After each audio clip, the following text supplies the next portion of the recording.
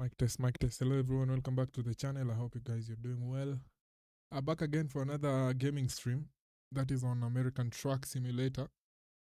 Just a minute, kuna something I want to confirm. Lately I've been having a lot of issues with my chat, whereby even if someone sends a message, it doesn't appear on my thing that I use for the chat. Give me a few minutes, just maybe 2 minutes, I confirm it's working. Last time I did the confirmation, I thought it was working, but it wasn't showing the charts, because on my second monitor I normally have the charts appearing there, so that when I'm driving or when I'm gaming I can see the charts being sent in by the different viewers. Let me just, I've confirmed once, let me confirm again. Okay, yeah, it's working. I don't think there's anything else.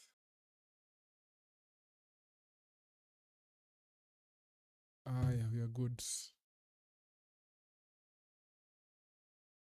We are good. We are good. We are good. We are good.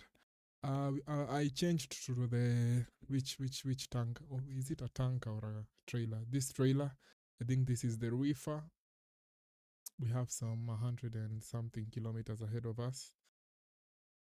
Interesting one. I also shifted to the. I also changed to the Freightliner. That is the.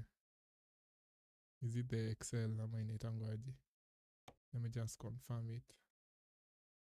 This one by John Ruder. The day cab, it's what we'll be driving for the next few days. I hope you guys will enjoy them.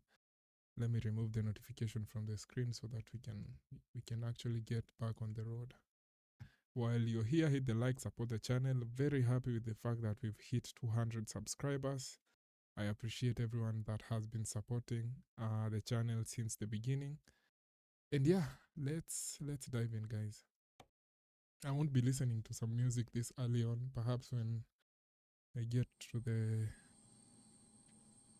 what?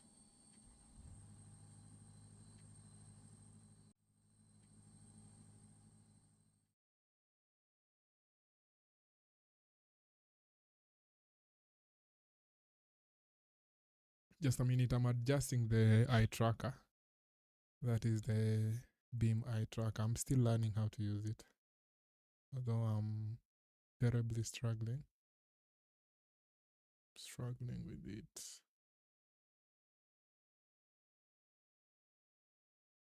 Okay, let's see whether it's working. It's about to rain, bro. Yeah, 101 kilometers ahead. What the fuck?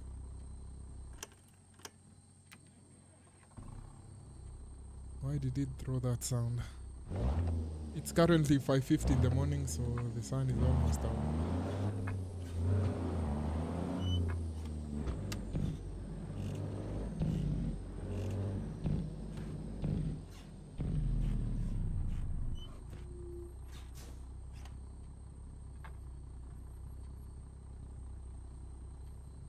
That mirror feels so far away.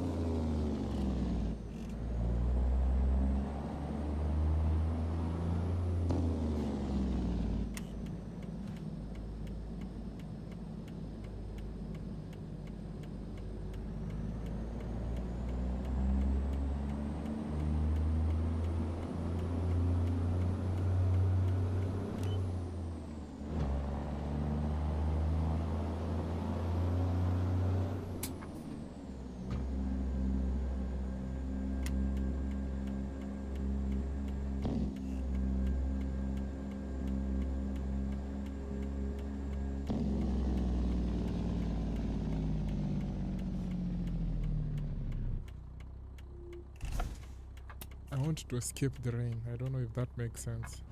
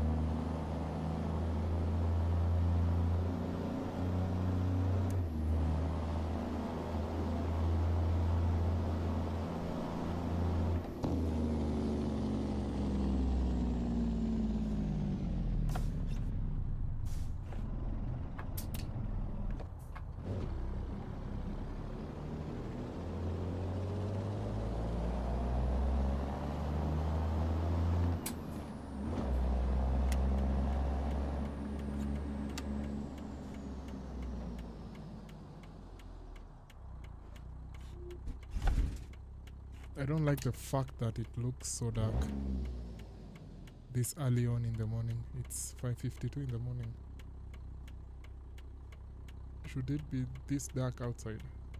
Maybe we give it a few minutes, but it looks like it's also going to rain.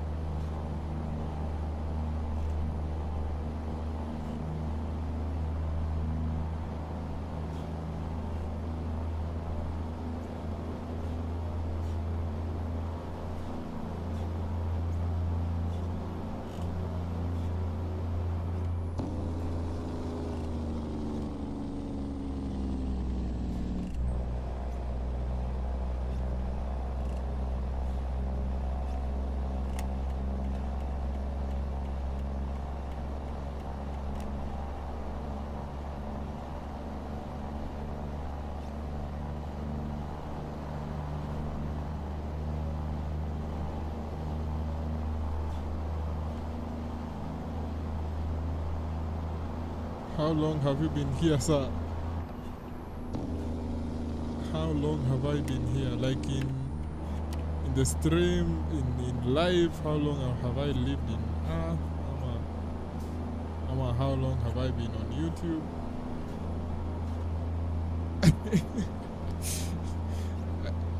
I think he's asking how long have I been here in planet Earth or something.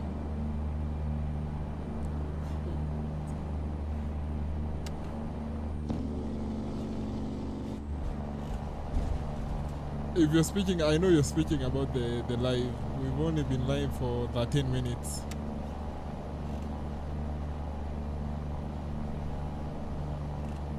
Explain where you have been in the last season. Ilisha. Players, coaches, streamers. Tunaenda break. I was on a break for a full month. You know? Oh, I was on a break, bro.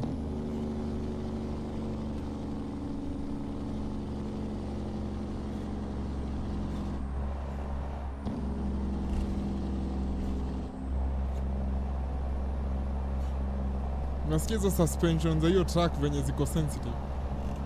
Hiyo sound mnasikia.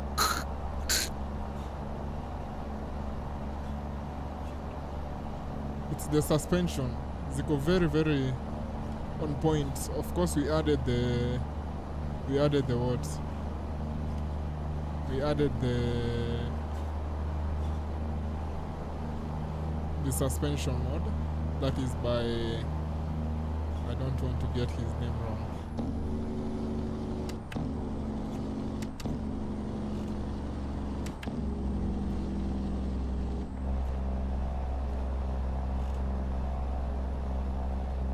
Anyway, how have you been? It's been a while. I've been good, bro. Just good.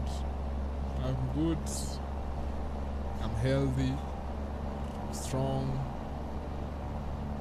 Just doing life, you know.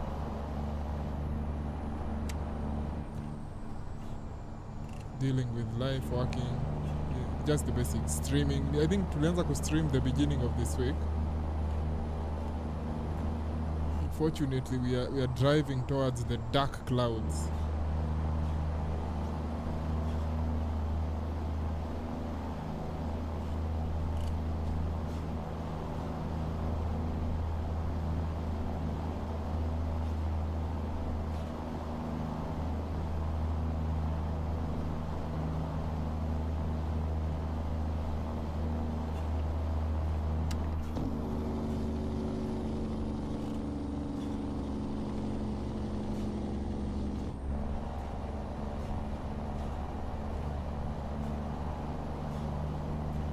FPL starts today with the FPL group.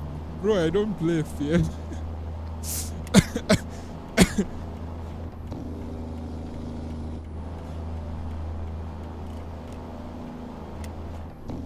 But thank you for, that is such a good idea. But sasa kunaweza kuwa na FPL group kama mimi mwenyewe sichezi FPL. But naweza, maybe I should have thought of something, and then the winner at the end of the season, maybe number one apewe what? Number one apewe jersey ya his or her favorite team, home and away, including a match ball. Number two apewe home and away jerseys, and then number three apewe only either home or away. I think those could be decent prizes.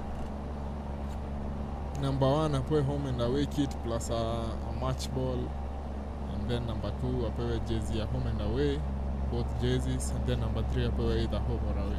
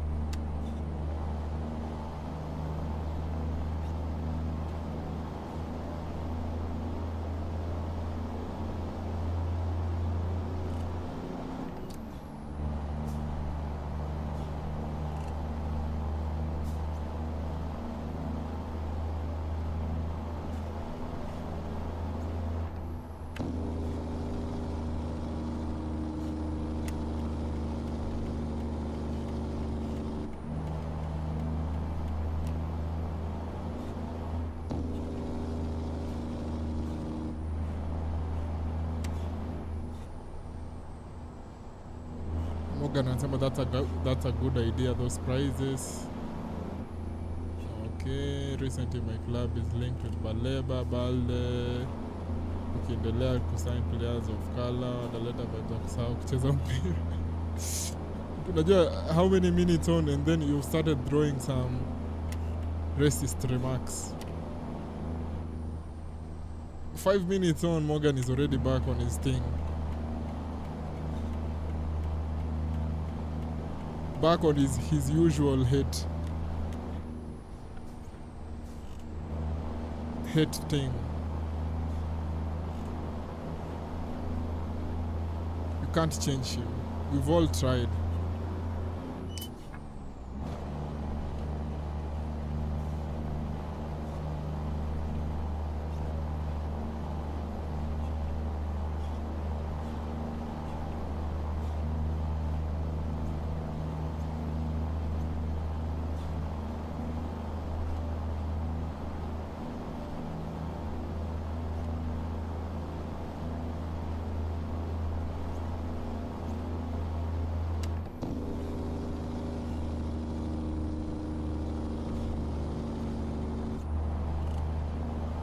Well, sijui kama you guys are seeing on your end in terms of the graphics, whether it's bright enough.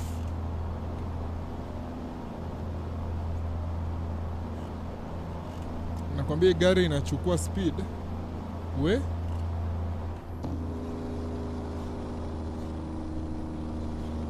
considering we are doing 18 tons, it's performing marvelously. And it's the same engine that we were using. Okay. Pia ile siku when we were driving the W900, that is the Kenworth, si ati nilikuwa na feel kuko na weight issue, but it's performing very well.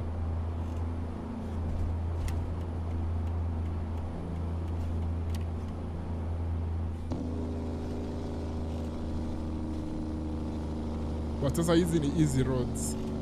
But pia ile siku juzi tukifanya W900, juu jana ilikuwa Thursday, we didn't do a stream. Wednesday we did a stream, we didn't do a stream, so possibly Tuesday. Ile siku pia tukidrive W900 was also doing very well, considering it's the same engine. Siku feel kuna moment yenye nililemewa or something.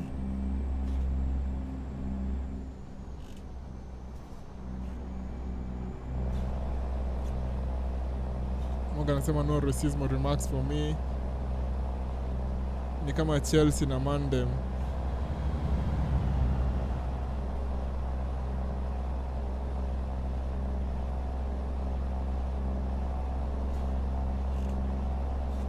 Your truck is accelerating uniformly on a straight line.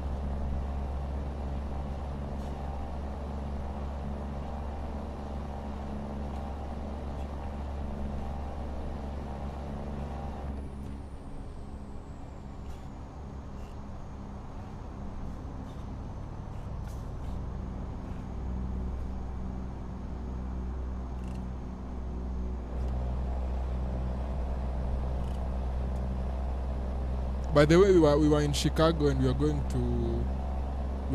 to Texas.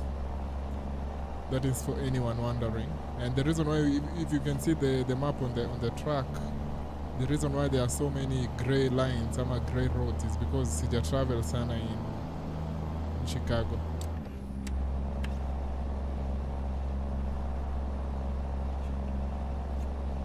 But EDLC ya Chicago, it looks marvelous.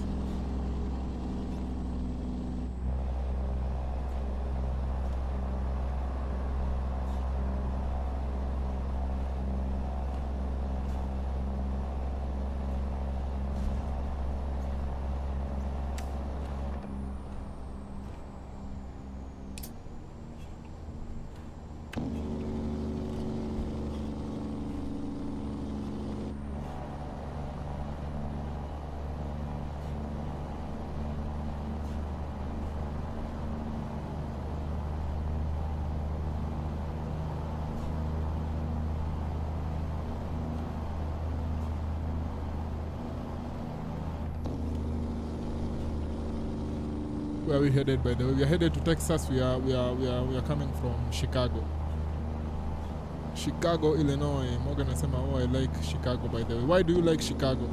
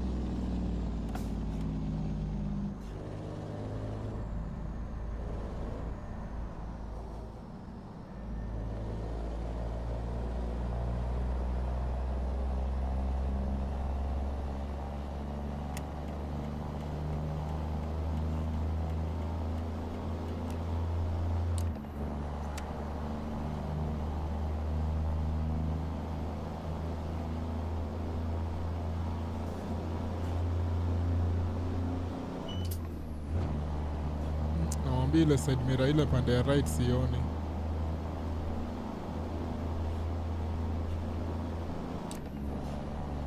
Struggling to see it.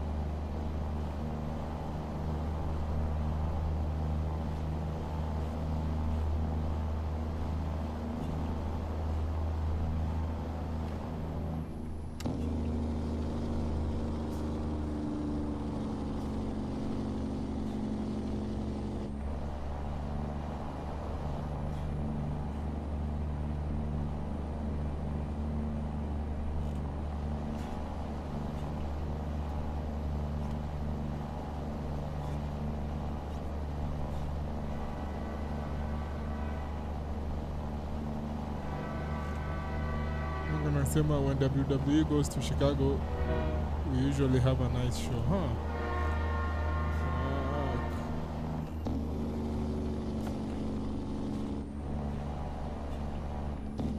WWE in Chicago. Na by then kuulize tickets za WWE zinawanga how much? Na sitting capacity yao at once huwa wana sit how many spectators ama fans?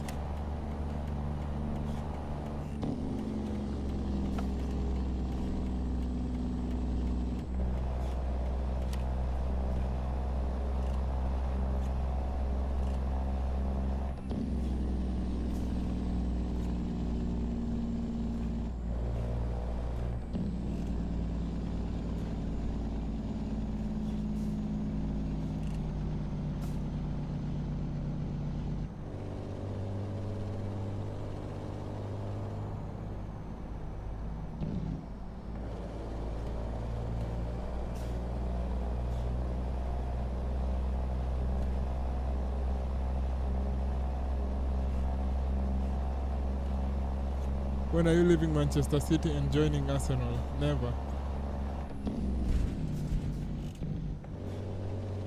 Naona hiyo comment ya Morgan imeni throw off hapo.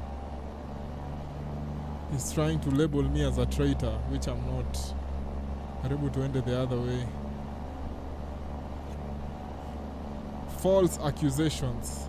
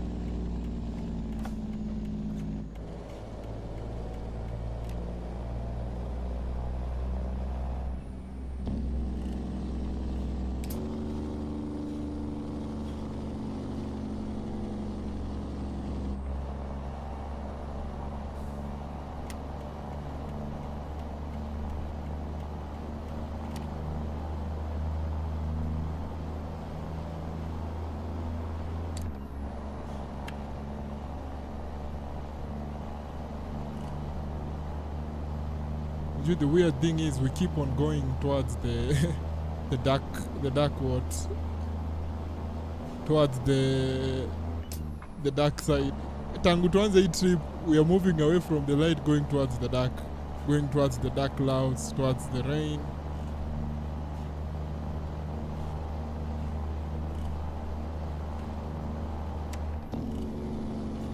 But sijui mbona na feel sasa ni kama ina slide na kunyeshi.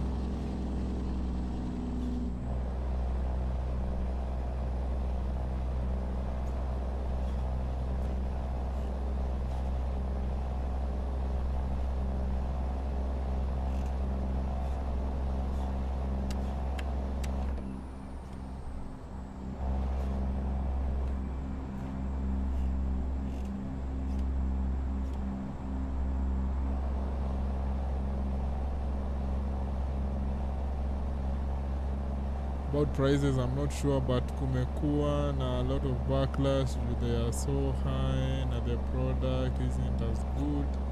Now capacity depends if the stadium in stadium or in arena. Weekly shows something like 15k people, but stadiums in large obviously, especially ikikuwa MetLife. Yeah. Gotcha. I understand that. I get that. But na feel siku hizi kumekuwa na back hata siadi football ilikuwa na ticketing. We had a ticketing issue.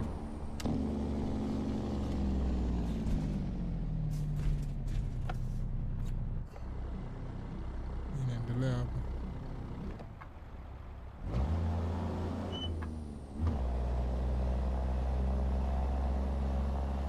Hadi football imekuwa na ticketing issues, especially the seasonal holders. Kama Man City, kuna time Man City ilikuwa na a lot of ticketing issues. I think we even talked about it lightly on the channel, I think, but that was not the season.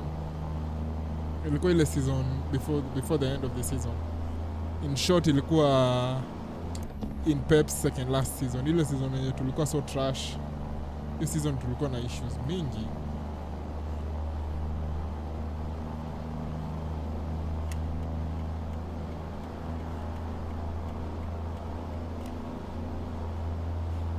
But sasa unajua the reason why iko hivyo ni kwa sababu the businesses wanapandisha prices because vitu zimekuwa expensive, kuko na a lot of inflation, like everything tu ikipanda vitu zinaanza kuwa expensive, especially nini, nimesema everything. Fuel ikipanda, everything becomes expensive, everything. So the only way vitu hazitapanda ni kama fuel iko at a considerable price, because we use nini for everything, almost everything, roads to transport almost everything. Juu ukianza kutumia air inakuwa sasa even more expensive. Everything, agriculture, people traveling from one city to another. The moment fuel prices are up, everything becomes expensive. Food. Juu kama sasa tuseme I'm an entrepreneur and I was using 10,000 Kenyan shillings as my transport per week in terms of everything, and then the fuel prices zipande from 10,000 to 15,000. The only way I can cover up the extra 5k is if I increase the price of my products. Because I also don't want to be operating at a loss. If you're operating at a loss, then you're no longer a business.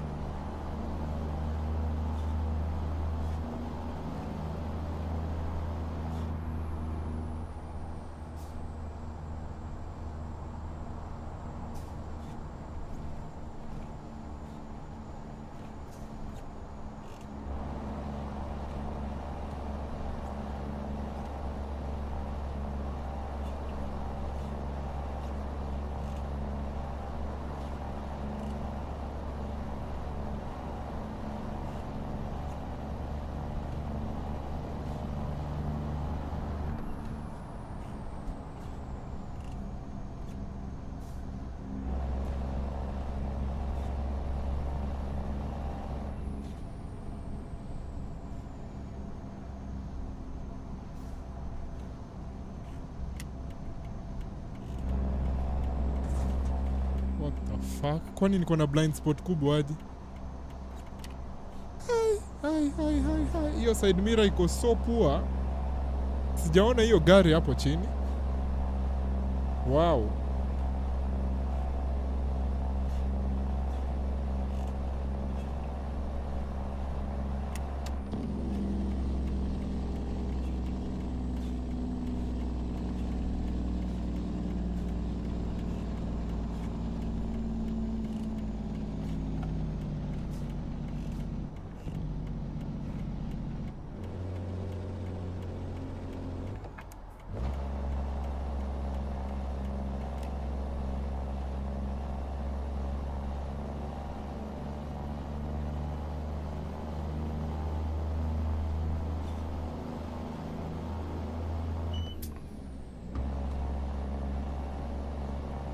Hiyo dynamic pricing ya World Cup, I'm sure your buddy Johnny thought was a good idea.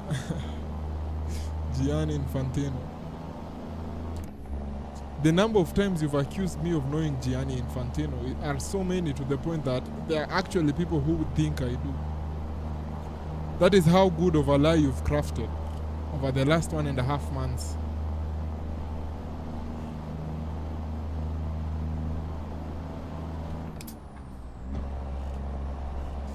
Speaking of City, have you seen documentary City last? Niko nayo. I downloaded it. I'll watch it when? I'll watch it either tonight or tomorrow during the day.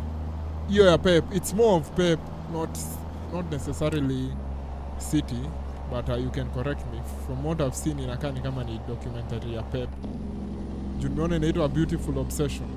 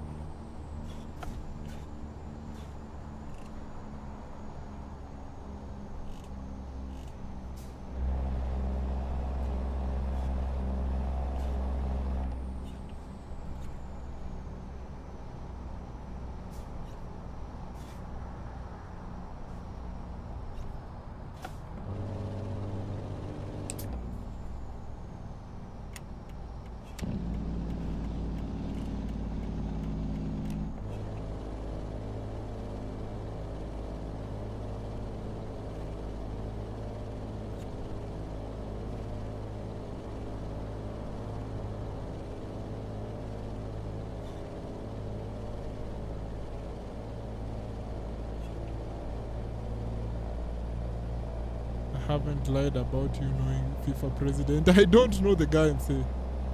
You have been crafting a lie for the last two months, telling everybody that me and Gianni Infantino, we are buddies.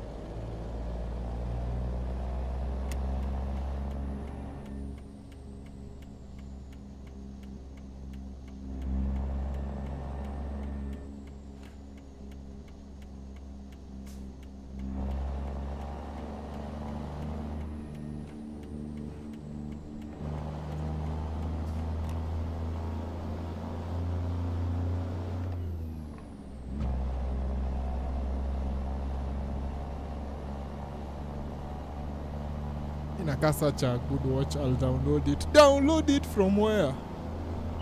What are you saying, bro? I've got a subscription ya Amazon.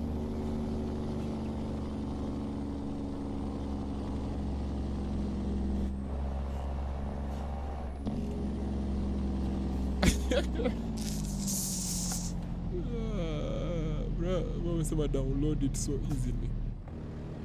Amazon people are looking for you, bro. Unajua akikutafuta watakupata. But maybe akona membership ya Amazon. I don't know why I'm doubting him.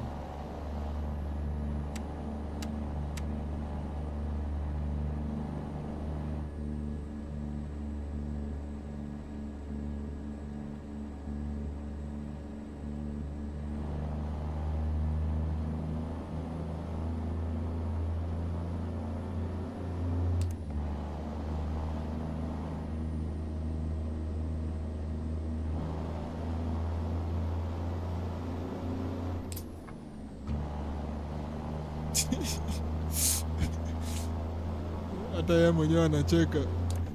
Tukisema akona membership ya Amazon anacheka yeye mwenyewe. He himself is laughing.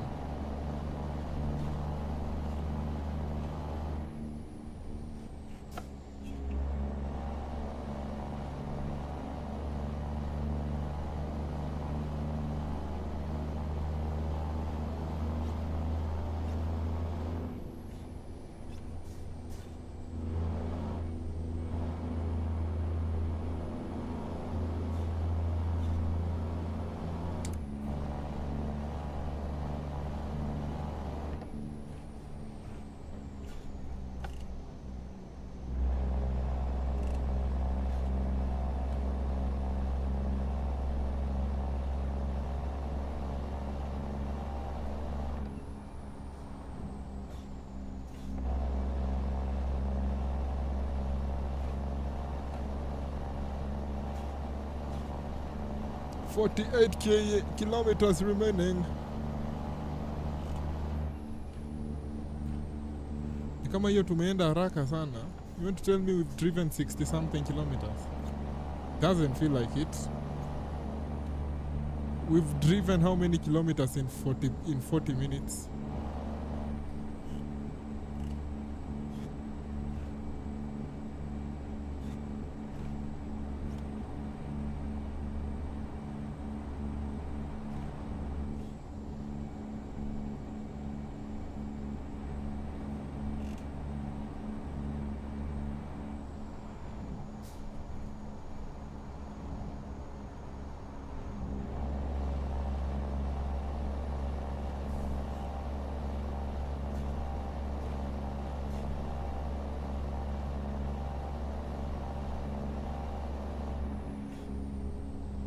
...60 kilometers in 40 minutes.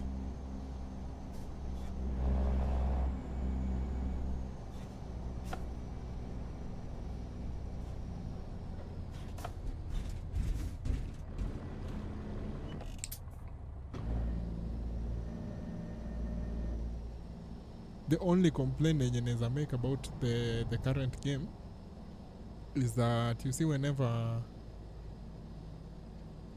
Okay, maybe other gamers can weigh in on this.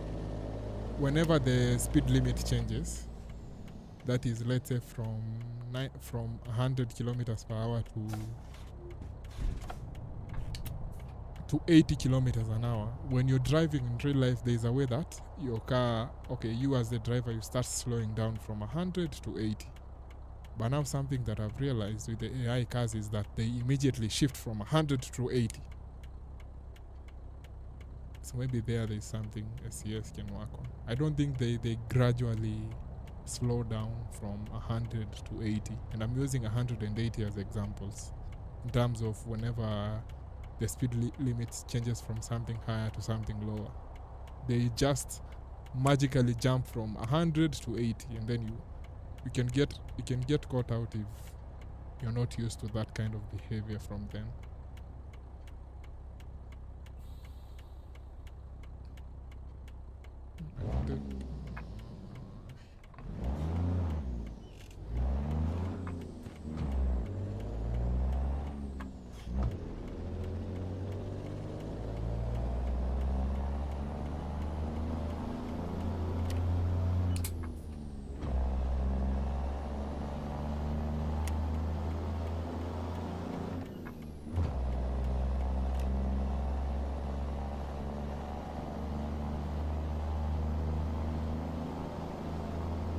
In other news, Manu walichapwa na Amorim.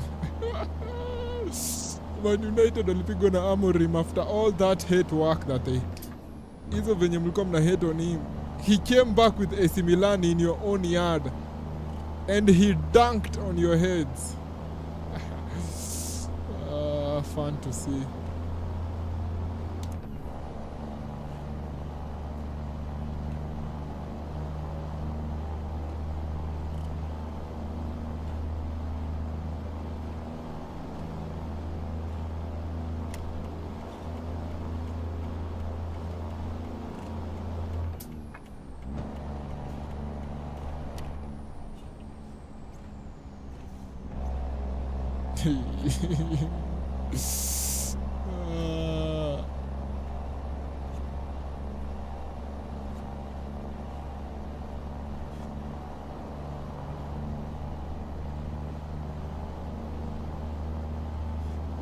Very good wonder kid goalkeeper.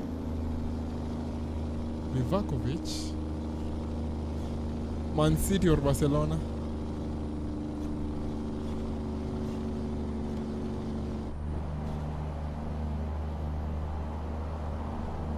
I think you're talking about Man City. I'm still not comfortable with the fact that we signed Trafford. We sold.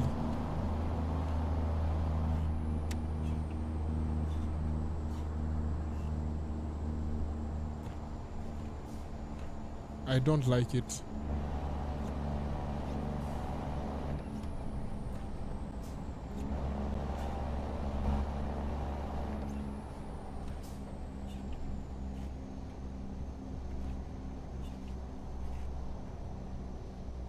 I don't like this weather. I will change this weather when we stop.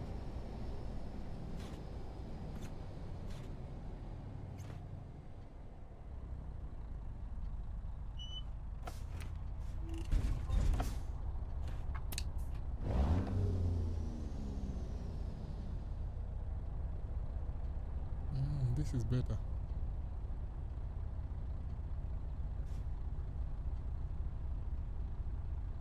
I was told just this mirror. The Nini mirror has a very big blind spot. Right. Sikuona ile gari at all. Okay, we are good.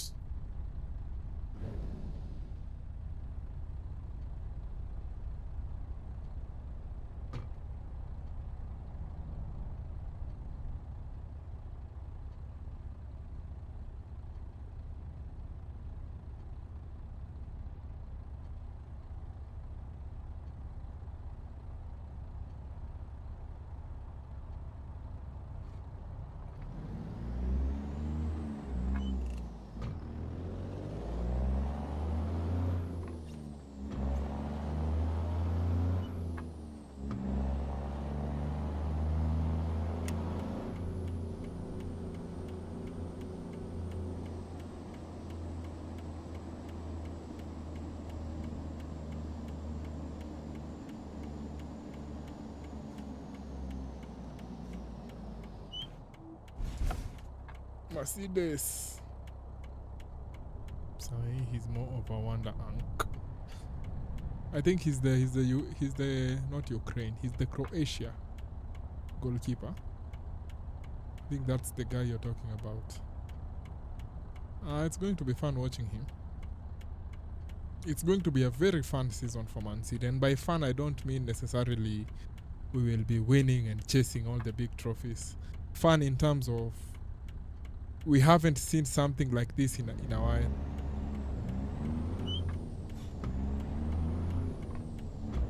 That is at the club, whereby we are living we are changing from Pep, who was very successful, and we are beginning a new era. So it's going to be very interesting to see what happens, how the fans react, how the management holds, how the management moves from here in terms of signing the players, in terms of the kind of objectives they set, you know.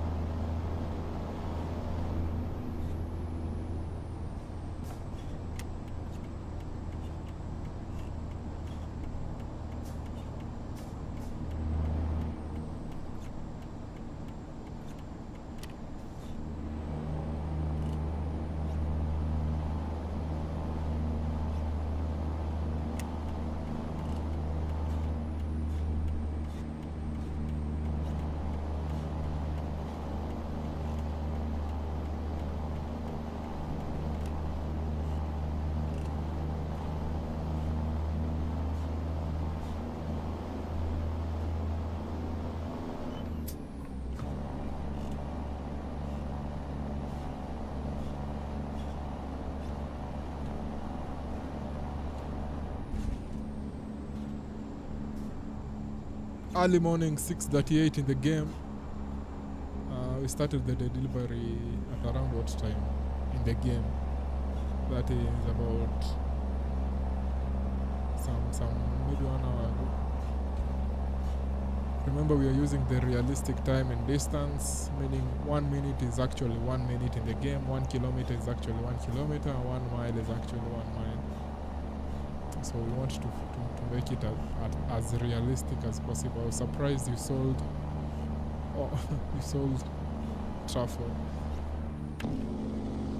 For me, it was more Man City saying we have chosen our number one, and our number one is Donnarumma. I don't know if it's Man City saying or it's actually more Maresca.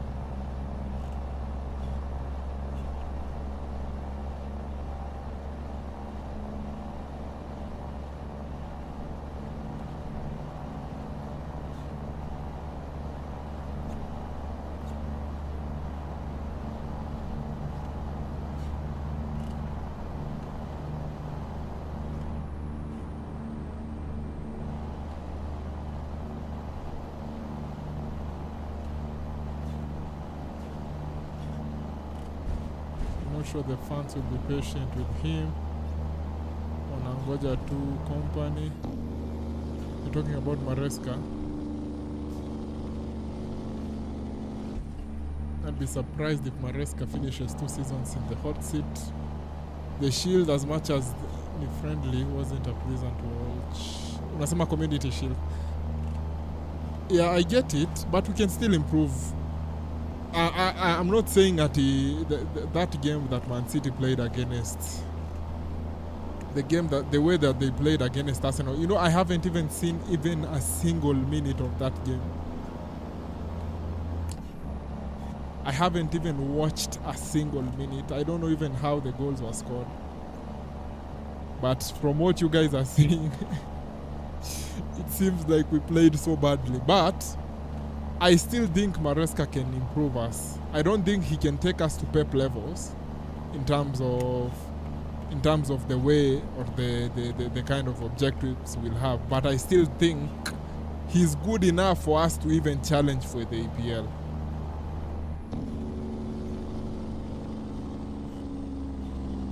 He's good enough to improve us to a level that we can challenge for the EPL, and we can even go for the domestic cups. Okay?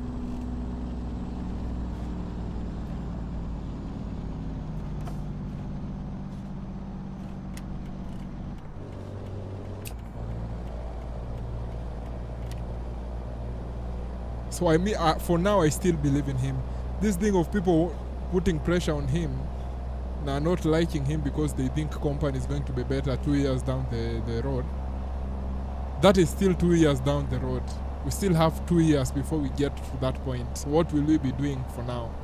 We can't close the club and say, let us wait for ile siku yenye company will be ready for us, and then we'll open up Man City and do what and continue playing football when company signs. And I'm one of the people wenye niko like mchunge Maresca anaweza wa surprise. Na si in a bad way. Anaweza kaa hapo for like 5 years because he's doing so well. Ama he's doing better than you guys thought he will do. Na pia at the same time anaweza end after 6 months. Because the challenge with Man City is I know they've lost Rodri, that's a big part. but they still have good enough players. The challenge for him itakuwa if the team doesn't look serious, doesn't play in a good way. That is the challenge. Yeye haezi anza kusema ati I don't have good players. So he already has about, let's say, 6 out of 10 good players. Players when they can take him there. Maybe the other positions we can improve on in terms of right back, getting a good right back, adding a good winger, vitu kama hizo. But we have decent players. Foden, Haaland, nani heti Marmoush, the French guy, the crazy French guy, Chaki, Doku. We have good players. The challenge for Maresca itakuwa kama hatuoni team ina improve ama it's playing well. Sasa tutaanza kumsaidia na nini. We've gotten Elliot Anderson one month ago. We signed him. I'm seeing Man City being linked with anaitwaje, Manu Kone from Roma, very good player. They are still getting linked with watu kama kina Buadi. Today in the morning I saw Man City were looking at a guy called Alan. So for him lazima atadeliver. Asipodeliver itakuwa very challenging for us to try and cover him up. The only worry I have for him ni nilionanga during his time at Chelsea. He's very He's very... Let me go to the other lane and then we'll finish this conversation.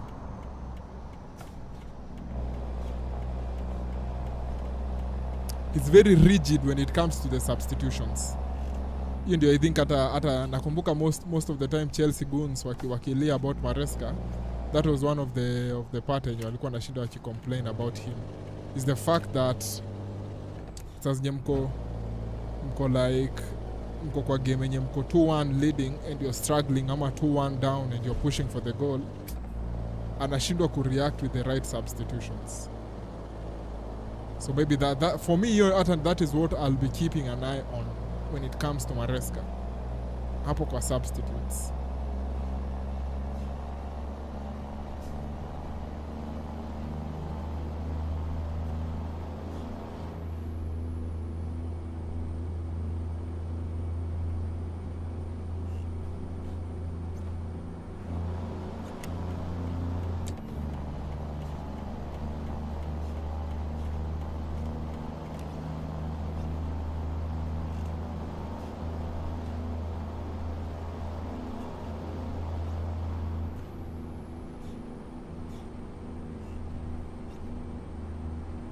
By the way, why was it played in Wales, not in Wembley? I don't know.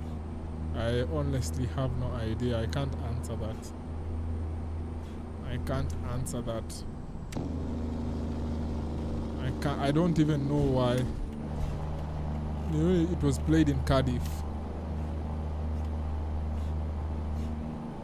Hizi nini zinanichanganya? Hizi towns.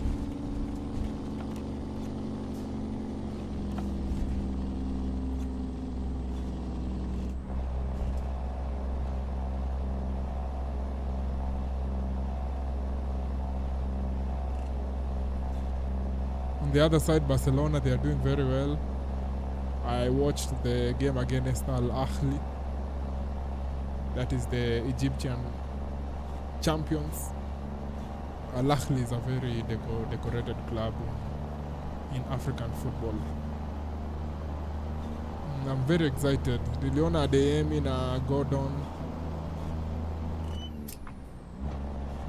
They came on as substitutes. Waka create chances. Gordon akapata penalty, akamiss penalty. It was a very shit penalty. Let us be honest. Haikuwa ati penalty yenye amepiga na ustaarabu ama na ujuzi sana.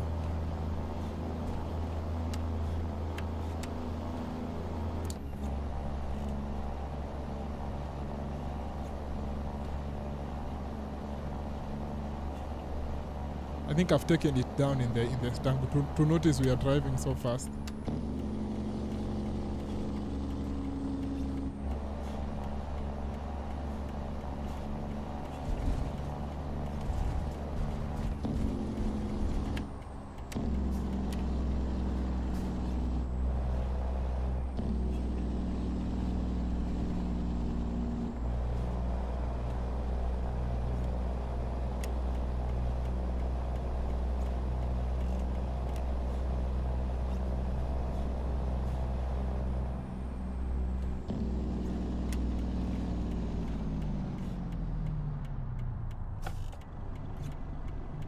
Naona huyo amestop hapo bala aendelee kuprogress.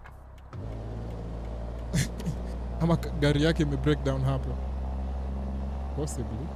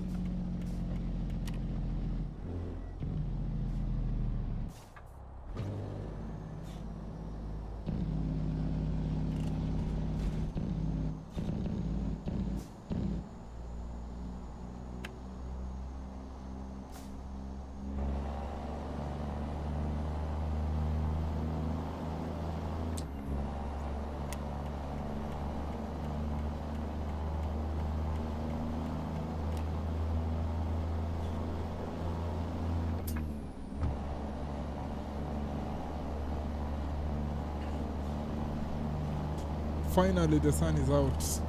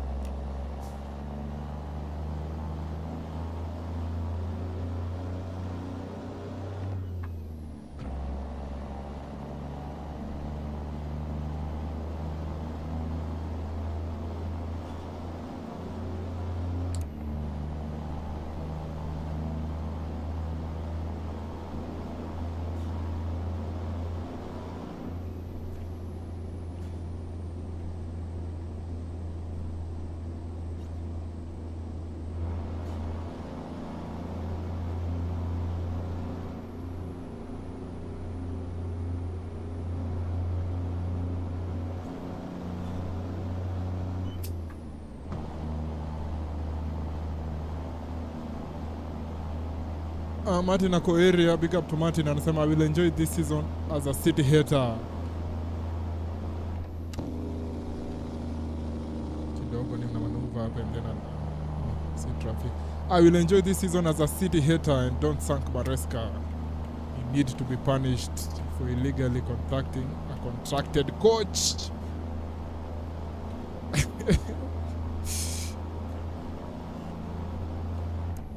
Si nyinyi ndio mlisak Maresca? Ama Chelsea ndio walipart ways with him. Walisema it was a mutual. Waliamua kuterminate. So hizi mambo zako za illegally contacting a coach, hizo tu ni rumors tu. Na furthermore, if he was satisfied at your shitty football club, si angekaa. Why did he choose to upgrade to the big boys? If he was so comfortable with the quote-unquote world champions, fraud world champions, mbona watoke? Kama klabu yako ni ndogo bro, usianze ku-hate on other people. Sasa saa hii umekuwa football lawyer at illegally contacting a club. When did you become an expert? Kuna msichana kula doba hapo, unasikia?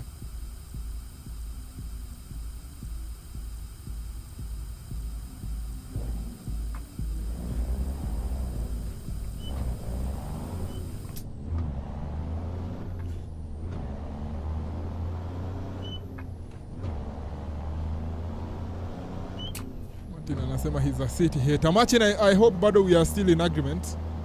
Kumbuka you'll be hosting the Chelsea watch-alongs this season. We agreed that during the World Cup time. I hope you haven't hujapata cold feet about that.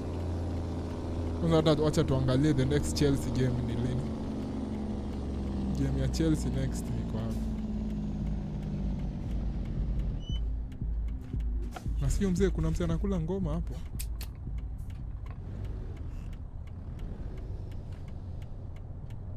Chelsea. Ni Monday. Monday si mbaya.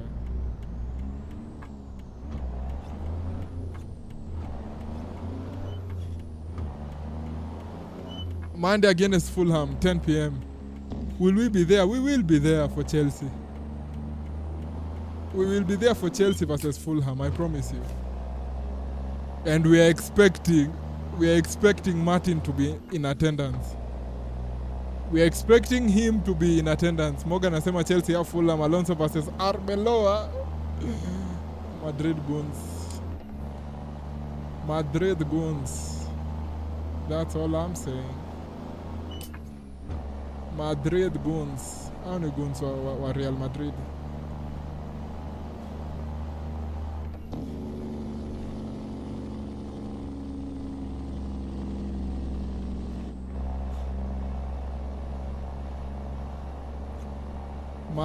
Madrid goons. Madrid goons. Why are you calling them goons? Because that is what they are.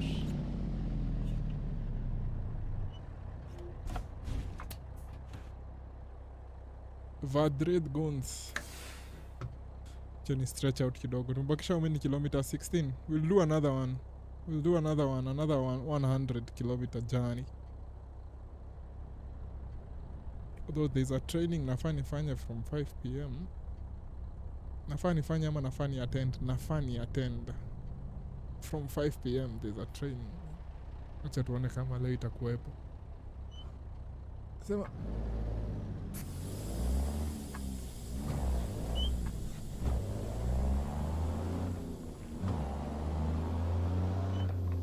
Sema Maresca was terminated after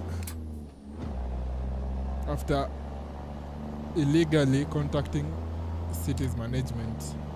Man City should be punished.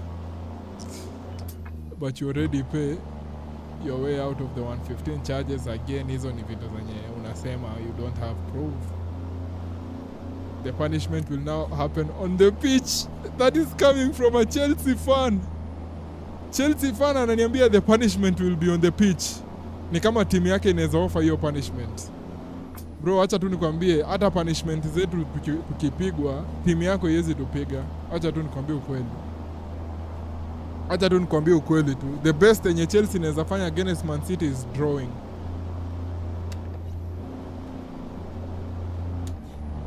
Endo angalie record since you won that 2021 ni 2021 cup whatever Champions League against us. After Pep aliwapatia Champions League, hamna anything against us. So wewe ni hater, yes, but usidhani timu yako itakusaidia. Utakuwa unafurahia tukilose against Tottenham, which we always do every season. That's like an annual event. Yes, sasa hata hakuna happiness hapo.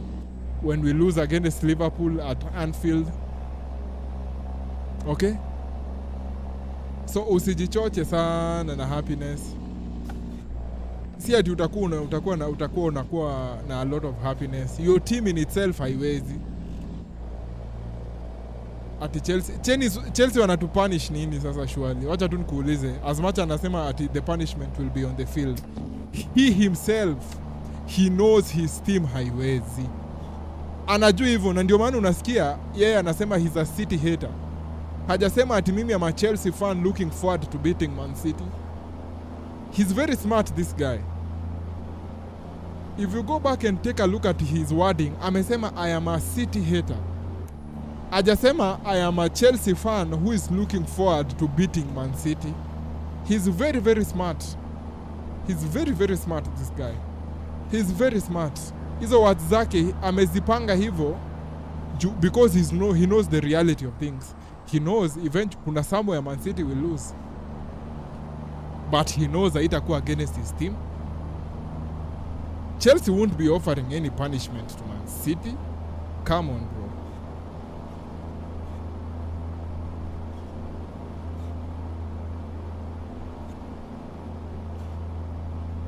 Si wangu wa capitalism wanajaribu kunitafuta wanipati. Hamtanipata akia nani.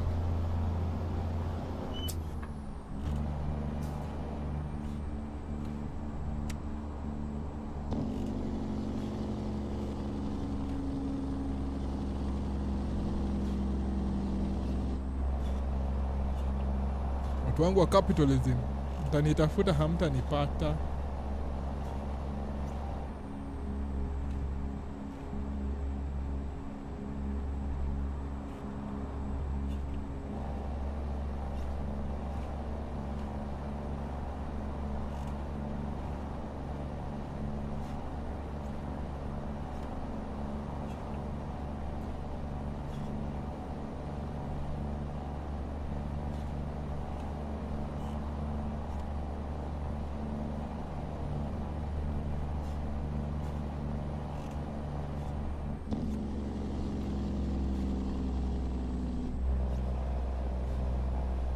Kidogo. Let me pause the game for like 1 minute. 1 minute. Guys, give me 1 minute. More like 3 minutes.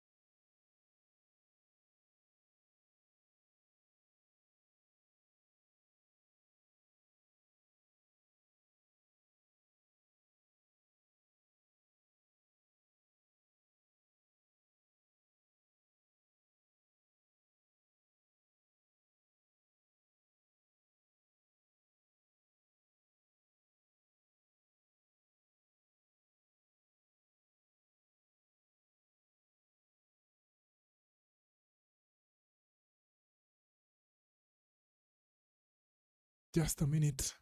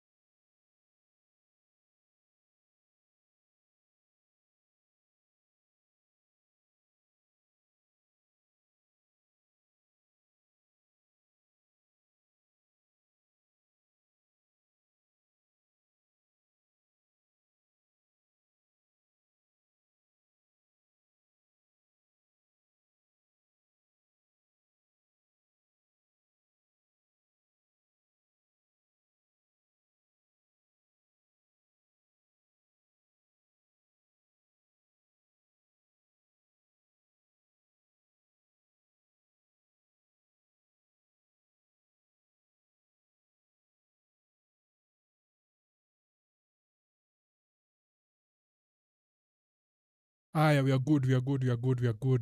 Can get back on the road.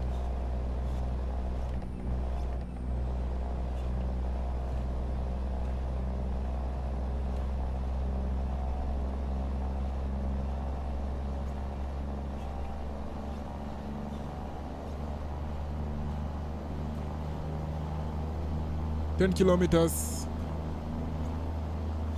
Hiyo ni movement tumesoma the latest one.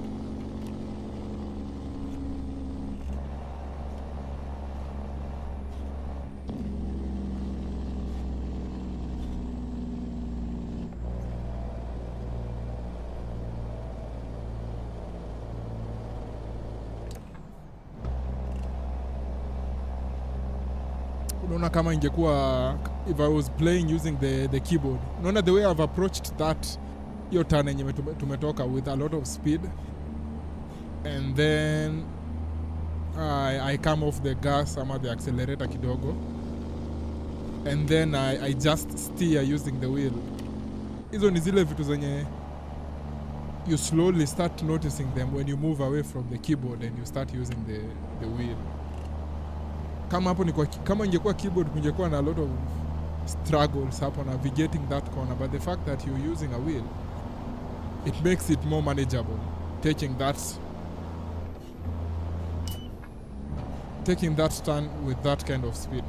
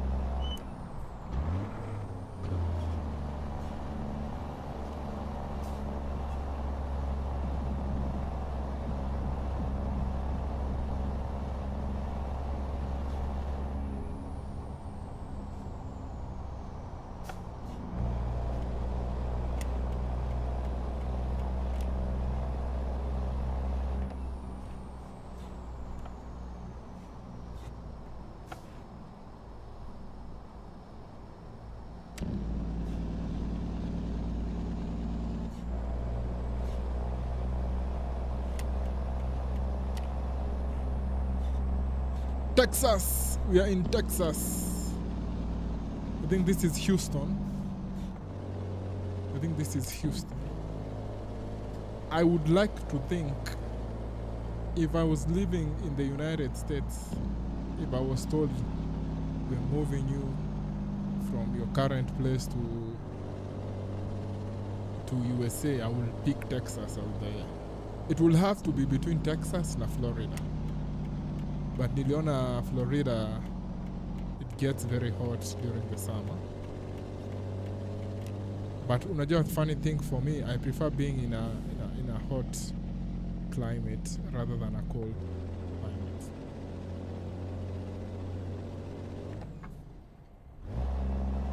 But where I am currently, this is not a dig on where I'm living. I like it. I like the weather. It's very cool.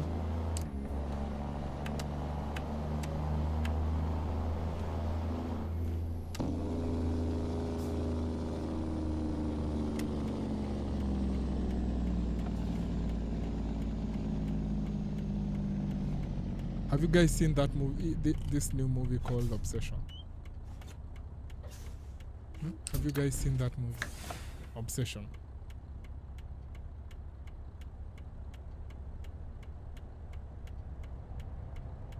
It's a very cool movie. Martin anasema, who is your Rodri replacement? We can't replace Rodri, bro. Unajua nyinyi watu hizi teams zingine ndio mko so stuck up on replacing players. We can't replace Rodri. In the same way, during the treble season, we didn't replace Gundogan.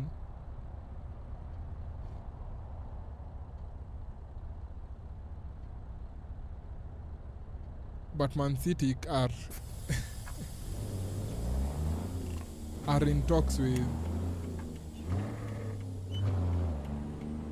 Tesla. I think that's a Tesla.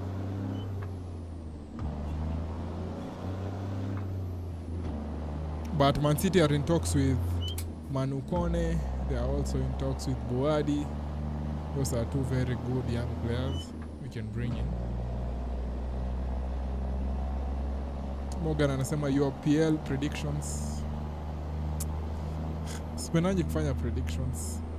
Kwa sababu nikifanya, and the reason yenye hata sijafanya ni kwa sababu I will find myself during the course of the season wanting things to turn out how I predicted them.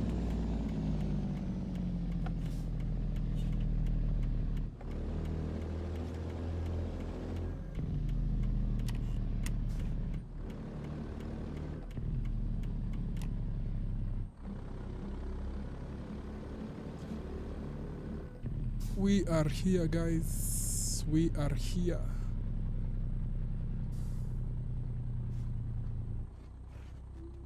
We are here. We've arrived for our first delivery.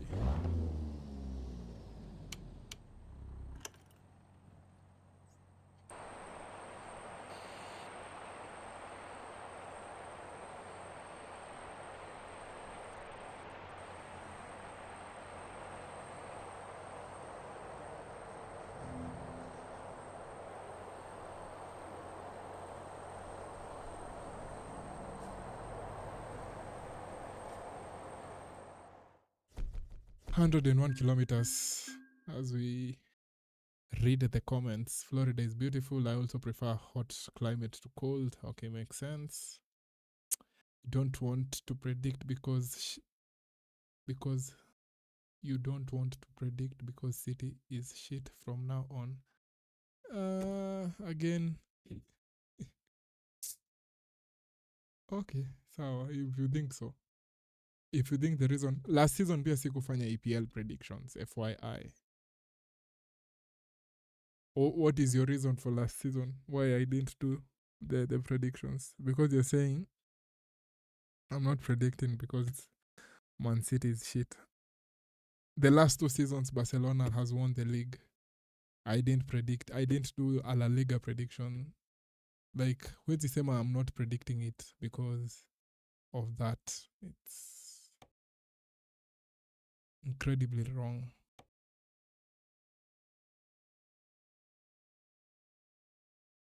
Where do you guys want to go for the next one? I don't like going to Mexico. And as a matter of fact, I think I should remove the Mexico mod. Wacha tutue Mexico. Spendangi, I'm in a love-hate relationship with Mexico map. I don't know why. I just don't like it. But let us take a look at the map.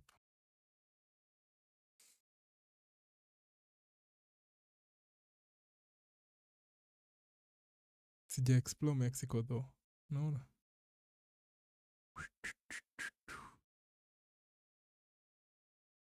Ya huku katikati Susansville.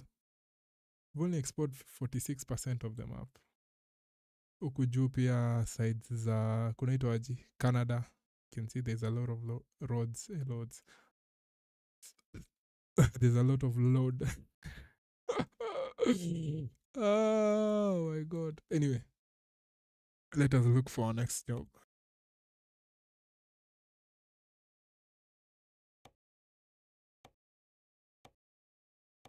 Hizi places zote hazina cargo. You've admitted you don't like Mexico.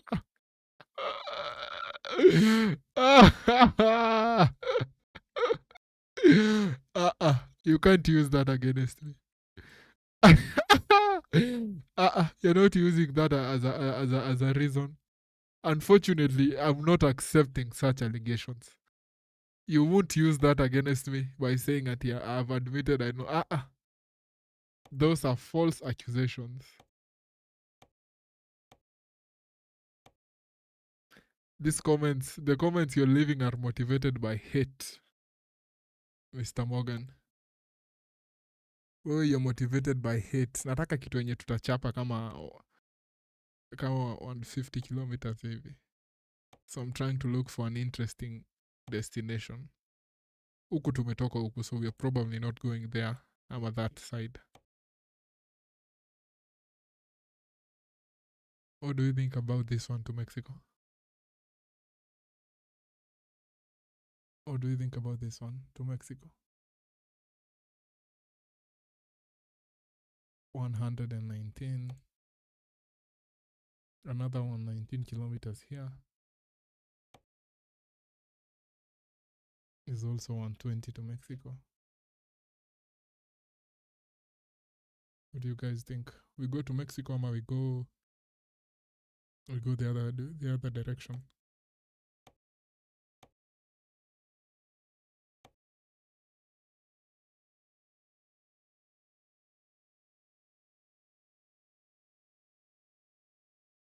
Let me look at the map just a minute. Already been here.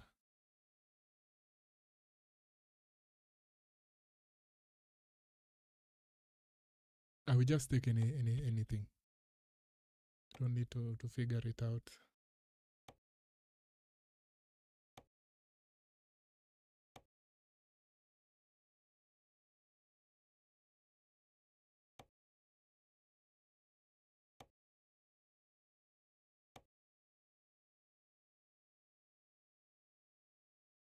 I'm tempted by this Mexican run. We go to Mexico.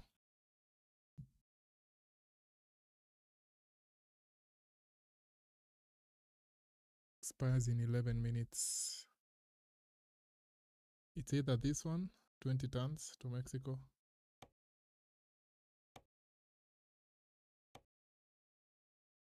Very good options.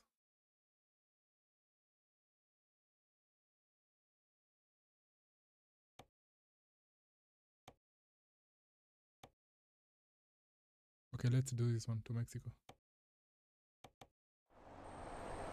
Watch and saw my comments. You admitted you don't like Mexico. You admitted it live. Now let's wait until Johnny is on your speed dial. Infantino. 10 kilometers. Guys, I'm not driving the 10 kilometers to the depot.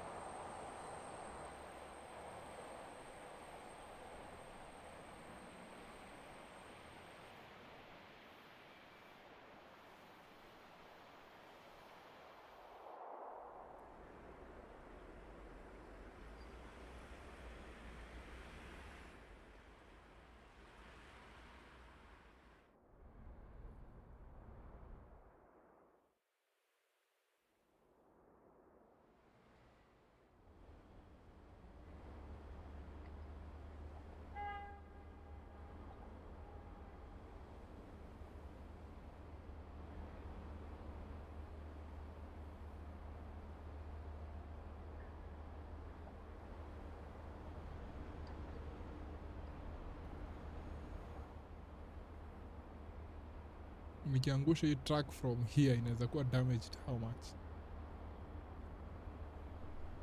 It's a very beautiful place. You can see the way they've arranged the containers. At the same time they are still loading containers. Very realistic, huh?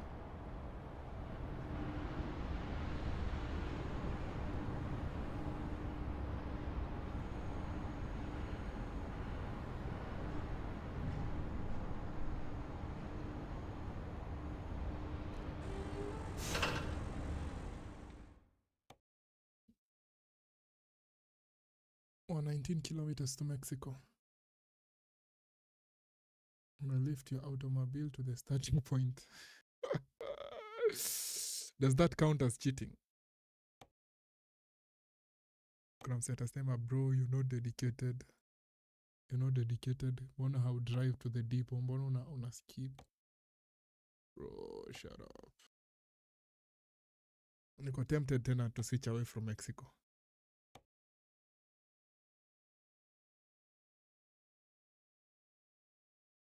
Frozen fruits. Huku we came from here. See, the first run tulianzia huku juu Chicago. And then we went south. So we want something that takes us to the west. Okay.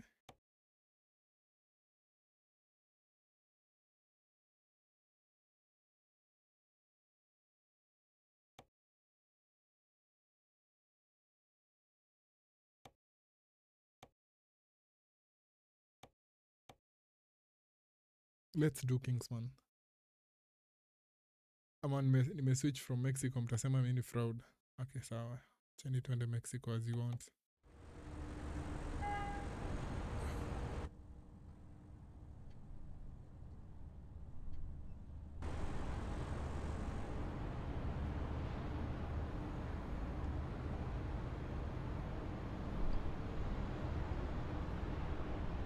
Where are we supposed to drop the container? We are here, we are going there. Okay.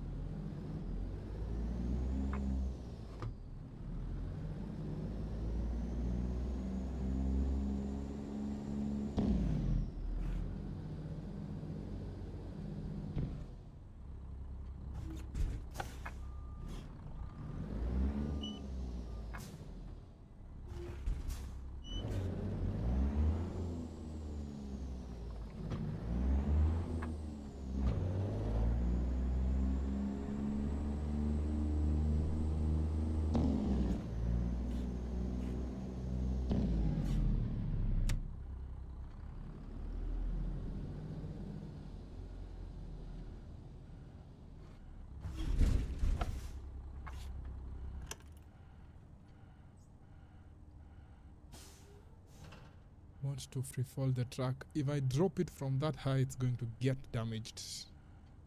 Okay, that's why I choose to be a bit soft. That's what she said. Why are we? Mbona tunafika hapa tunaenda juu, and you can use this road.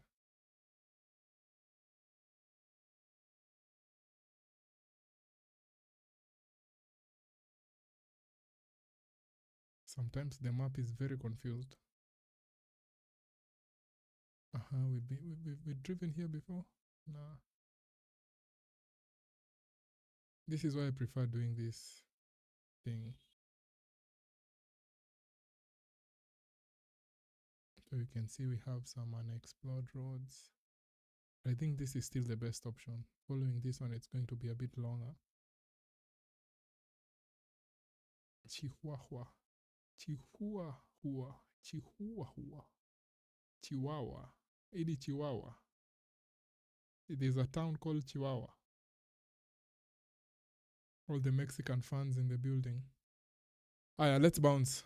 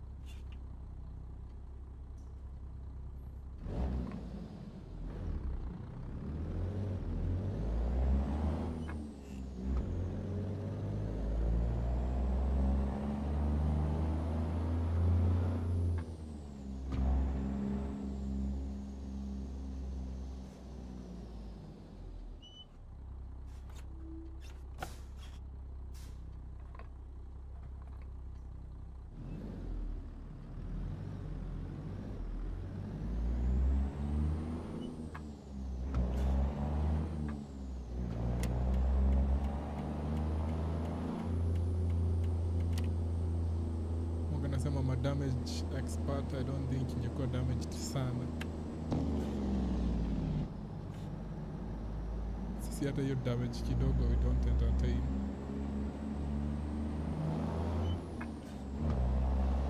This is a professional establishment. Unaleta standards za Man United hapa. Silete standards za Man U. Andre Santos.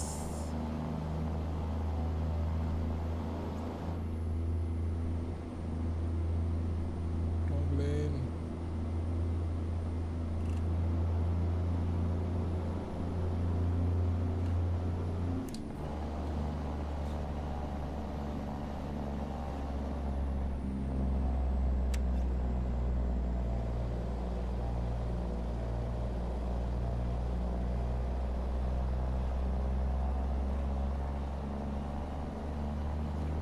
$108 kilometers before us, ladies and gentlemen.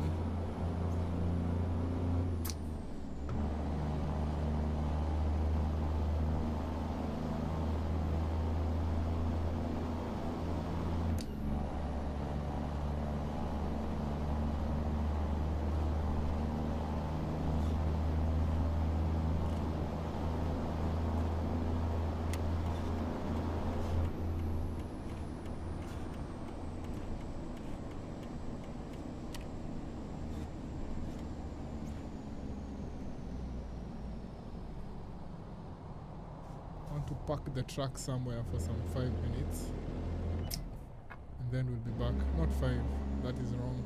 For like 10 minutes I go and stretch, get myself a cup of water, then we'll be back on the road. I don't think this is the best place. I see you've declared war. I'm calling you out.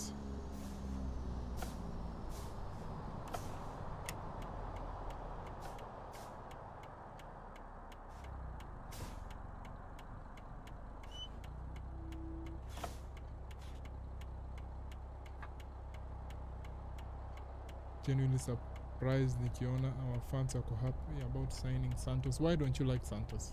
Is it the player profile? Is it that you got him? I think you just don't like him because you got him from Chelsea, huh? I don't see you criticizing his ability.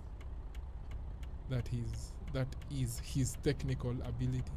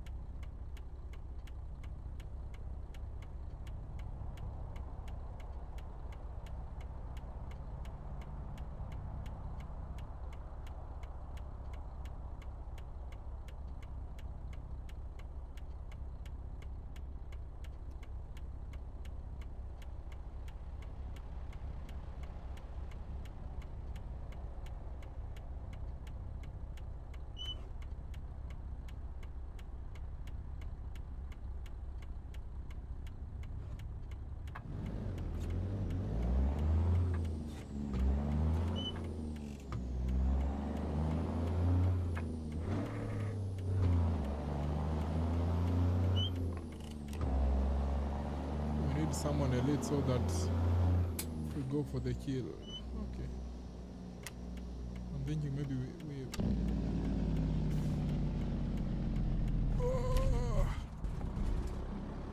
too late on my decision making.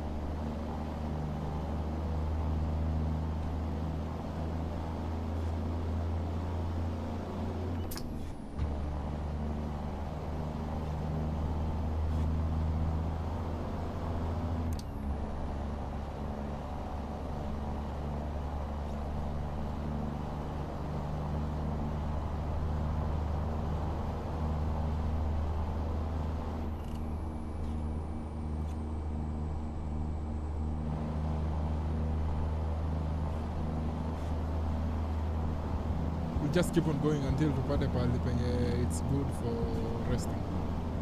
Although most of the kama the next 40 kilometers tutakuwa on the highway.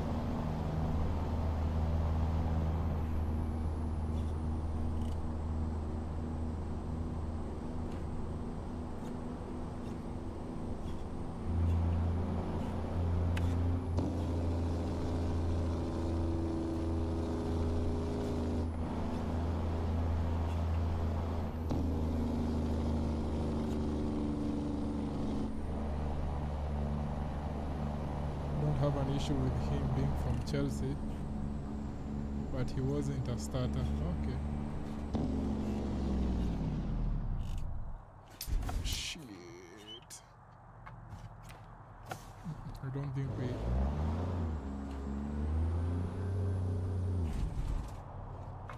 Oh my God.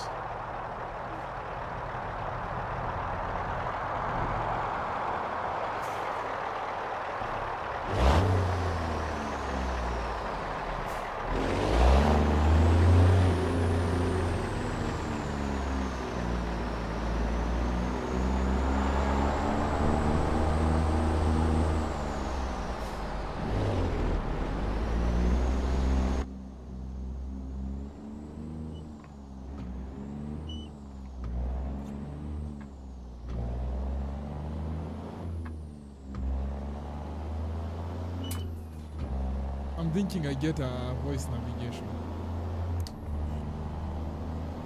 Sometimes na miss hizo exits sana.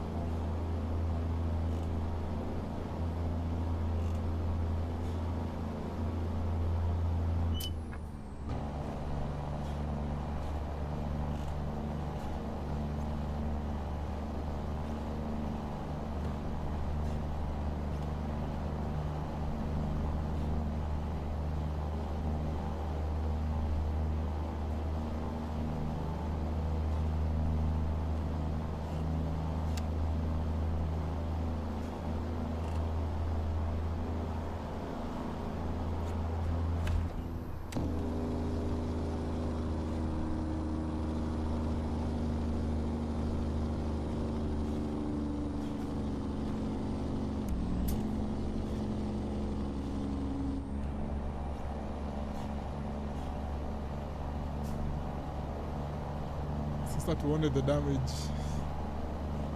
Damage ya nini? Damage ya Andre Santos sama damage yangu. Unajua tangu useme you are a damage expert.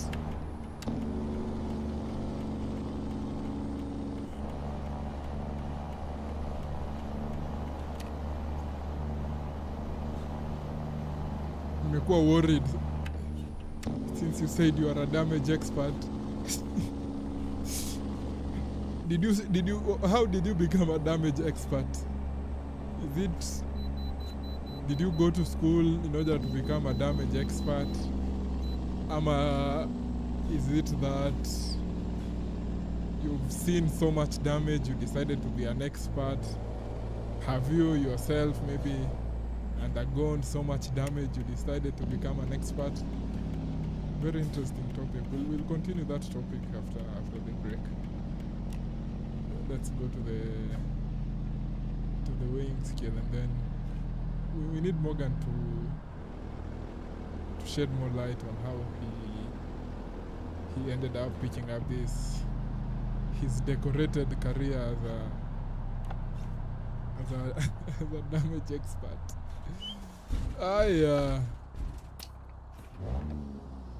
Umepima weight, guys. Nenda kupaka hapa kando and then we'll wait. Which side is the best? This side is the best.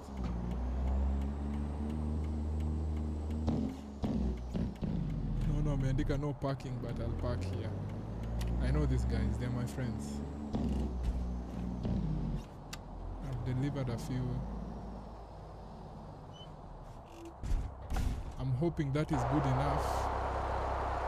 The AI cars won't be bothered by me being here. Shida nikienda mbele kidogo itawa compromise on the exit. Aya, 10 minutes break, 10-15 minutes break. We'll be back. We are hoping Mr. Morgan is going to tell us how he ended up becoming a damage expert. Let's see the latest comment. Why are you worried that I'm a damage control expert, huh? That makes it even more interesting. 10 minutes, I'll be back.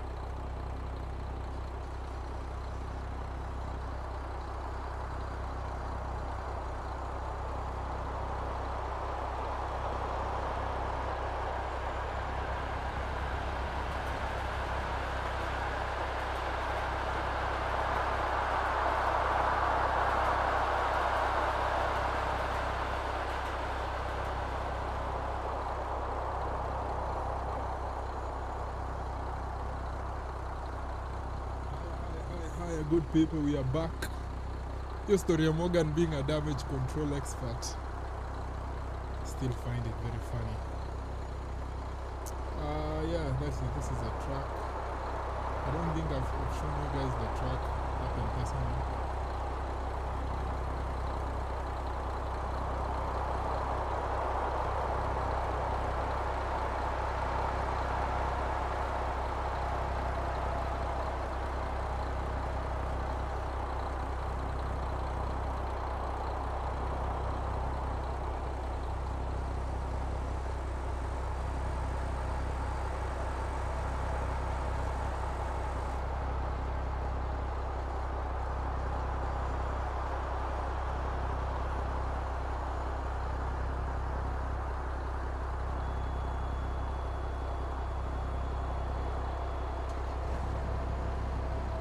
Skini nimeturn on reefer.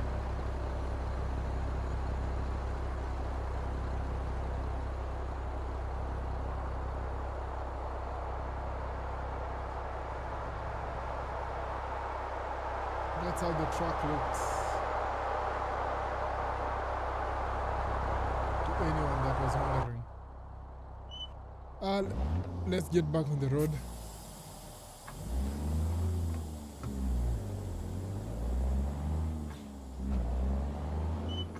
Wako lunch hapo.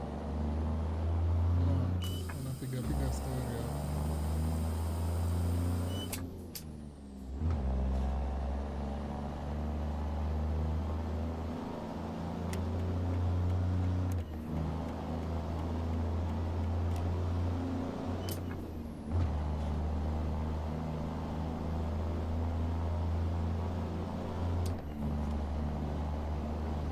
Morgan akirudi atuambie tunataka kujua how does one start being a damage control expert. 97 kilometers ahead of us. I think it's going to be a very interesting drive.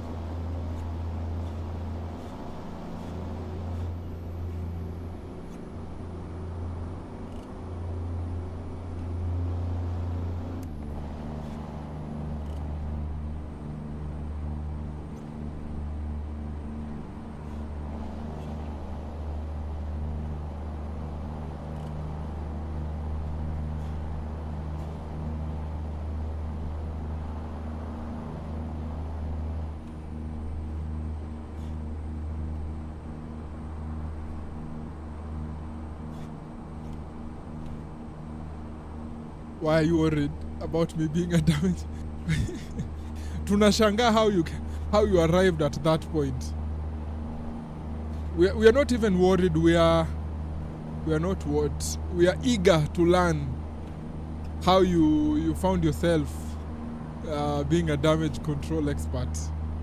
How does one start a career in damage control?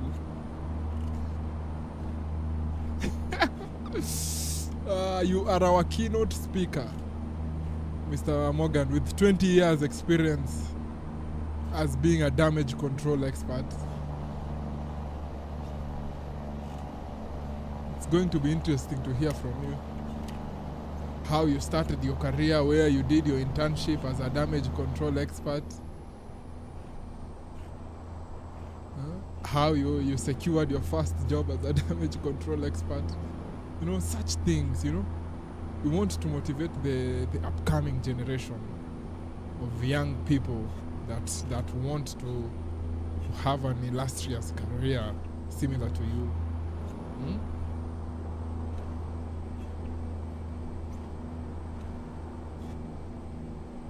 Very bumpy on this road.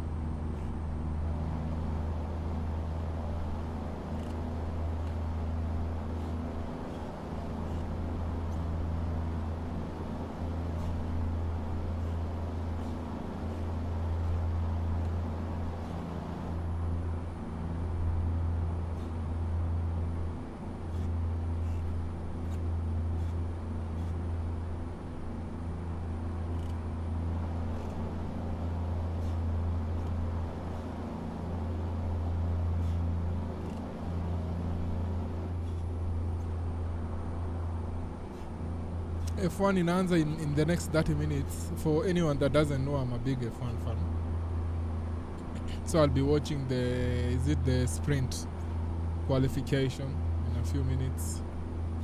I think I'll have to throw that one on the second screen.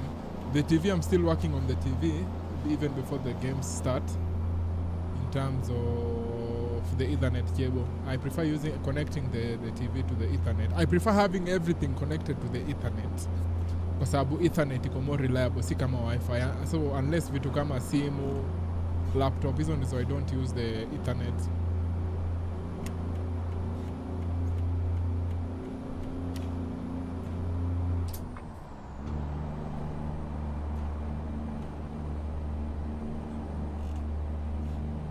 Squeezing may find sweet spot yangu at 100 kilometers. When I'm driving, I feel more comfortable just holding it there. Najua speed limit ni 113 pale juu, if you can see it. But even in real life, I find it easier holding. I'm maintaining 100 kph.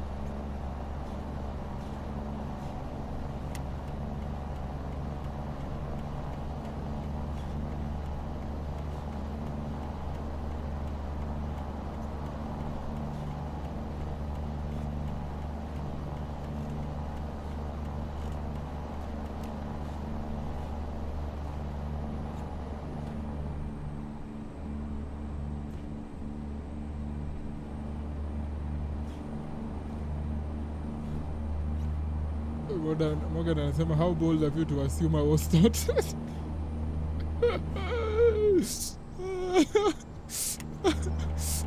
I'm assuming. I stop assuming. You don't understand why I'm assuming you are taught. Yako ni self-learned. Anasema, I'm the founder and the lecturer. I'm damage control. Interesting, Morgan.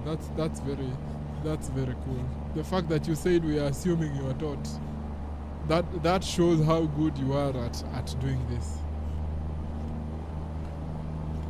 In case we face any damage, when we recognize that there's an upcoming damage, damage somewhere, we will definitely contact you.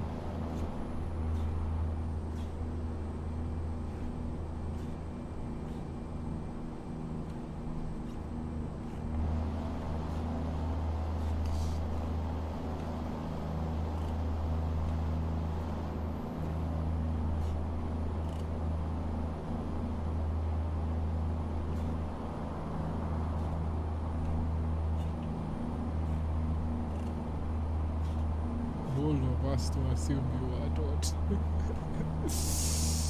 Tutakuwa tunatumia damage control skills zako in the upcoming season. I think so. I think in the upcoming season we will need your damage control expertise.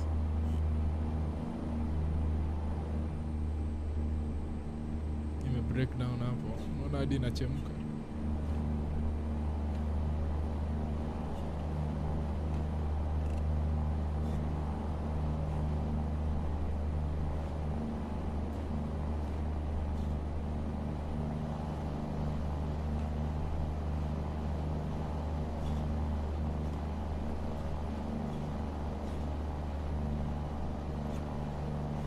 Ya vitabu watu wanasoma ni mimi niliandika. Wala bin wala wa damage control ni Morgan. Anasema the books that you're reading, I'm the one who wrote them. Wala bin wala. Ule mse mwingine mwenye alikujanga Uber alikuwa anaitwa nani? But pia wala bin wala alikujanga Uber. Wase wenye ulikuwa Uber mnakumbuka?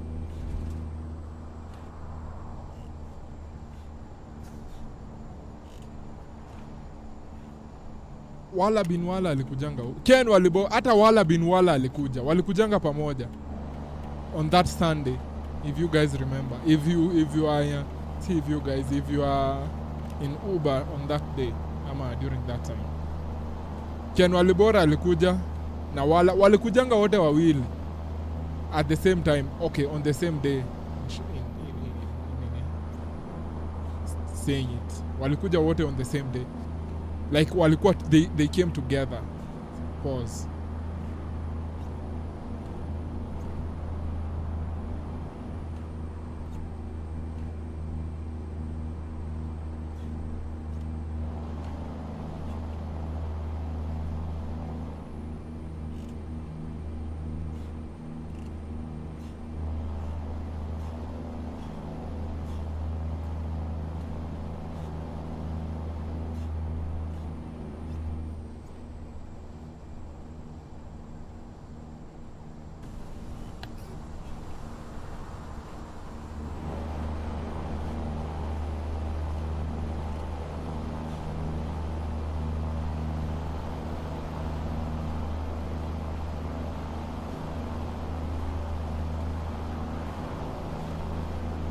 Both Ken Walebora na Wala bin Wala, they came on that day.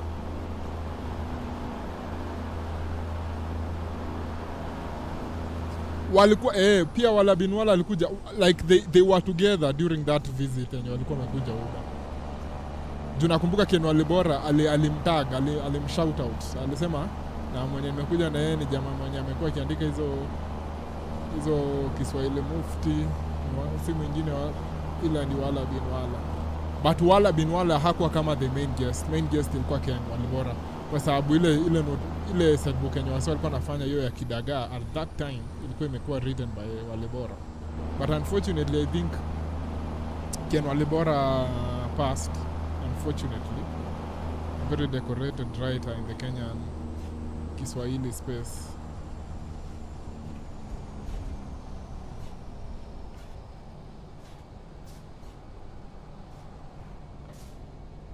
Subaru ya Mambaru ndio iko hapa mbele.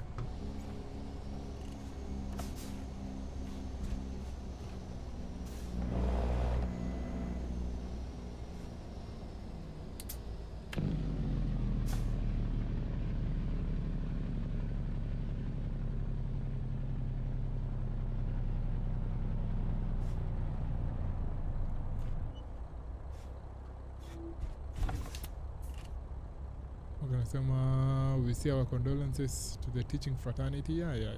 But I think it happened a while back. But so far, we've already done 20 kilometers. But najua itakuwa tricky. You know, at the moment we cross over and we cross over the border and we go to Mexico. From there, sasa ndio itaanza kukua a bit tricky because of those corners and those turns in Mexico. Bado tuko Texas. Ile ni flag ya Texas yenye mnaona pale on the top left alongside the American flag. Na najua inakaa very cute. It looks like the Cuban flag.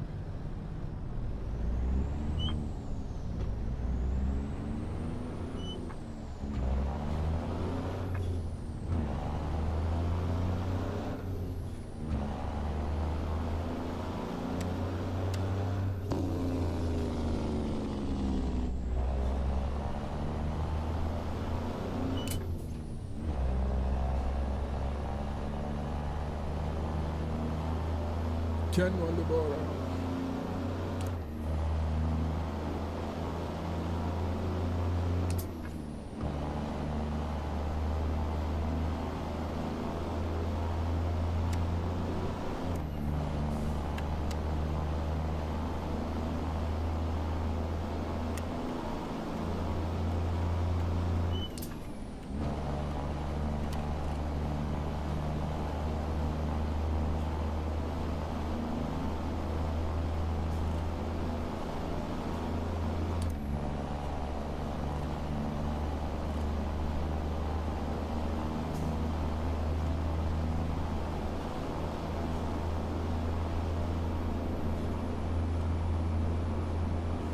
Hakuna kitu ilikuwa inanikatia kama hizo kongamano. Ilikuwa nini by the way?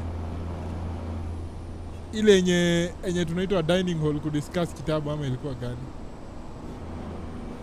Kudiscuss Kiswahili ama juu nakumbukanga by the way kongamano zilikuwa zinabo. Zilikuwa about, sikumbuki exactly what it was about. So maybe you can jog my memory, Mr. Morgan.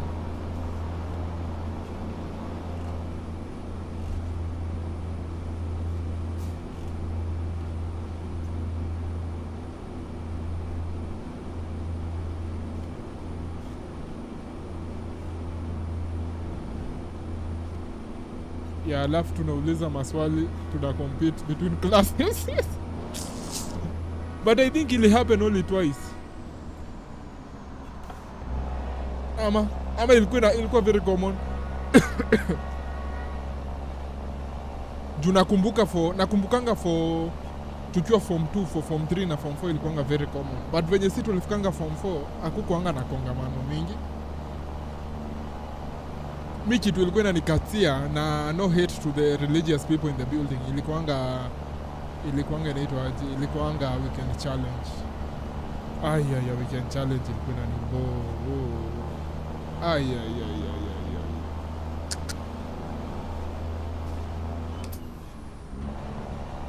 Wow, ilikuwa inanikatia. No offense.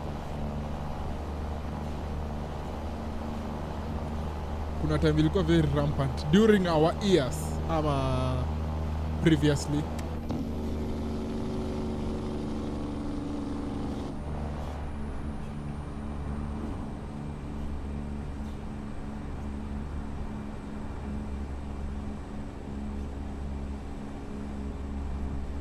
Bado kuko na posters za World Cup.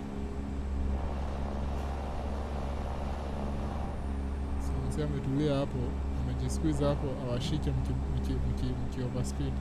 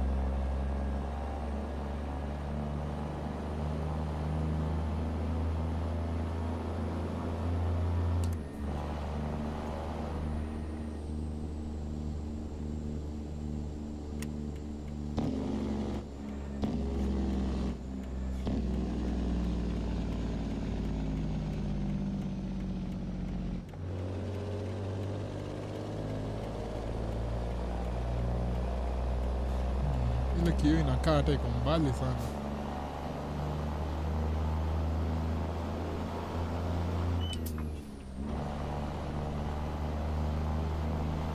Maybe ikiwa from drill fika time zikaisha. Juu nakumbukanga for the other guys that were ahead of us walikuwa wanazifanya so frequently.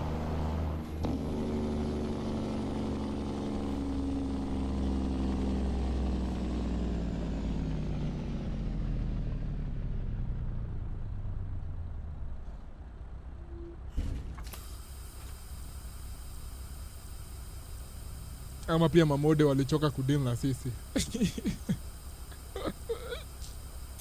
That is also a possibility.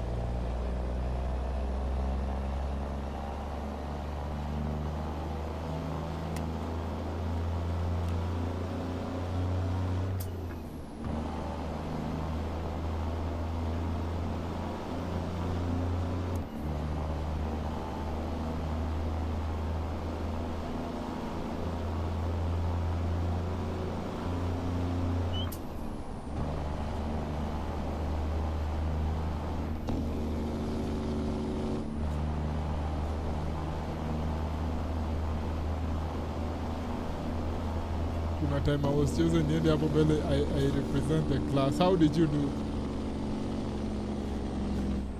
Morgan was a very decorated student in his days.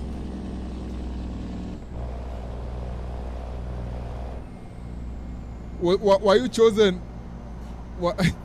Okay, the fact that unasema you was chosen inamaanisha it was against your will. Am I right in assuming it was against your will to be chosen? But ilikuwa extra tu, watu tulienda nao walifanya the heavy lifting. Okay, I get it. Nilikuwa nadhani wewe ndio ulikuwa the designated presenter. That would have been a very interesting conversation.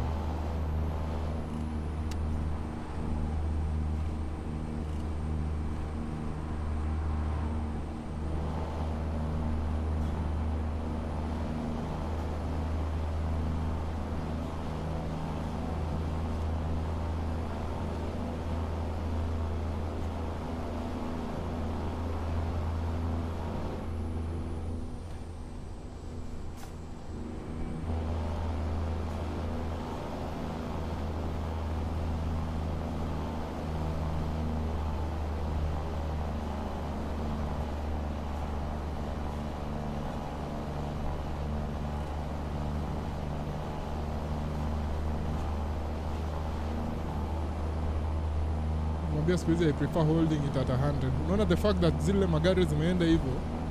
Unajua hapa speed limit ni 120, 121.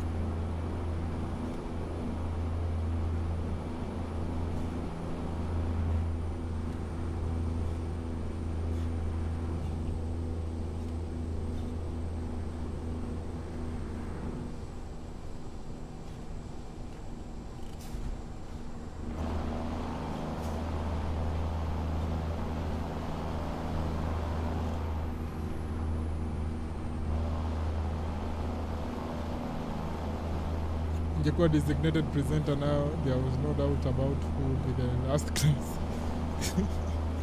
Katana alijibu almost zote, alafu the other guy akajibu a few, alafu I answered none, but ilikuwa part of the plan. Are you saying that it was part of the plan for you not to participate? You were there to be seen. Morgan is saying, maybe I was there, but I was only there to be seen. It's part of the plan.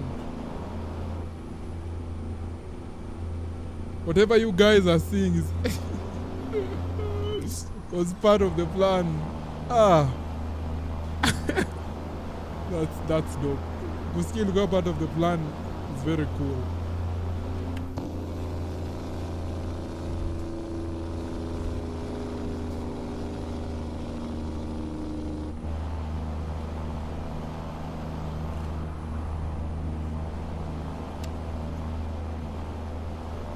Enjoy the last 10 kilometers. It's very exciting. I'm starting to catch up with these guys when you're waliniacha nyuma, to the point that I'll even shoot for an overtake after this turn.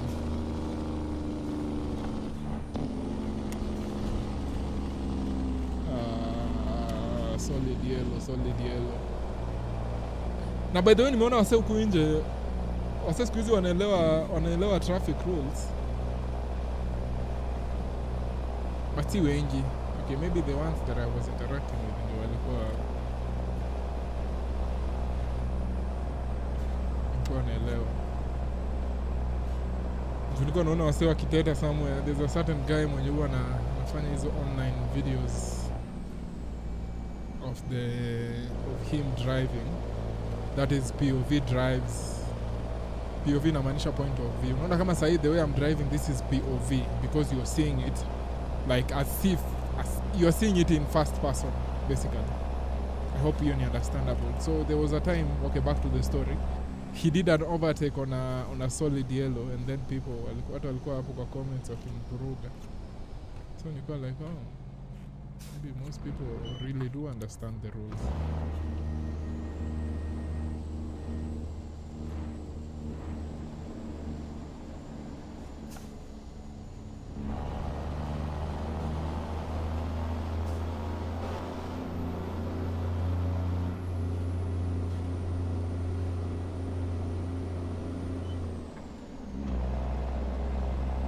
Angalia ufala.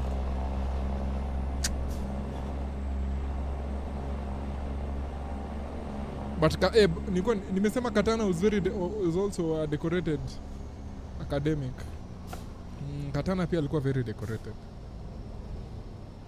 I don't like how the clouds look.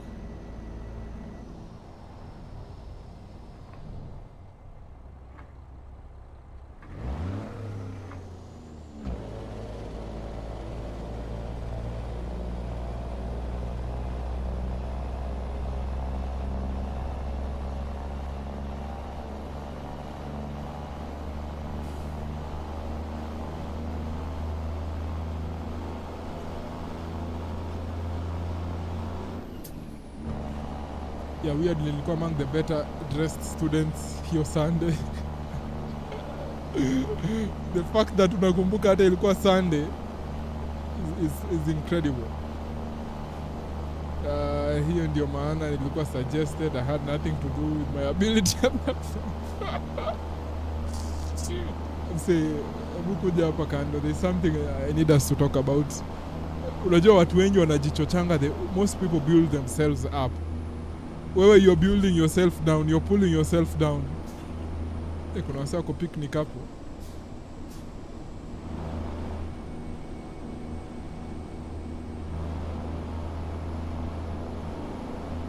I really love this track. Of all tracks, the only disadvantage with this track is the side mirror. Peke yake tunani ile side ya mbali.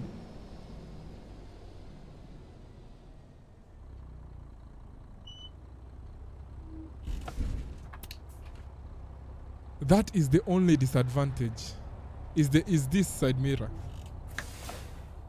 Ile venye unaona venye nakaa haikai venye huwa tunaona haina field of view kubwa. Other than that, I really love everything else.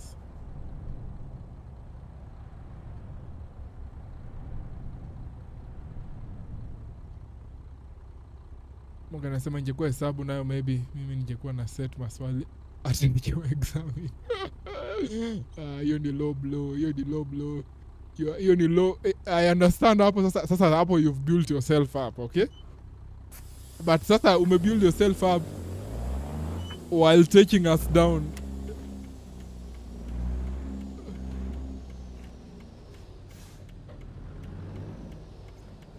So CVS tuende bana, hatuna masaa.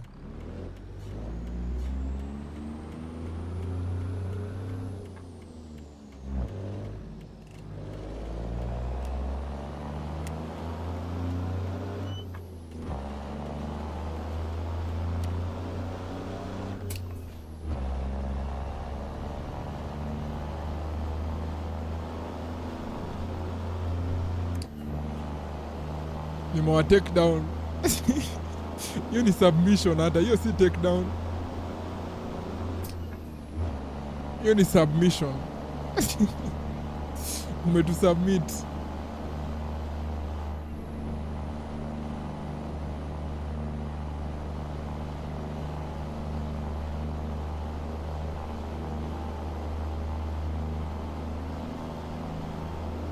It's 9:41 on the game.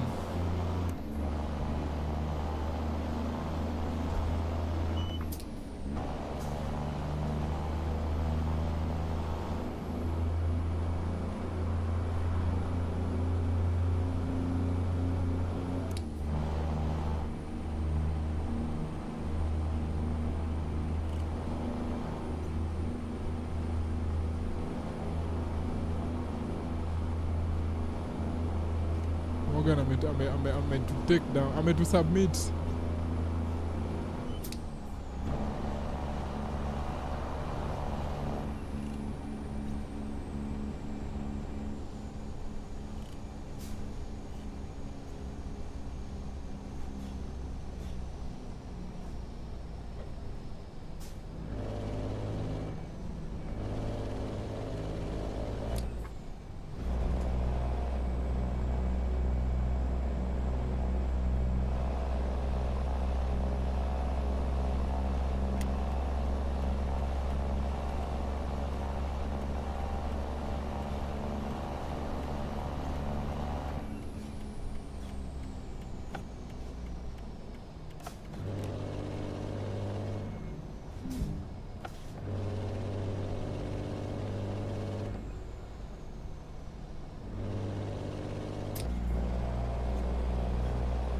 When it comes to these AI cars, I don't really like being close to them.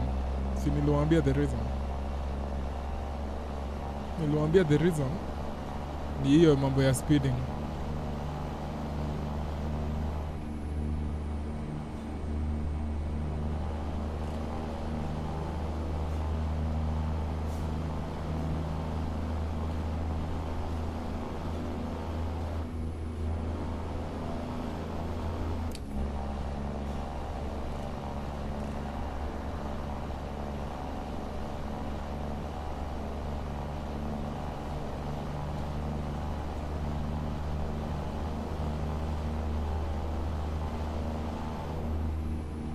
"59 kilometers remaining."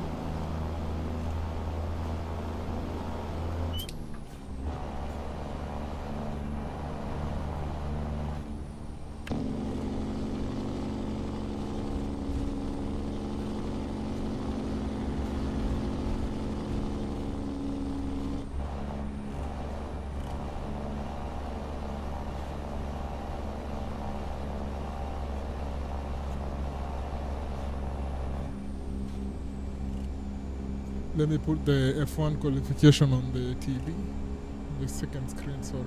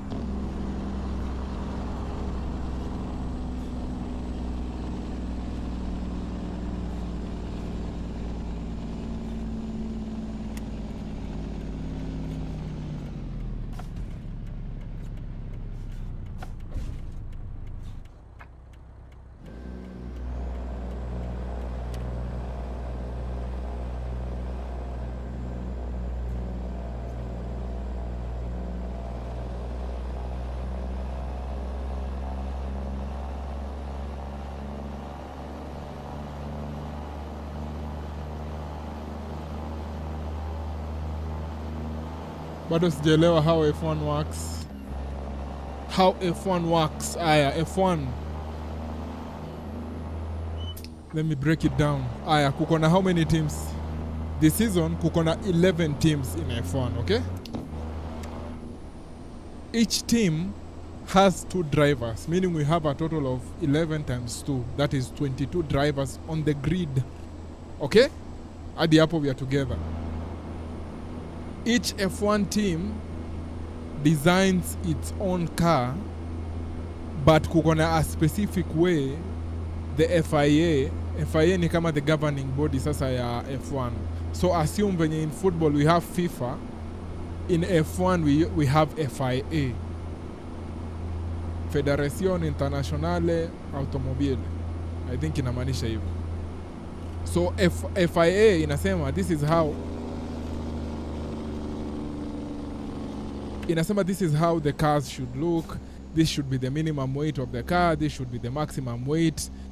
Outline the specific parts of each car with the maximum, minimum weight na many other technical things. Hizo hata usishinde ukishika. So each team comes up with its own design within the outlined boundaries of design that FIA wamepeana. Okay? So Mercedes wako na gari yao, it has its own sponsors. Kama ushaiwatch F1, it has its own colors ama its own theme, something like that. There are some different parts enye ni different, kitu kama the front, the rear wing and so on. So umeshika hapo. 22 drivers, 11 teams. Each team designs its own car. Now, 20 sasa in the actual races. Okay? So in every race, tuseme sasa, every race is done on Sunday. Okay? Tumeshika hadi hapo. An F1 race inafanyika only on Sunday. But on Saturday, we have qualification. Okay? Qualifications inamaanisha we want to know where each driver will start. Okay? That is done on Saturday. Saturday we do qualification for the Sunday race. Now the races move from one country to another. Today this weekend it's the Dutch Grand Prix. Next weekend utapata it's in a different country, and so on and so forth. So if you are interested in watching, make sure that it's not at a fixed time kama venye EPL tuko sure 6:30 on Sunday ama 7:30 on Sunday we'll have a game. The times change kwa sababu the races take place in different parts of the world. So on Saturday we do the qualification. We know who is going to start in position 1, position 2, position 3, hadi position 22. Now, from on the Sunday race, the race on Sunday kiisha, from position 1 to 10, they score points. Okay? They score points. Number 1 ata score 25, number 2 sijui 20. Sijui the right ones, but number 1 wana score 25. Zinaenda zikidecrease hivyo until position 10. That is all you need to know up to now. Now, kuna mtu atauliza, umesema qualification ni on Sunday, leo una watch nini and it's on Friday. So today I'm watching something called a sprint qualification. Sprint qualification inatupatia lineup ya where everyone is going to start during the sprint. Now sprint is kind of a shortened version of the Sunday race, which is done on Saturday. I hope I'm describing it in the best way possible. Okay? Very beautiful views here, FYI. So that is all you need to know for now. So just go in front of your screen, pick one team that you want to support, suffer supporting it. Maybe I'm a what supporter. I support Red Bull and Max Verstappen. I've been doing it since 2019-ish, after high school kinda. And yeah, but this season I'm supporting a driver from Mercedes, anaitwa Kimi Antonelli. Kimi Antonelli is 19 years old and he's leading the Drivers' Championship as of today's date, 21st August 2026. I would want him to win the Drivers' Championship as a young man, as a 19-year-old. How beautiful is that?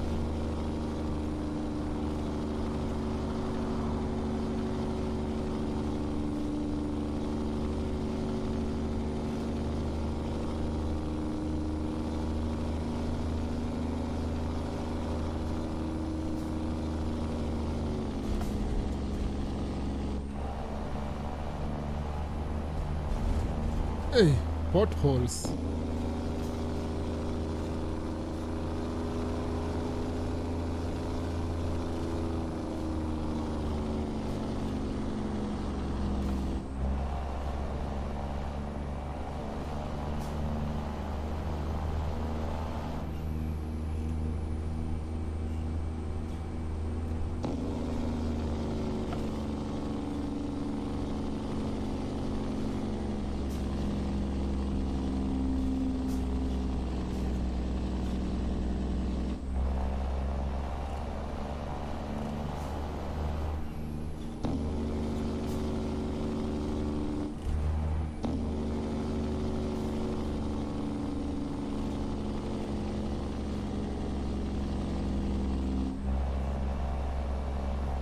the reason I'm riding out the nini so much, the jake brake, kwa sababu air brakes zisiishe.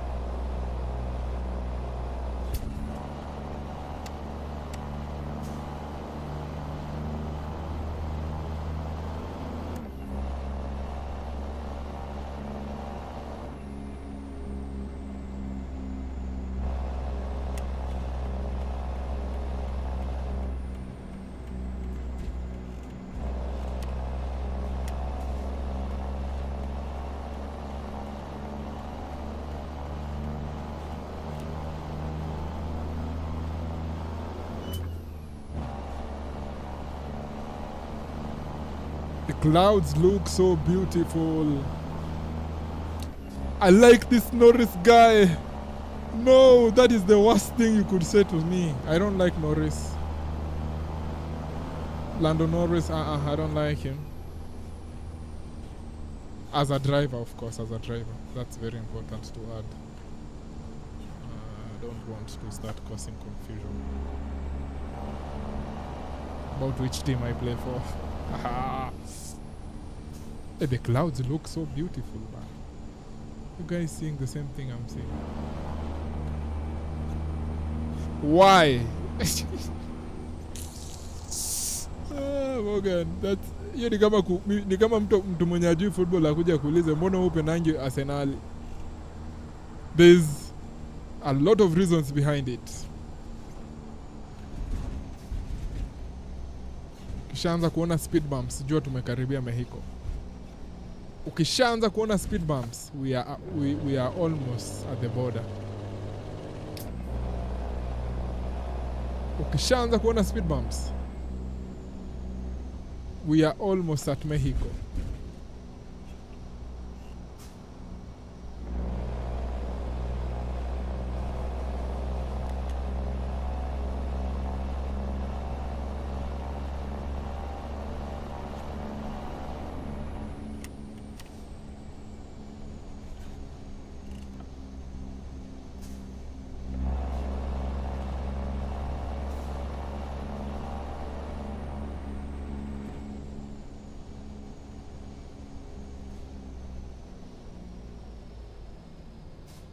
Is this the border?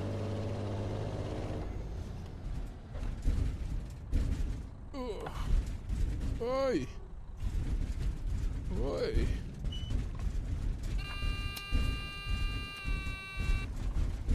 Sasa nani anaweka speed bumps kama hizi? Contractor, surely.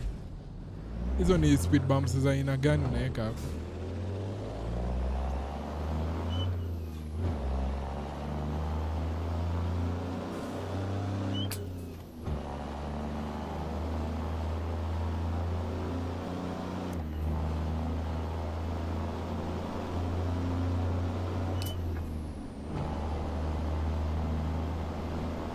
Contractor hapo anafaa ulizo maswali. That is such a poor speed bumps.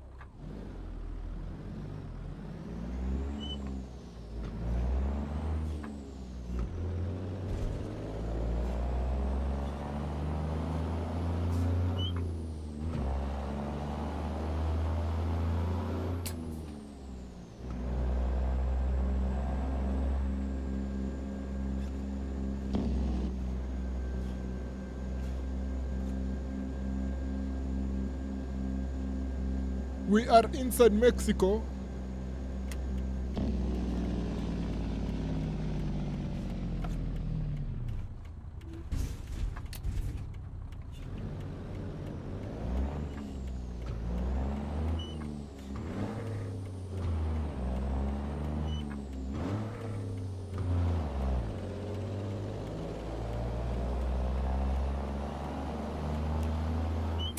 Unaona anytime naeka gear and then nasikia truck imelia kwa sababu unfortunately my gearbox, that is the Logitech gearbox, is slowly becoming worn out, so napata nimechange gear but haijaingia vizuri. I have another gearbox pale, but sasa hiyo nayo ina require a lot of force to use it.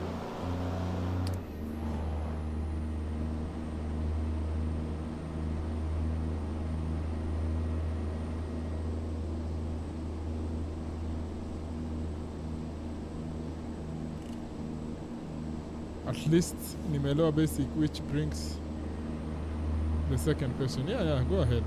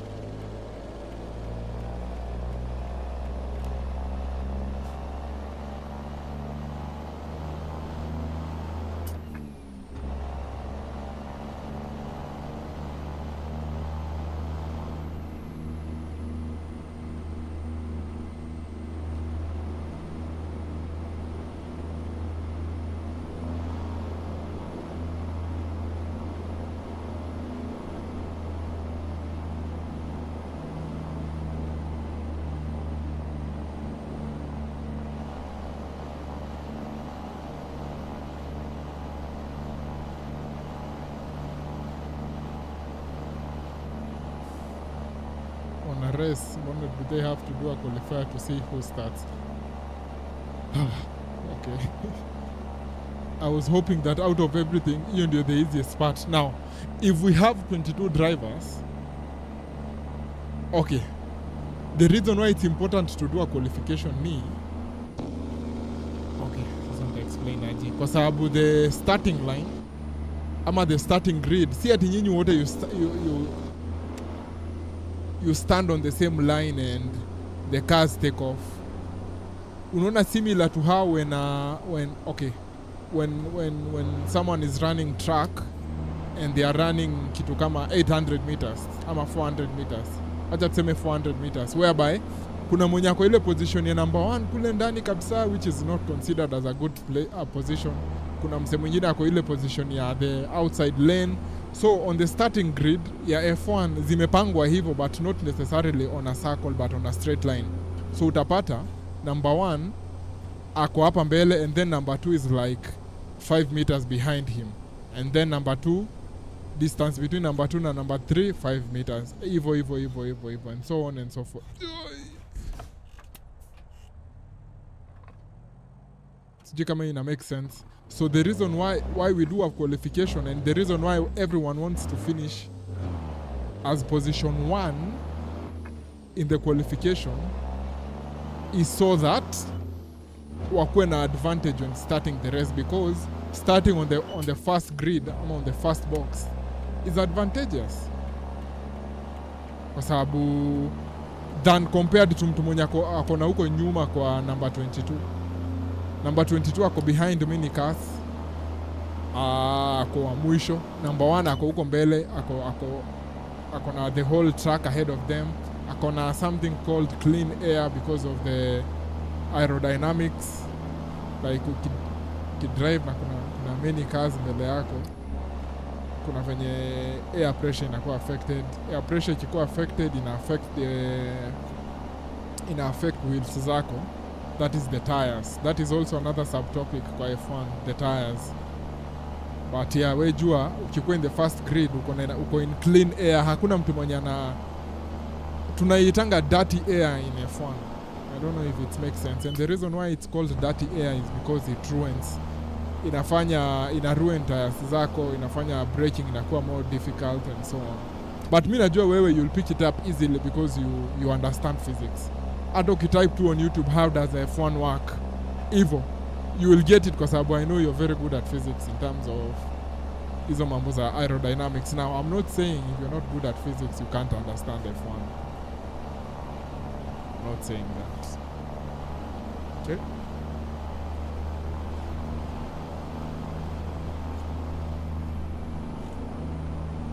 39 kilometers.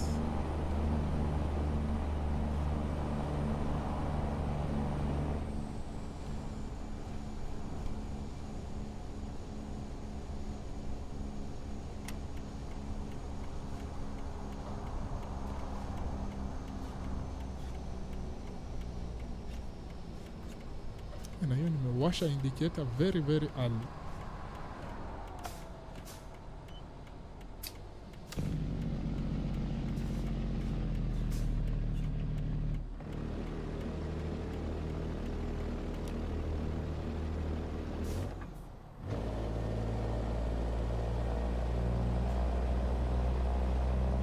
I don't know if that makes sense, Morgan, but it's really cool. I think, yeah, you should join Sai. You should start watching Sai. You should start watching basically. Kama haujakuwa ukiwatch, I would encourage you to watch it.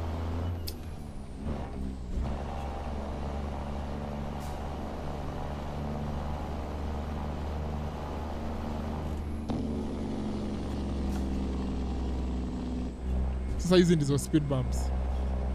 Ule msemo nyaleka speed bumps huko kwa naitango aji border patrol. Si border patrol, naitango aji place hiyo. So basically you have some head start. Yeah, you have a better advantage.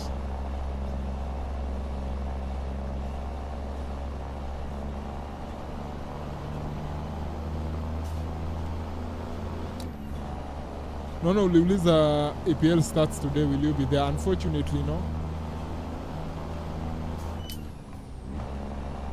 I'll only be there Saturday Saturday, Sunday na Monday to watch Chelsea Fulham na City against Bournemouth.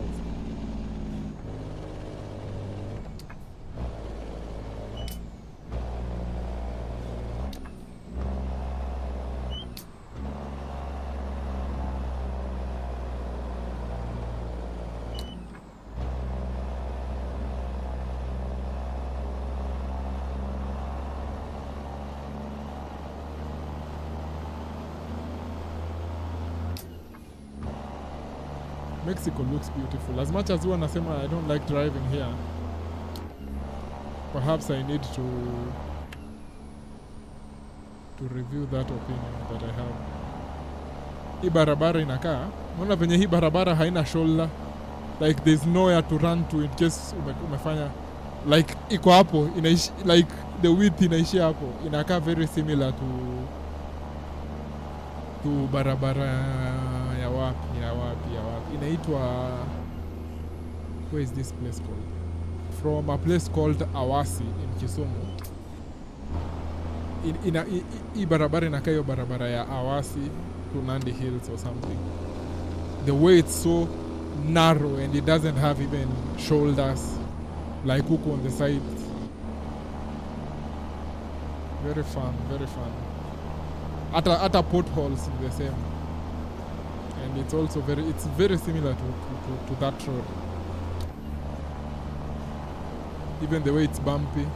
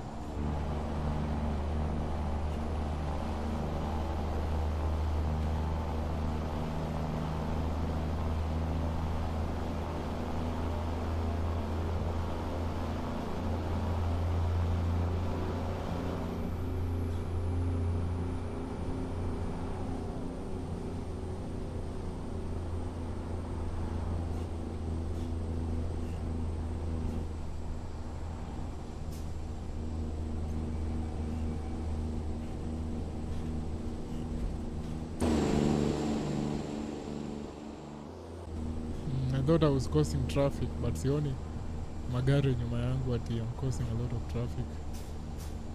We're gonna say, yeah, I get it. Yeah, you'll enjoy watching nini F1. Nimejaribu to dive into tennis and I've had no success. Na struggle sana with the what, knowing where to start. Unaona venye football kuko na Champions League, EPL, La Liga, FA, Carabao Cup, like kuko na very different tournaments, to the point that if someone who watches football was told to explain to someone that doesn't, wanze kumwambia hapana, Champions League ni Tuesday na Wednesday, but EPL ni this day and this day. But sasa EPL ni league, but Champions League inakuanga league in the first 8 games, and then after the first 8 games inakuwa knockout tournament. You see how that will be difficult for someone to grasp if they don't understand ama they don't have a background in football. So the same thing is happening to me when I'm watching tennis. I'm struggling to understand how the schedule is, how the tournaments run. Is there a number 1 ranked tournament? Yeah, but hopefully I'll understand it. I also wanted to start watching golf, but golf here, I don't even understand the rules. Tennis I'm better because I understand a set, I understand how the points are earned and so on. Golf, by the way, I need more. I need to do more research on golf if I'm to start watching it, that is.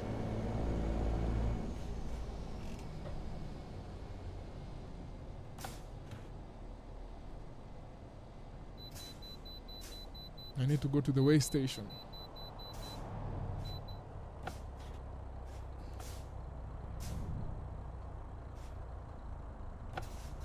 Where exactly is it? It's up ahead.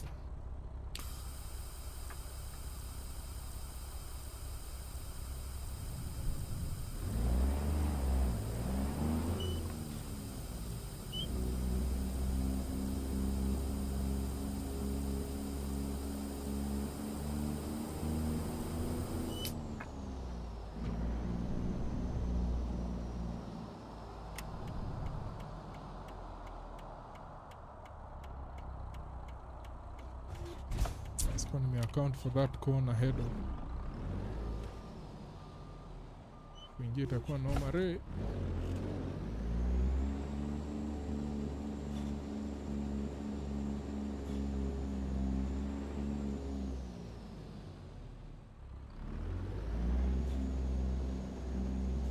Hiyo corner singeweza kuifanyia anything.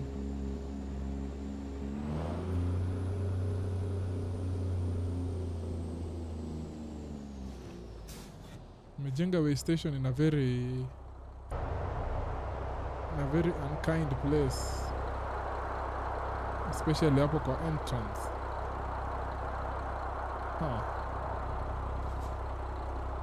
The clouds are amazing. We should bounce. The minute, wait. There's a setting I want to check.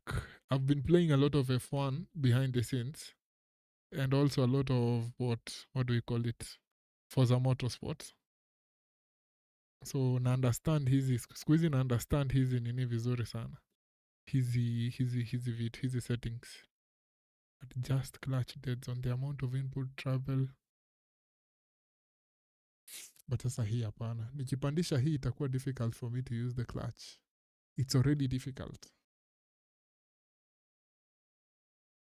Morgan anasema golf haikai fun kufuatilia, kuicheza maybe. Kufuatilia inakaa fun.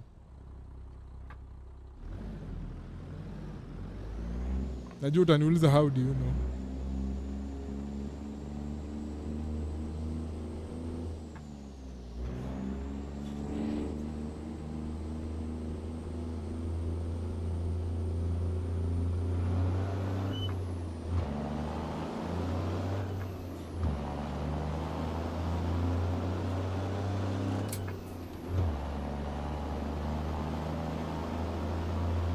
But sasa unajua kucheza golf, sisi hatuwezi anza kucheza golf. The charges are crazy. So maybe in the near future, maybe like even maybe a few months from now, ama 1 year, tunaweza anza kucheza golf.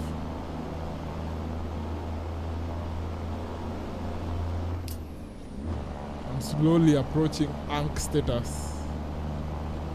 Kuna siku yenye niliamka nikajiambia akia nani, I'm becoming an Ankh. Sasa mimi siwezi, if I was a football player, singekuwa under the young player of the season conversations because of age. Ni kama Ahmad. You know Ahmad is a very old guy. Ahmad ako 25 years old. Ahmad anakaa youngster bro. I believe in football. Ukishakanyaga 25 sasa umeanza kukua, umetoka hiyo hata si 25, 24. Umeacha kutoka hiyo point yenye tunasema this guy has a lot of potential for the future. Sasa imeanza kukua the now. Ama perhaps I'm being too harsh on the Anks.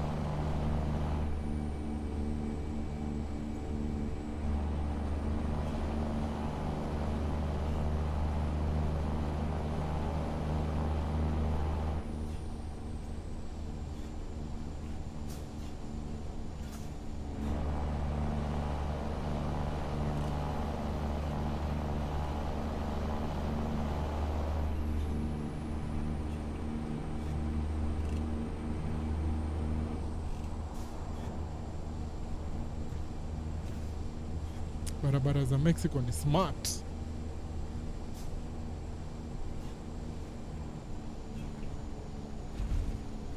Ahmad Rashford bado ni youngsters.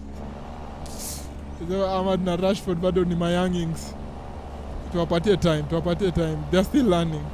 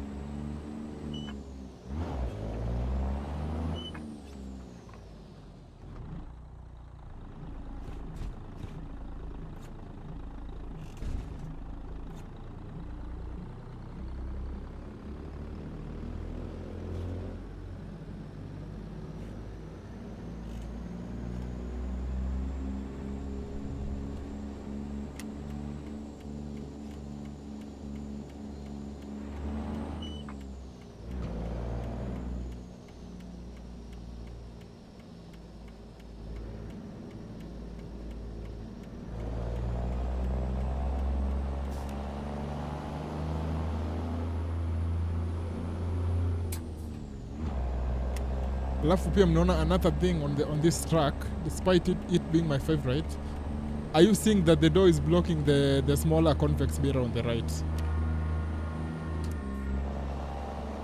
So pia hiyo inaleta a bit of an inconvenience.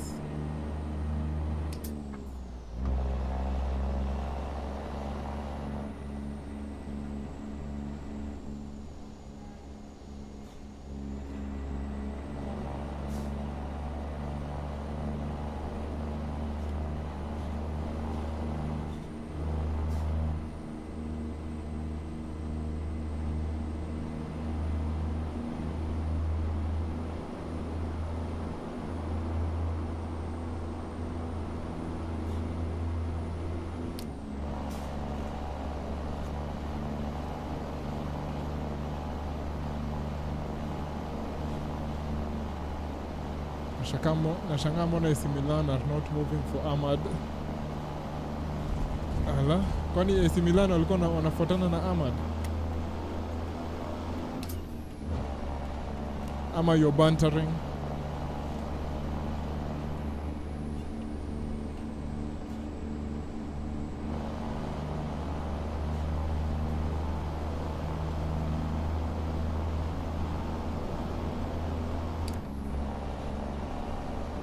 Ambulancia. Ambulancia. Can't wait for the day we'll get rid of Armored Reign of Terror. Nakumbuka ukisema, oh, it was a mad week. It was an amazing week. What happened?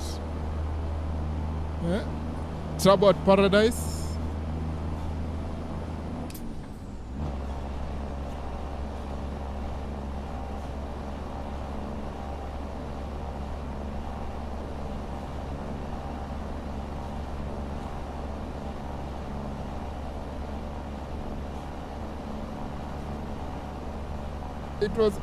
It was a mad week.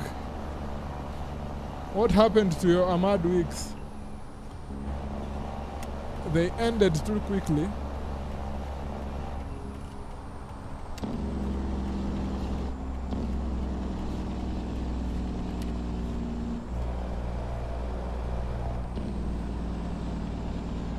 Vile venye hizi barabara ziko design so beautiful. I'm thinking maybe we might stick around in Mexico for a while. Although I don't think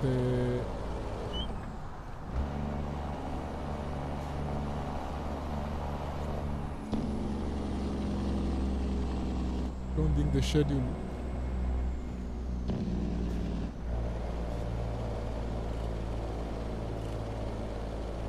If we get a decent job hapa in Mexico, tutaangalia.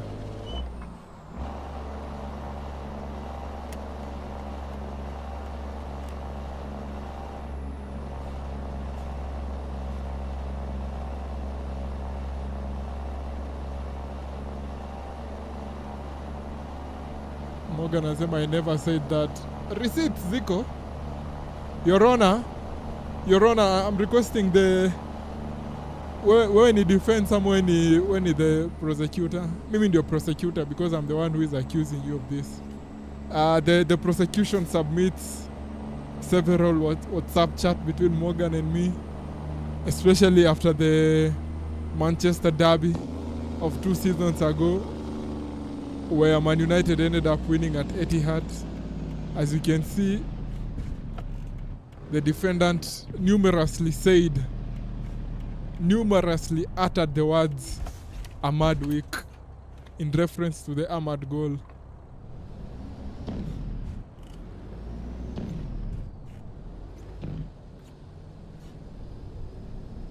I think, Your Honor, there's no need to keep wasting everyone's time. Morgan should be jailed.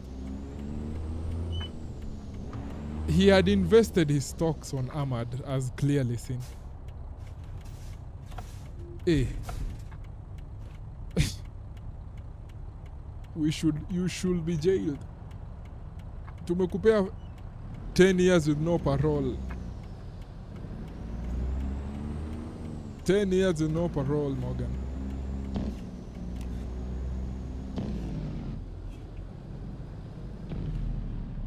With no possibility of parole.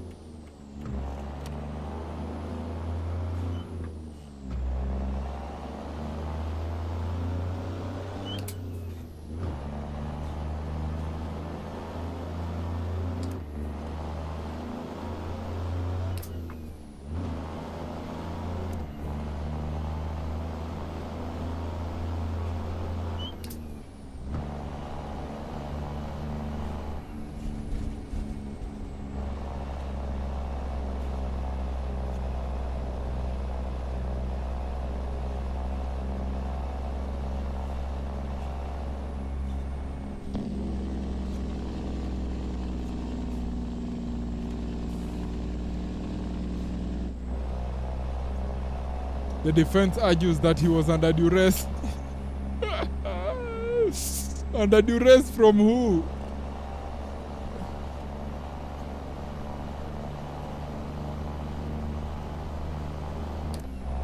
Under duress from who, bro? We've also submitted several WhatsApp status that were posted on that day, celebrating the United win. Several pictures of him. Several pictures were posted of Amad Diallo, the subject. Yeah, the defendant was clearly operating with a high sense of freedom. He was not under any duress. The prosecution rests.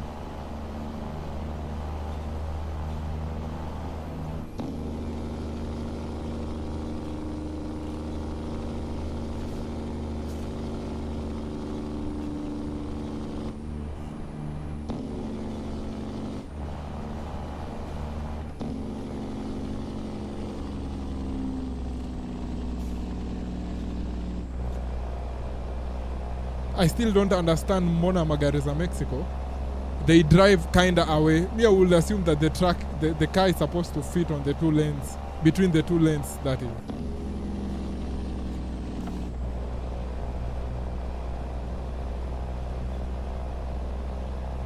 Fuck.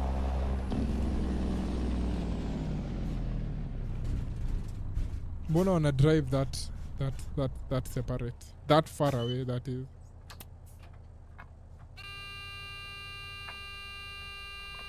Mbona hii gari na make your noise?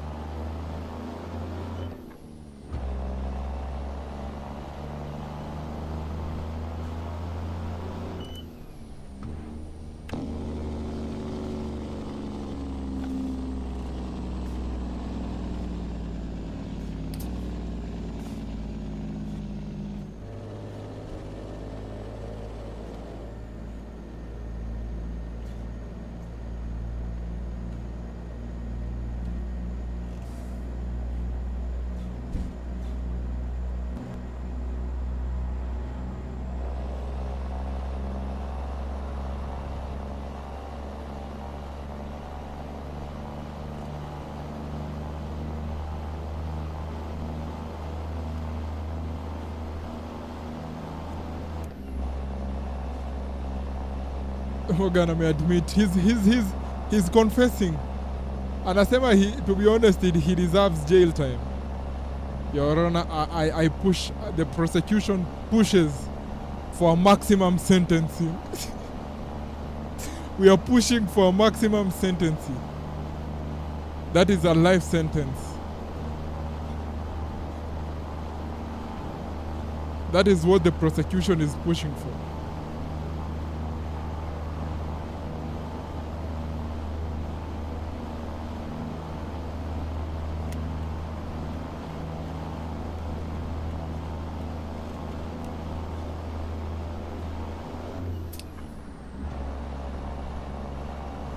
To be honest, I deserve, una deserve your jail time. Kwanza uli invest stocks on your boy Ahmad.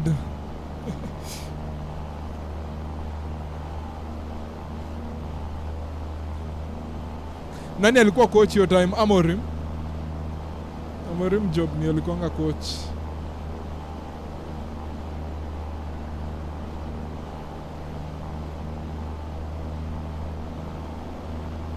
Anasema because you have collaborated undaya kupunguziwa sentencing. Na. This is not the movies, bro. You've admitted to knowing what you are doing, and you committed the crimes willingly.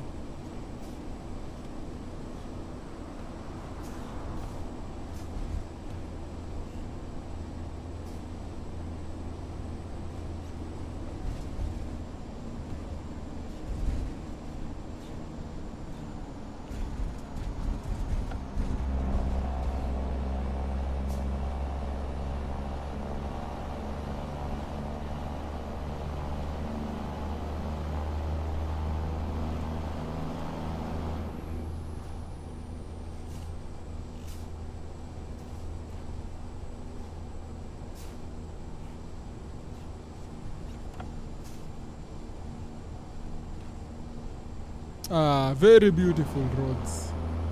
Very, very beautiful roads.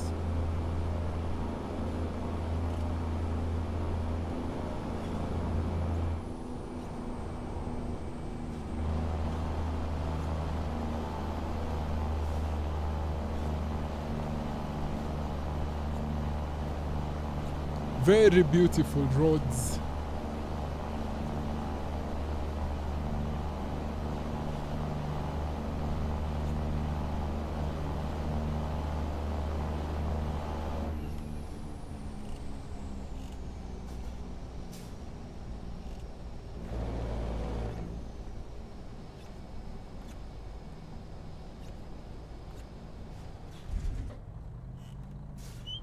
Nilikuwa namalizia F1. I was watching the sprint qualification. Unasikia kwa hii track venye nini inatoa sauti, venye brakes inatoa sauti.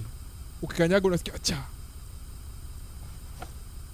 Kwa zile tracks zingine, that is on the Kenworth and on the Peterbilt, especially since updating from version 1.57 to 1.59, perhaps hizo mods ndizo si poa, but the one on the Freightliner is working marvelously. Marvelous. I'm really hoping hakuna mtu akona accident pale mbele and then we are stuck here. Sababu Mexico is very prone to accidents on such interchanges. I am really hoping hakuna accident pale mbele. Okay, awesome.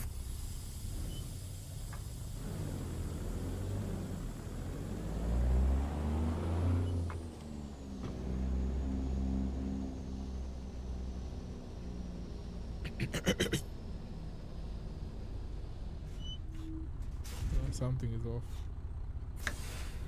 Something is definitely off. You can see the blue truck is not doing anything.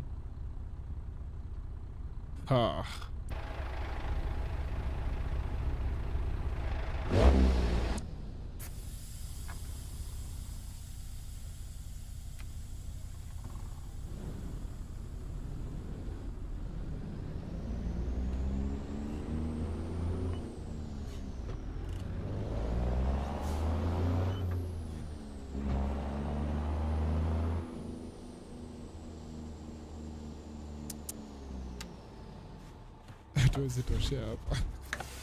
Tuwezi toshea. Mse mbona amefunga barabara this poorly? Mse wa Domino's. Peleka pizza. Pizza zitaribikia hapa kwa barabara. Why is he doing this to us? Why has he just randomly stopped on the road?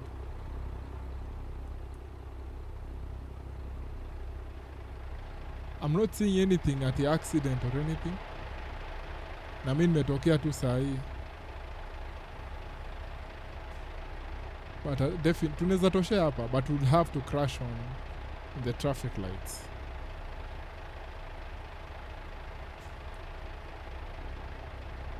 What do we do? Do we hit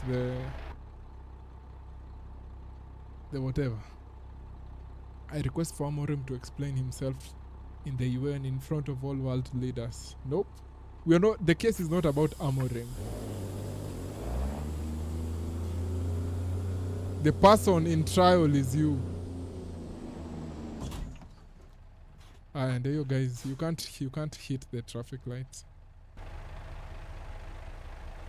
I'm trying to hit it and go through it, but unfortunately it doesn't seem possible.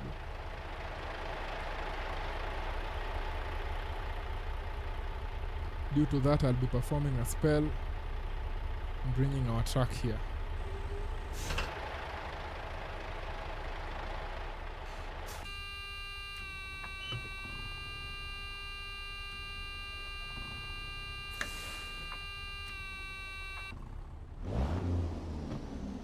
This truck has a very interesting sound.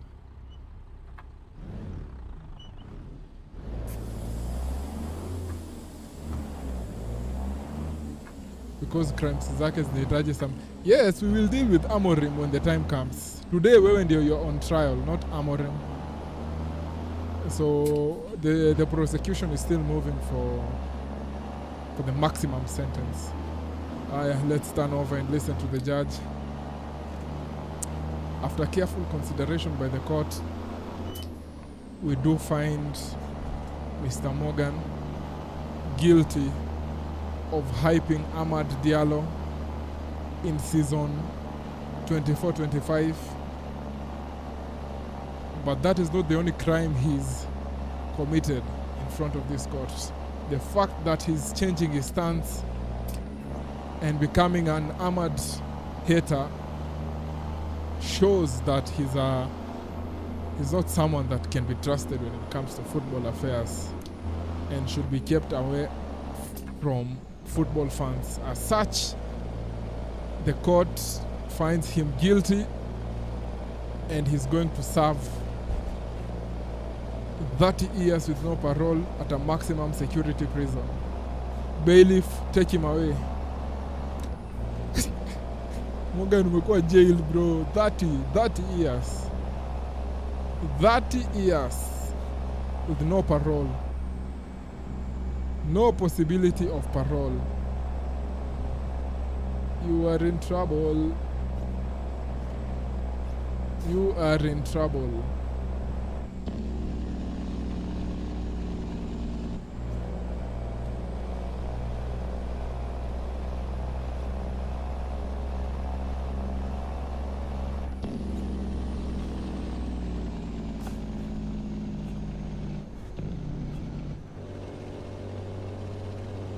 Kidogo guys, kidogo. I'll have to pause the game. Kidogo. But I'm just here. My device is running out of power. Let me just plug it into the power.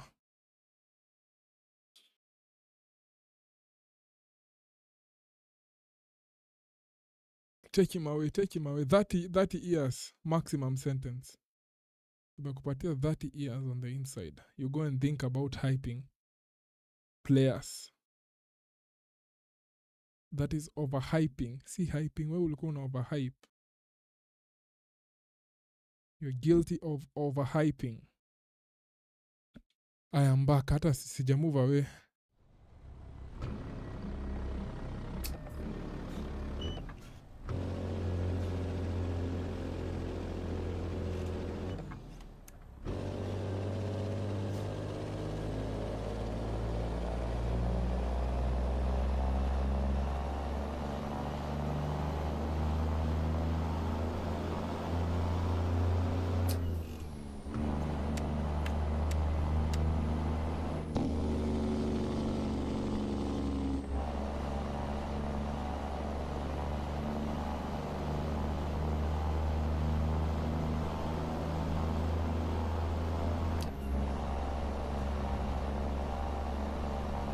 Na jamaa nimepita na signboard hapo nyuma hadi imeanguka chini. Deviation. Kuna a deviation in 250 meters ahead.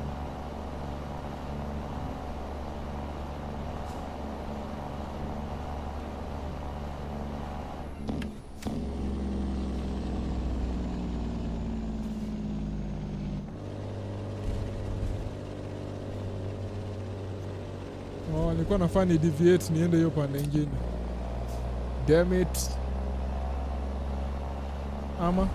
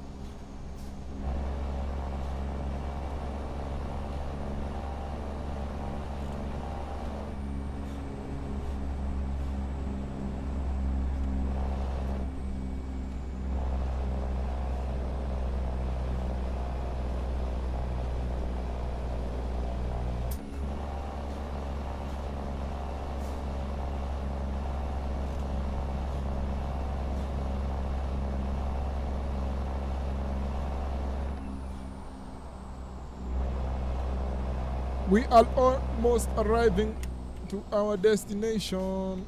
7 kilometers remaining. No, wase Mexico venye wamechangamka, they're even making roads. They are expanding roads. Yeah. Doing very well here, the Mexican government, when it comes to road development.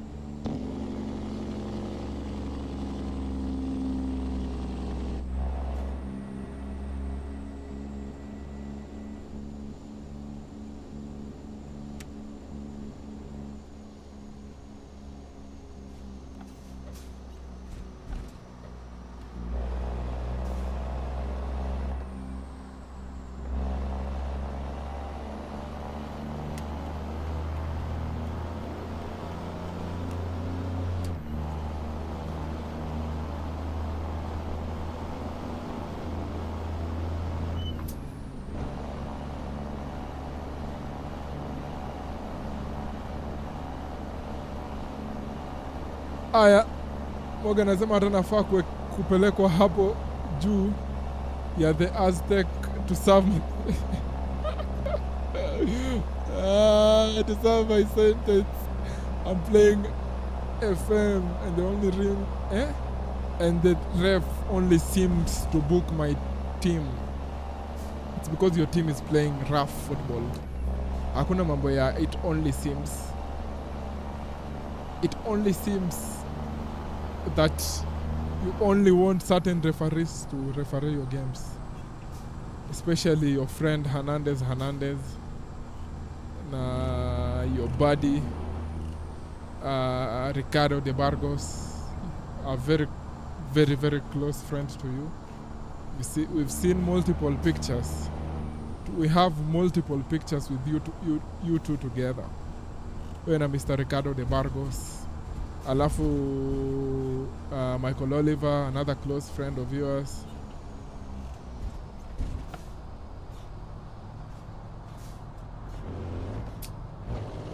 So you only want your close friends to be referees during your games.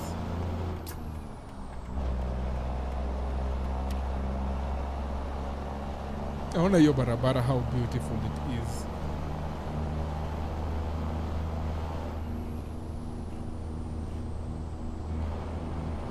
Are you seeing how beautiful it is down here? Damn.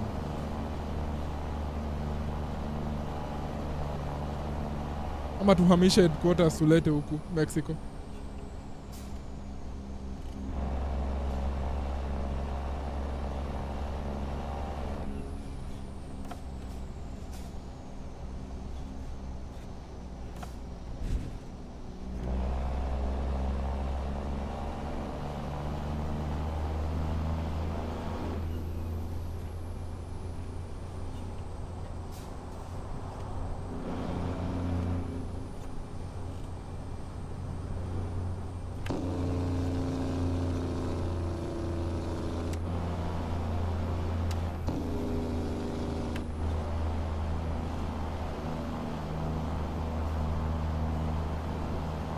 Sema Rodrigo de Burgos. Yeah, and he was a very good witness in your case. He was one of the witnesses during your case. Alikuwa anasema you wanted to pay him so that anytime Ahmad Diallo is taken down, referee ana award a free kick, sorry, a foul.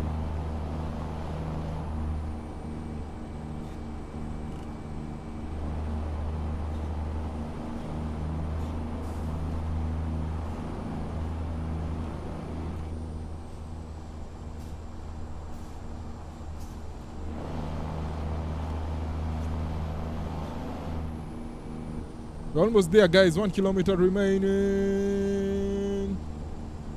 1 kilometer. 1 kilometer. 1 kilometer.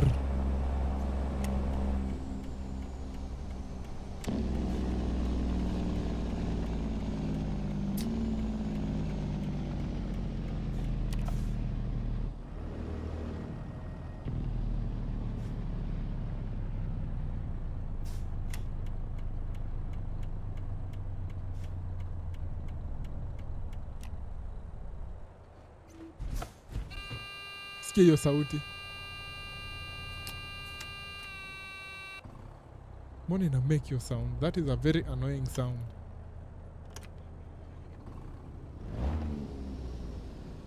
Very very annoying. Help sijafungia watu wa hii lane.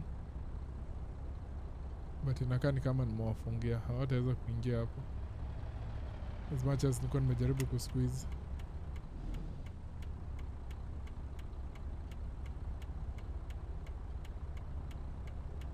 Hii imekuwa one of my favorite drive in a minute. Especially the views from the moment we cross over to Mexico. Magnificent. Magnificent. Magnificent. Magnificent.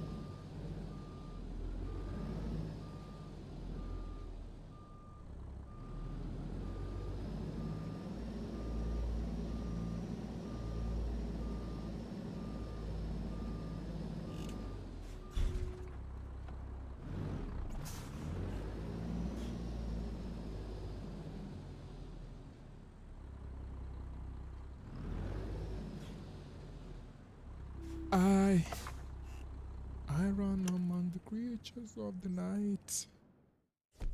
By the way, how do you think Real Madrid will perform?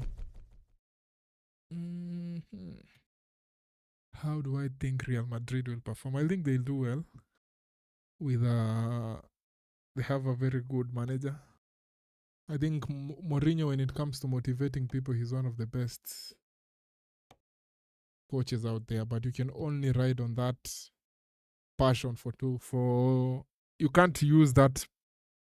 I don't know if it comes out clearly. You can't use that hype and passion it can't carry you through the whole season. So there's also going to be it's going to be very interesting to see how he manages technically. That is Mourinho. It's going to be very, very cool to see how he manages the team in terms of tactics. Guys, I'm thinking we throw in one more, maybe 60 kilometers, and then we dip. Are you guys okay with that? But now in Mexico there are no, hakuna jobs hapa Mexico. You can see all the cities I'm viewing, they don't have what? They don't have any jobs. Perhaps we jump on the free lights. 21 tons. Hii ni barabara, hii barabara ndio nimekuja nayo bado. So anything in California perhaps. Ama we change the, Morgan anasema yes. Leo siko very drained the way I'm usually drained from work. So perhaps we can throw in another ride. Bwana, let us just find a different city because sasa Mexico imekuwa very difficult to find a decent delivery. Mbona leo wananipeleka northwest sana? Nataka northeast. Nataka kitu yenye tunaenda hii side ya this sides, you know? Something that we are going huku juu, northwest. Because I think we should pass by, we should go to Canada. But let me see. Destination, do we have anything that goes to Canada?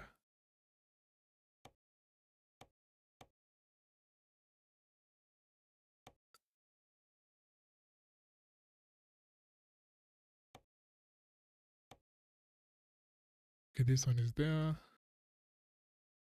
94 kilometer also there. 191, no. We want something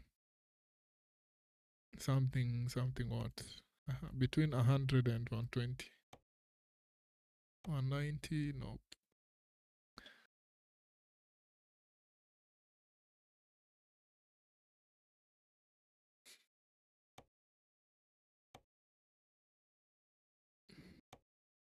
Let me confirm something. Hii ndio British Columbia na huku kwingine kunaitwaje? Ana hii barabara tunafaa tupitie hapa. Barabara we should go through this place. Mona hii we haven't seen this place.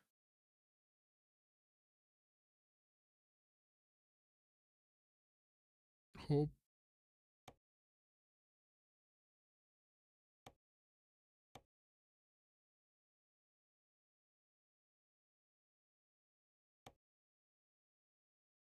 What do you think about this one? 112. That looks good kidogo. Nimekuwa tempted kidogo. Kama tumepata ya Hope na unaona Hope iko hapa. Is it possible tupate kitu inaenda Veron ama Kelowna? Acha tuangalie.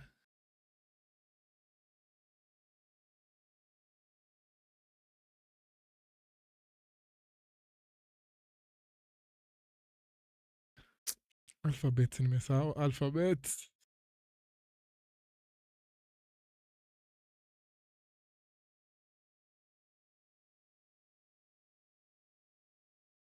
Hakuna anything that's going there.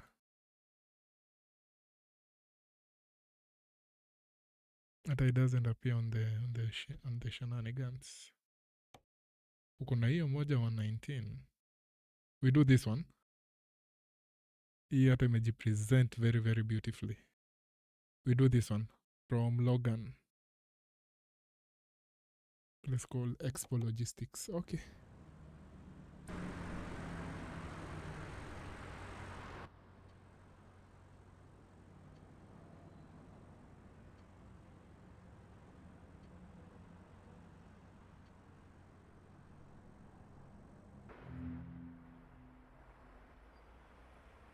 Na mtu anashangaa what just happened. Metokea in a different country aje huyu mse. Into the power of witchcraft. They know the power of witchcraft.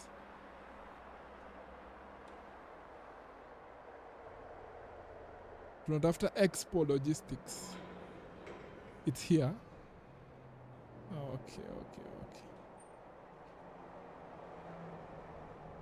Hapa ndio Expo. Yeah. Witchcraft.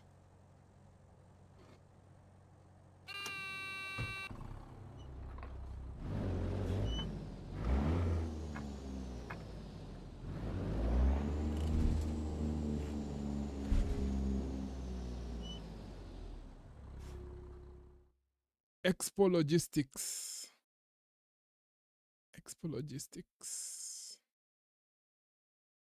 15 tons si mingi sana, but we're gonna do it.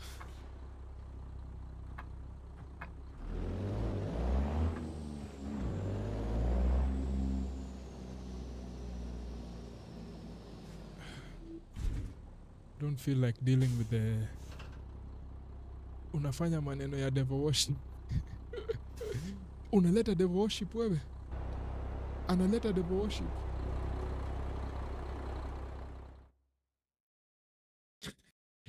Unajua na imaginingi mtu mwenye hajui hii channel atuseme tu a click and then zile vitu random zenye unaweza tupata tukiongelelea, they might freak you out, especially kama wewe ni msemo mwenye umeclick tu wacha nione huyo msemo anafanya nini. Unaweza shangaa hizi ni vitu gani hawa watu wanaongelelea. Sasa imefungua from 80 to 80, from 100 to 80.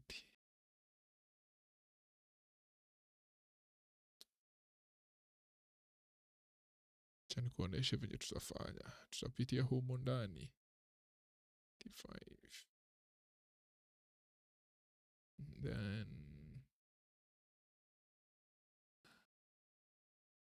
that's good. Huku ndani ya US, I don't think there's anything else you can do in terms of exploration. We have explored almost everything on the inside. Pause. Yeah, we hit the roads. We start with a 5-minute break. I can see it's 6:41 local time.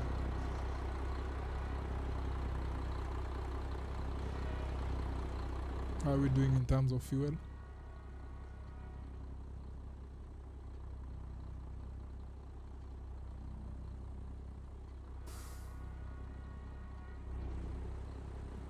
We have enough fuel. Let me just stand and stretch and then we'll bounce.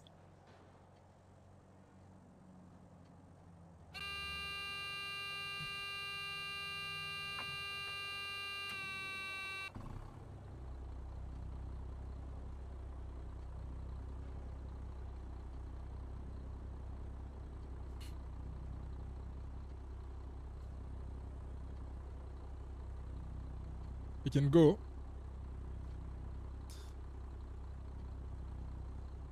Hata imagine yenye nimeleta, I haven't drunk it a lot.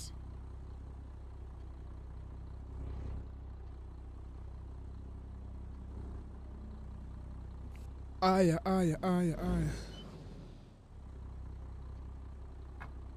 15 tons haitatuleta.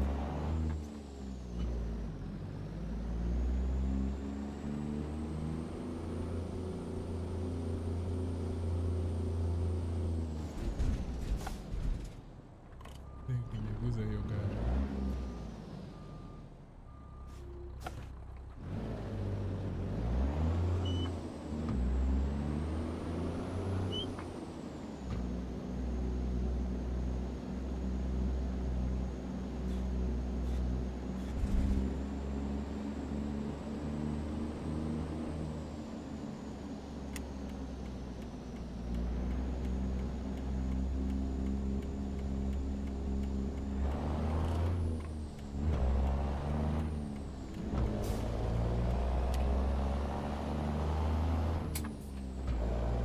Oh, we are back in America. America.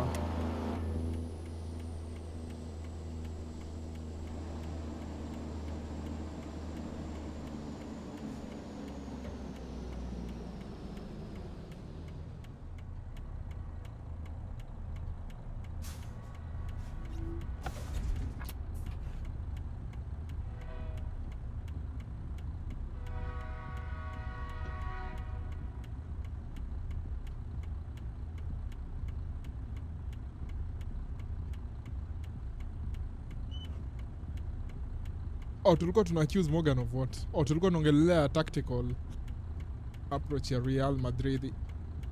Itakuwa very interesting seeing Mourinho as a come on, as the kind of tactical work he brings. So I think he has some very good tactical players. Si kama hizo teams zenye amekuwa kimanage.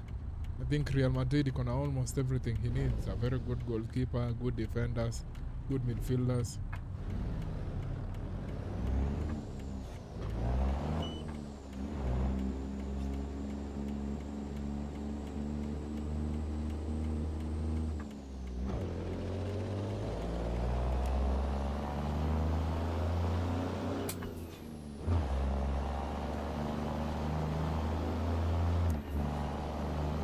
Back on the road. Back on the road for the next 108 kilometers. Then we call it a day after that. On my what?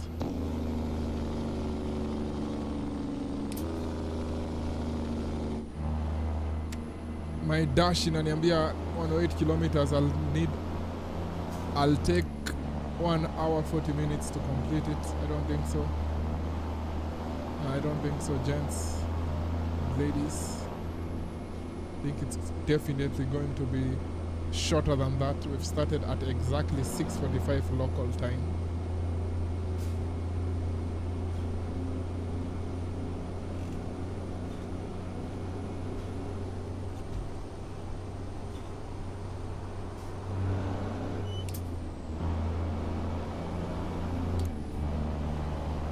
Tunaona hata venye truck inakimbia kwa sababu it's 15 tons.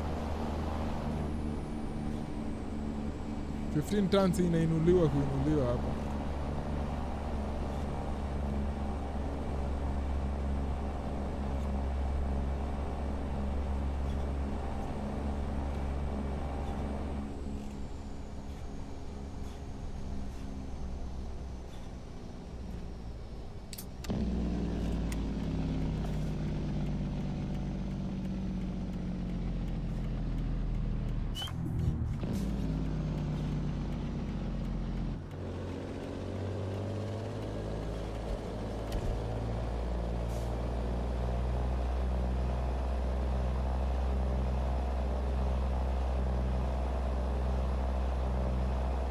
It's midday, 30 minutes past midday.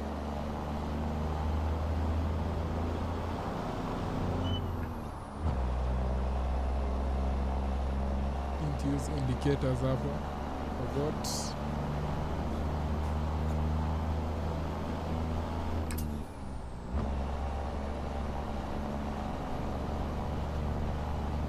I'm a bit concerned about how he'll line up in the midfield. Also use Bernardo Silva. Bernardo Silva atasaidia in retaining the ball but not winning it back.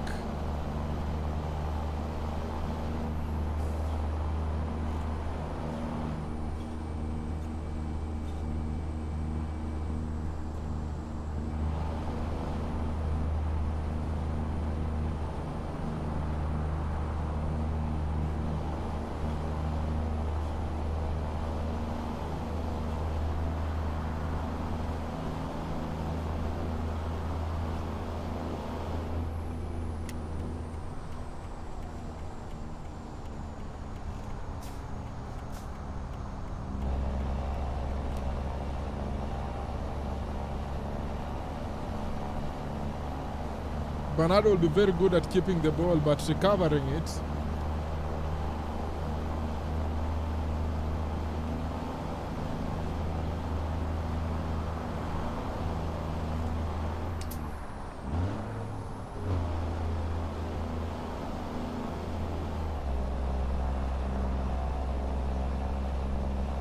Morgan anasema, would you use him as a pivot? Yes, that is the only place you can use him. I don't think there's any other position in the team yenye unaweza mtumia in. Ama okay, pia unaweza mweka as an 8, but hiyo itakuwa he's only under double pivot. Juu single pivot nayo haezi cheza peke yake. So double pivot nina make sense alongside another player sasa kama Shwameni.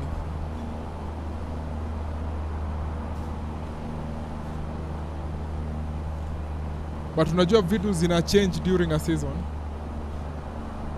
Utapata venye tunadhani anatumika saa hii. Jo, in my mind I think that will be the best position, but utapata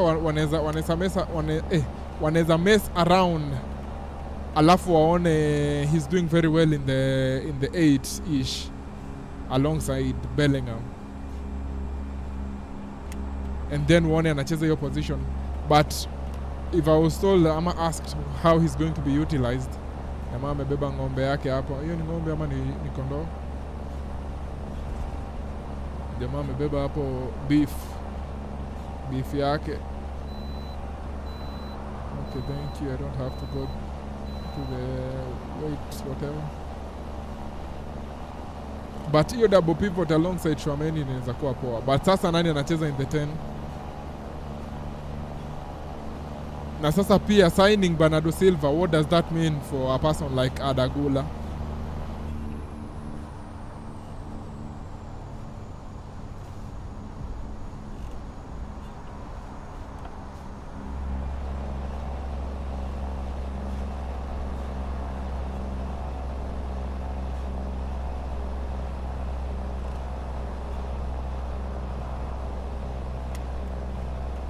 Anasema of course Bellingham. But I always think, this is my thinking, when it comes to hii team ya Real Madrid, how they play in the midfield depends on how they are playing on the attack.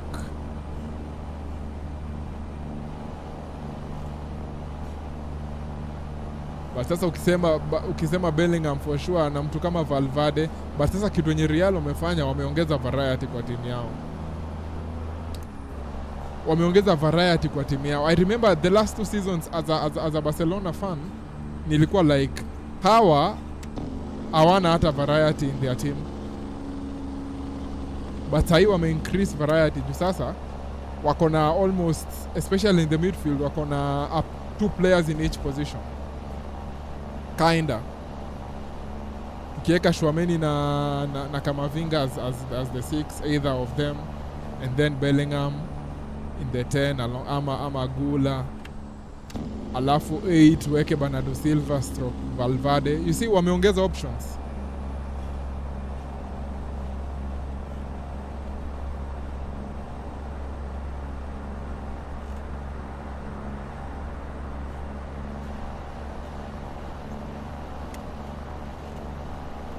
Na nimekimbia. I am speeding. Really going for it.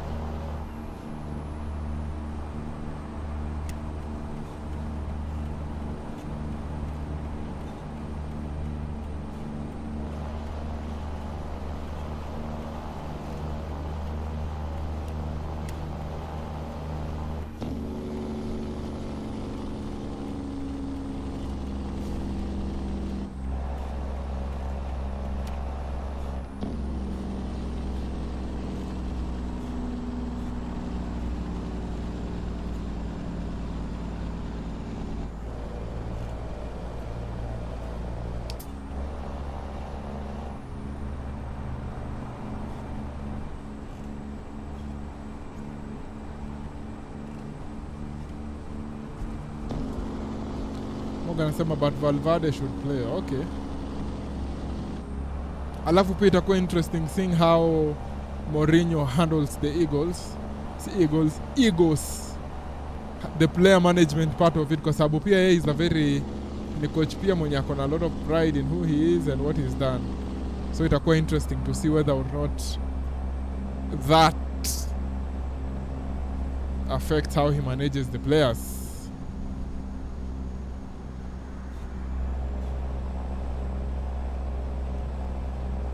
What is Jumona? I'm seeing micro status.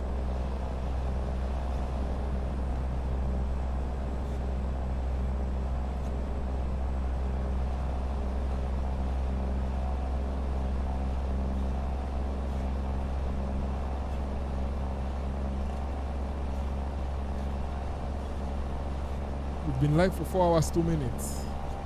Wow.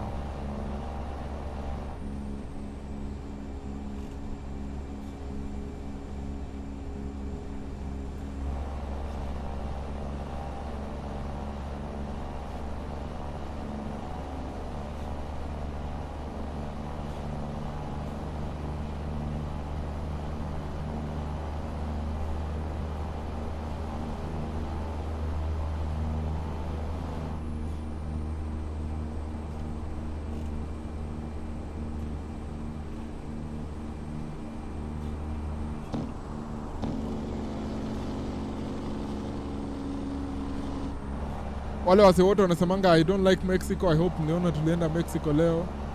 Delivered some goods. But sasa let me ask you a question, Morgan, because you brought this up. How do you expect Real Madrid to play next season? This season. See this season. Like, give me their starting 11.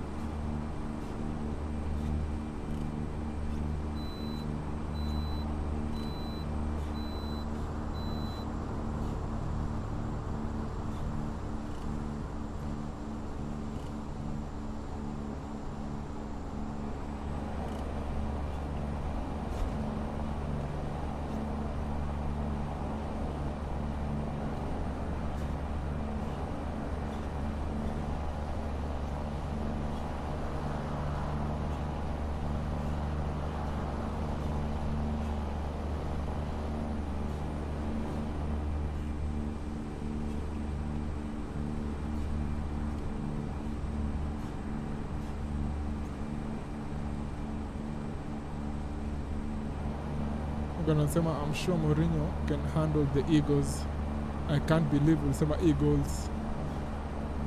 But I know you love the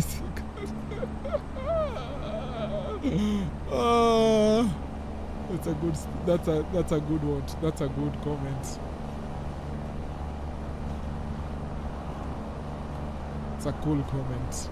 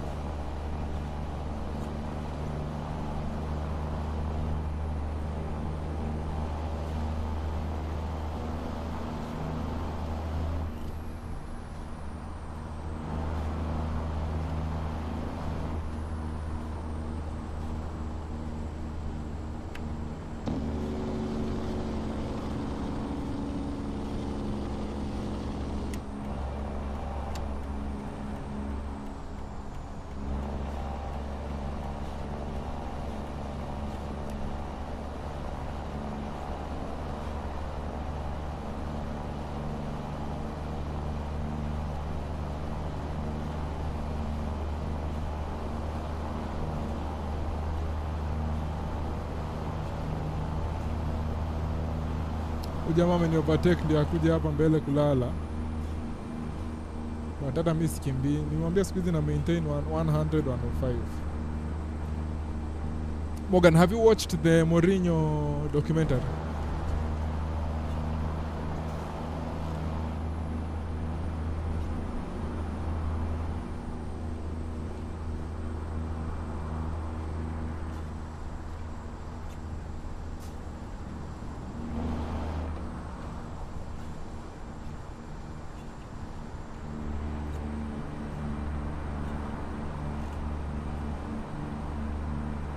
Don't hang. Oh my god, imehang. Oh no.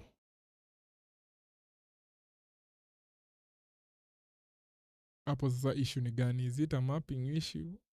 Ama what is the problem? Imehang tukiwa 85 kilometers away. Can probably travel to that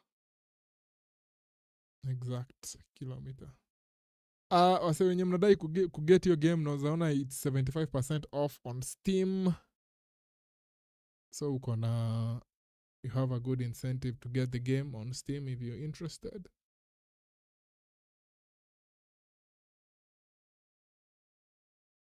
Bro, you don't know what's causing the issue, man. When 92, what? Man, hizi zote hii distance yote yenye nimeenda vizuri covering and exploring the road. But naona iko okay. Haya, acha tuone tumehang wapi because something somewhere. Something somewhere ili break.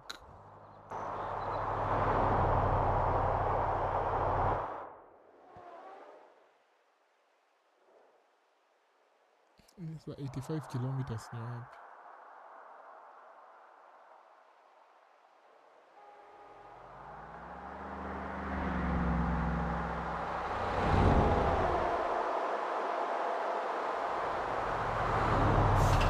Hiyo ni 90.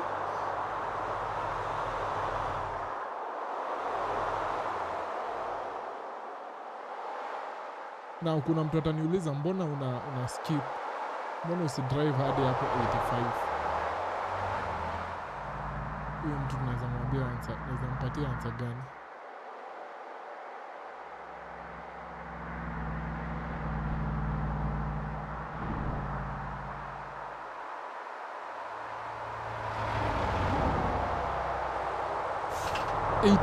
Kwani sisongi?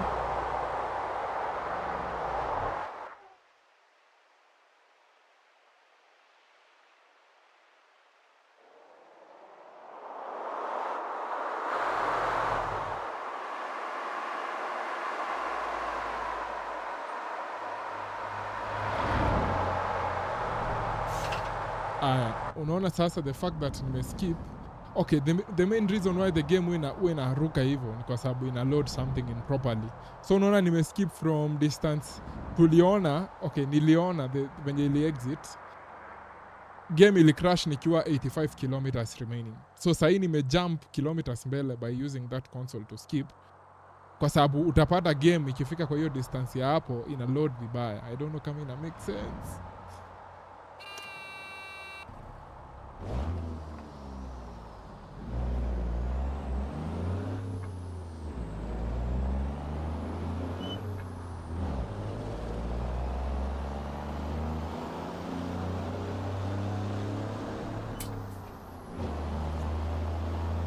I should even save it. Tuone kama game itaenda. So utapata hapo kuna venye game ina load hapo vibaya, probably because of the mods, probably because alafu pia another thing kwa wase wenye hamjui, unaona ukicheza the game for long, unaona kama sahi I've been playing it for the last 4 hours 11 minutes, kuna venye game engine inaanza kuchoka kwa sababu si unajua hii yote ni code. So hata wale wase huwa wana stream for kama 8 hours, unapatanga wakifika kama 4 hours ama 5 hours they exit the game and then they start it afresh. So hizo ni zile vitu zenye you discover when you play the game for a long period of time in terms of over the years. Ukicheza over the years unanotice ngine, by the way sahi game kuna venye imeanza ku sijui kama inakama across vizuri. I hope that point is well understood.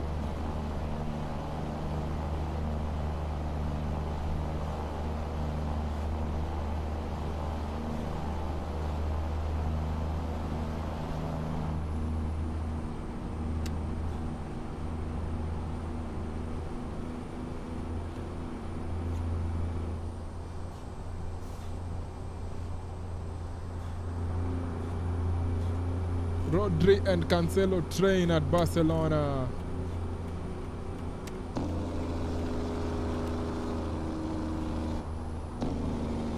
So naka kagari kwenye kamelemewa. But I would really like to own such a car, such a classic. You unatoka tu nao kustroll, walking around, driving around the estate and the town. Maybe one day.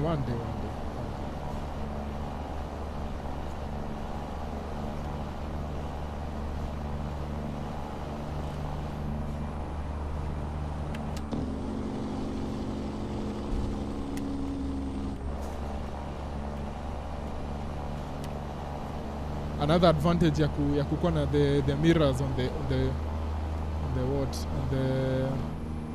the bonnet, zile mbili ndogo zile za circle pale, is I don't necessarily have to keep on turning my head to see the right side mirror or the right convex. I just use those, especially when I'm overtaking, because I'm able to know whether there's a car next to me or not.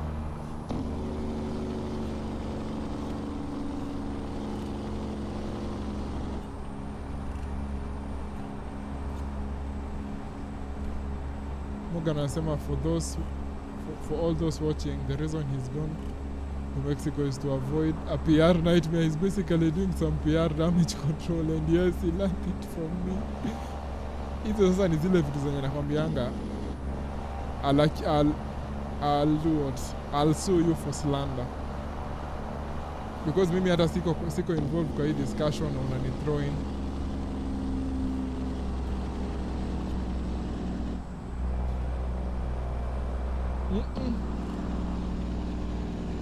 I have never sought any consultation about PR damage control from him.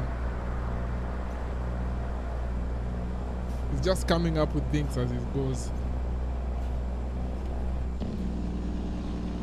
Another reason why he should be kept behind bars. Fabrication of facts. Fabrication of facts. Fabrication of facts.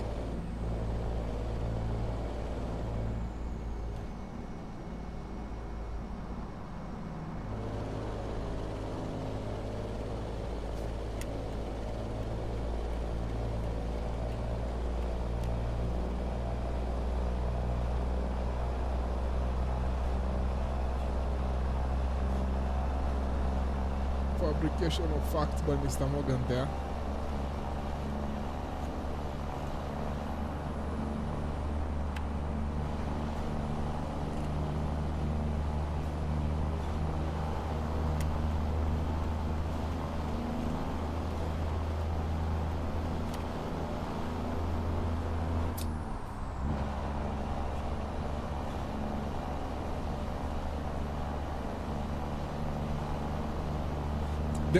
The other thing I would wish on this track is sunroof. Sunroof ingekuwa very, very, very cool here, especially during the day. Sasa ni track gani tunaona sunroof?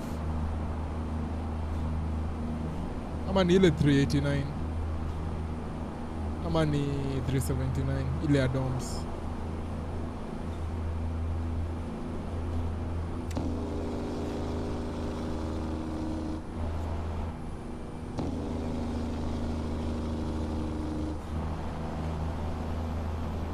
Jamaa wa Fortuna hapa amepaka Fortuna yake kala blue. Kuna mseko hapo mbele with a classic.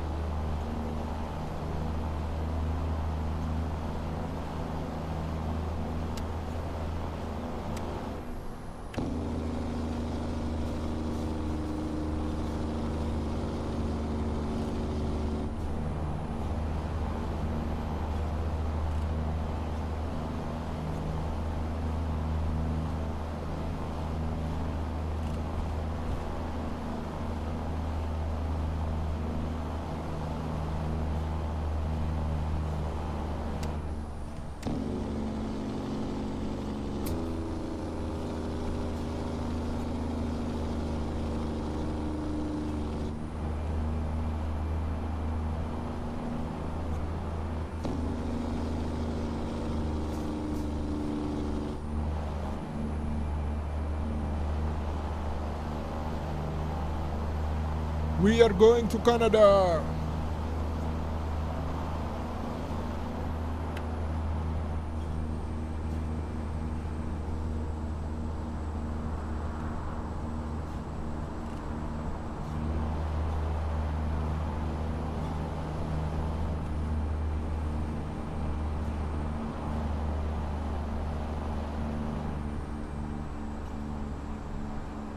There is no PR damage control that I'm doing. These are disgusting fabrications invented by my opponents. These are disgusting fabrications invented by Morgan.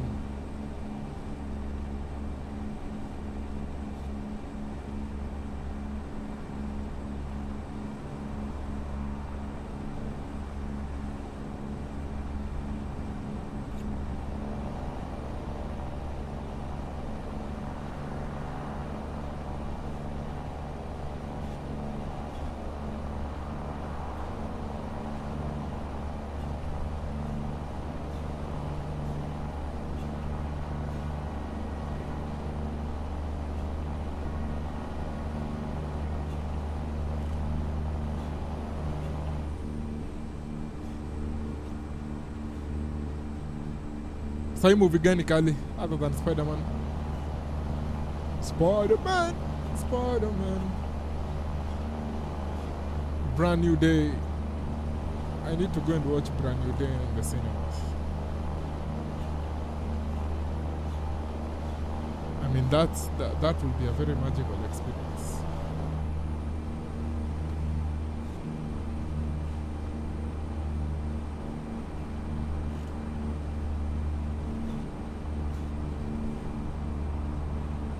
So Fortuna nasema not today. Hezi kuwa overtaken by a truck.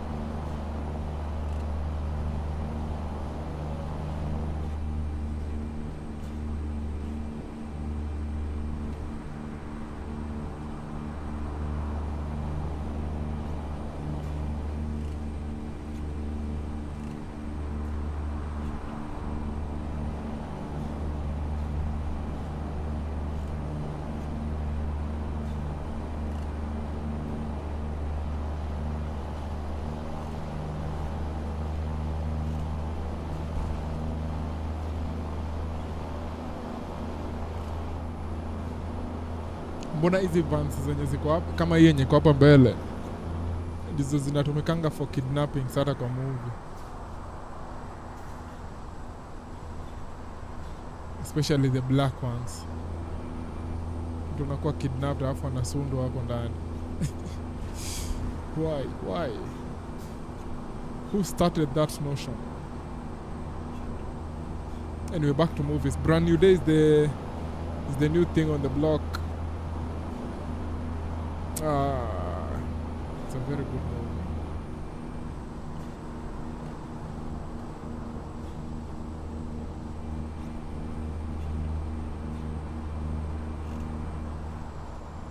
But I think the Marvel universe imeanza to go back on track. It felt like after Avengers Endgame ni kama nini ili happen. Ni kama ilikuwa na kama Marvel was struggling with knowing what their next project is. Enjoying the scenes. Look at the beautiful clouds. Ilikuwa nasema that ilikuwa inakaa ni kama Avengers Endgame when it was released. Afterwards Marvel only struggled with knowing what their next thing is ama what to do next, kwa sababu ilifeel kama they had ended the story. But say with the new and the upcoming movies, it's like they're getting back on track. si kama wase wetu wa DC wako so messed up by now. I thought DC wangekuwa wamelearn that they need to find a way of keeping up with Marvel. Okay, see, necessarily keeping up because they exist in two fictional universes, but they would have learned a lesson or two from them in terms of frequently bringing shows. Sasa unaona kama Marvel wali develop storylines for almost everyone. New Captain America akapewa show yake, Black Widow alikuwa na movie yake, au characters wengine pia, au the other supporting superheroes pia wakapewa their own shows. But Marvel wamenyethia tu, asi Marvel, DC wamenyamaza tu, saying nothing. Hawatupati shows za wase kama akina Superman. Ndio wamejaribu, waliletanga Superman and Lois. Supergirl pia ilikuwa a very good series, although I didn't watch it kwa sababu I was more of a Flash fan. Flash ili end up to take a very unneeded turn. But I think pia DC wakona enough superheroes to be giving us good shows, especially TV shows, huh? But other than Flash, Cyborg sijaona anything. Hata sijaiona TV show ya Cyborg. Batman sijui imekuwa how long. Like DC, they are just quiet. They're not doing any they're just quiet. Na anytime wanatupatia movie, it's slightly disappointing. Kama ile movie ya The Flash, wamekuja wamejaribu na Superman, but bado si ati niko convinced. The Batman, the Batman ya Robert Pattinson, nitonga Pattinson ama nitonga huyo Robert whoever, hiyo inakaa ilikuwa poa. But okay, the only TV show alitupatia recent yenye nilikuwa sinio The Penguin. But other than that, they are so quiet. Supergirl alitupea, but na watu walisema it's too woke, you know. Morgan anasema I watched The Flash till season 3. Yeah, mimi nilingangana nikafika season 4. I think season 4 ni hiyo ya Savata. Season 5 pia nilienda yenye sijui Nora anakuja. But sasa after hiyo season ya Nora nilikuwa very tired. I got bored of watching it.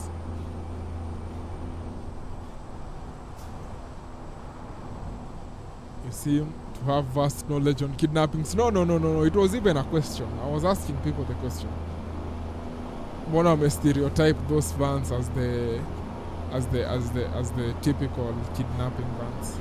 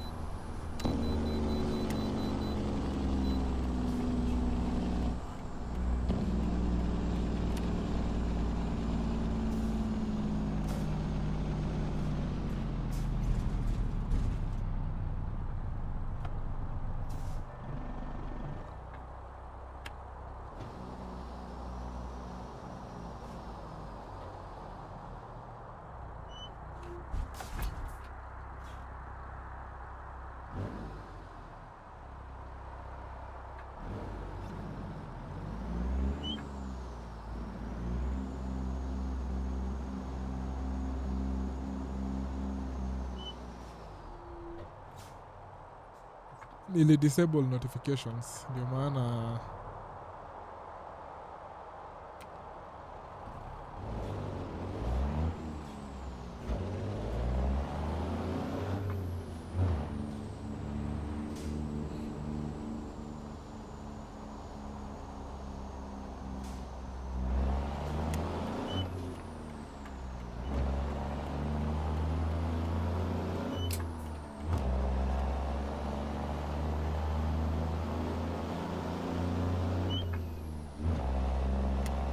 that would have been a good place to go for a rest.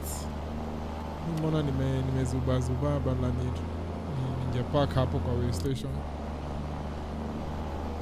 I need to go and stretch out. We're almost clocking 5 hours here. I have 30 minutes. Not 30 minutes. Why 30 minutes to 5 hours on the stream? Well, my brain may struggle to come up na hiyo sentence.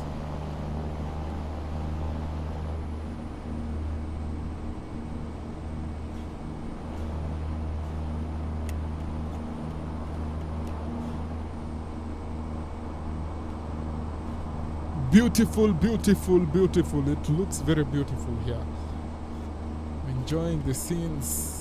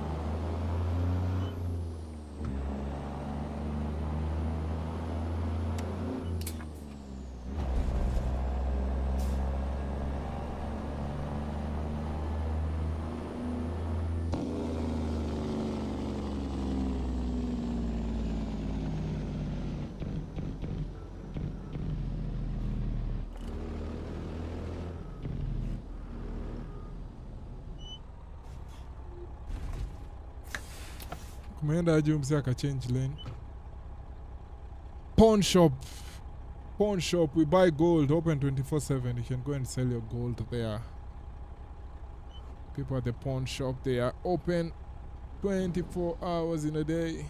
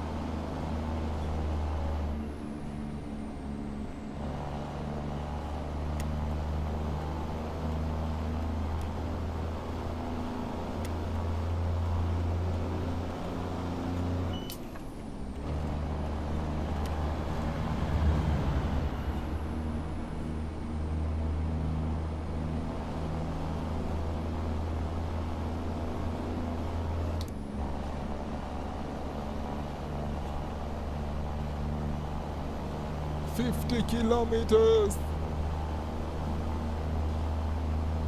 Tulikuwa tunaongelea TV shows.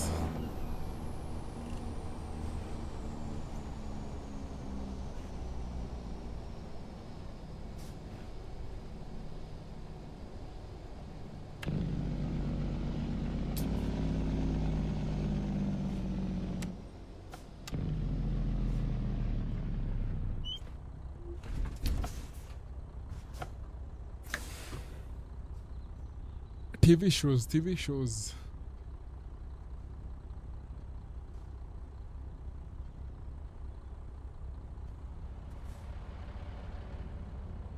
Left lane closed ahead.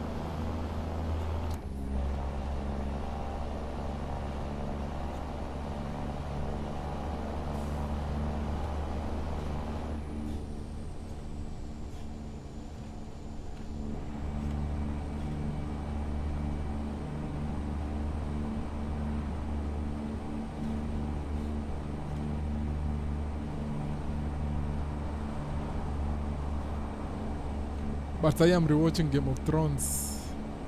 Nimefika season 5 episode 4 I think.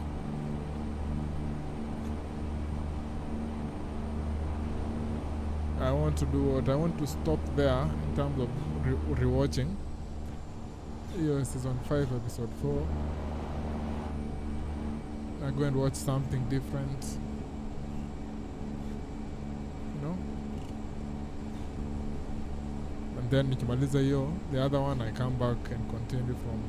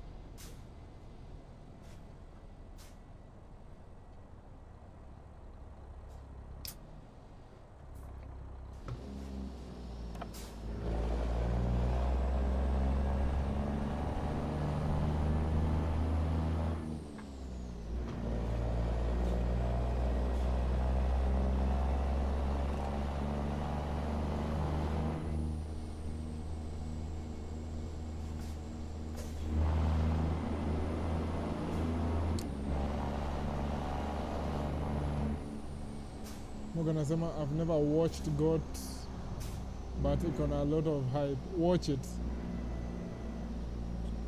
it. Season 1 itakuwa a bit slow because you'll still be knowing the characters or the different places, King's Landing, Dawn, Dragonstone, vitu tofauti. Utakuwa unasikia new words, so maybe inaweza kuchanganya, but I promise you after season 2 hooked. See after, from season 2. I hope nimesema from season 2 sasa utakuwa unaenda tu next step. Alafu unajua episode moja ni 1 hour. 1 hour.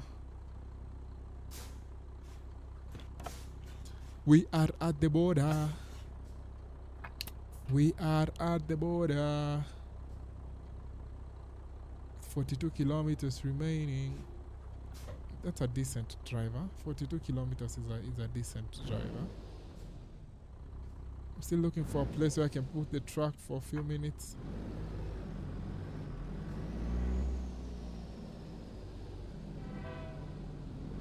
At the Native American Gifts.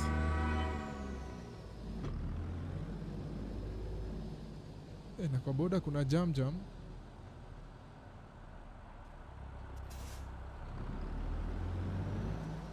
Prepare to stop.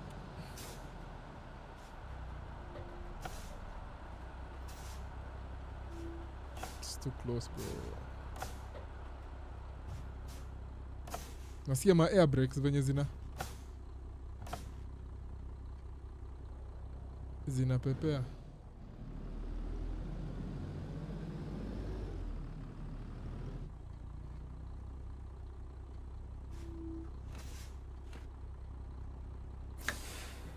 Kidogo. Let me look for something.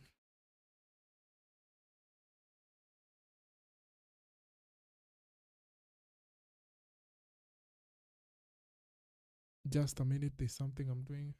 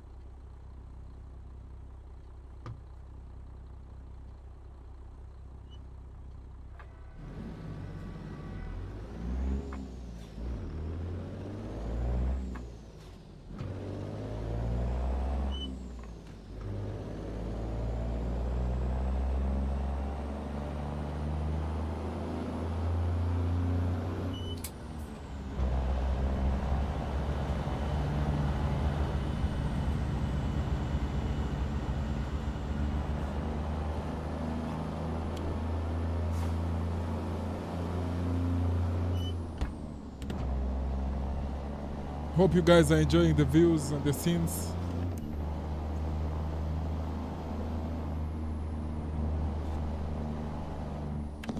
Someone has a Lambo here. Nice.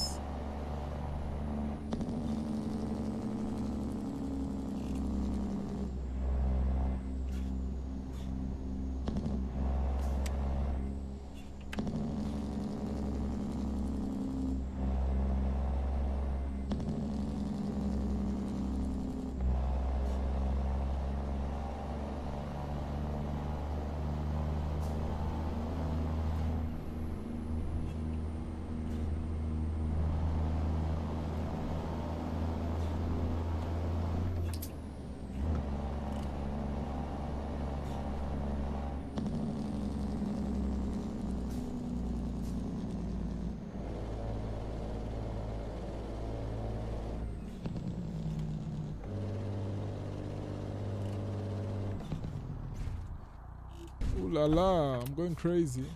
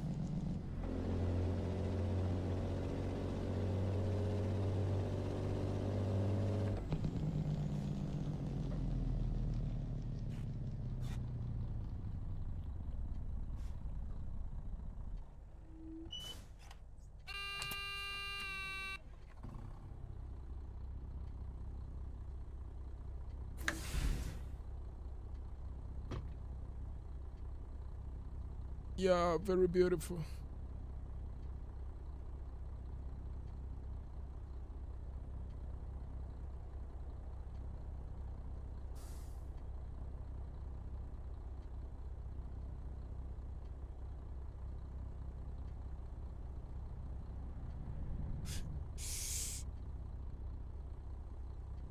Kwani traffic lights zina take how long hapa?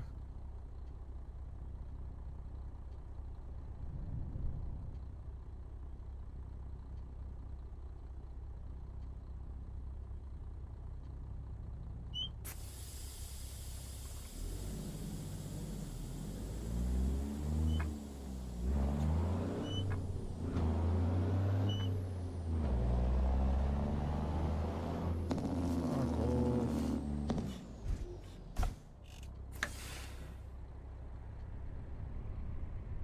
Ooh la la.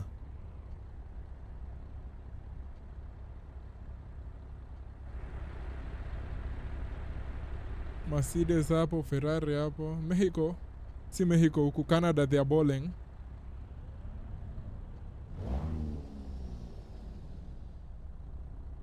Hiyo si ni Mercedes.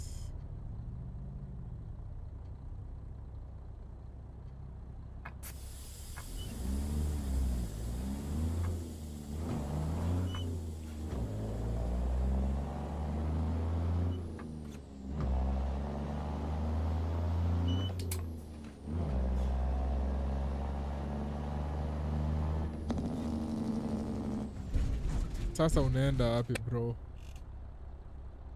Ulikuwa unaenda wapi broski?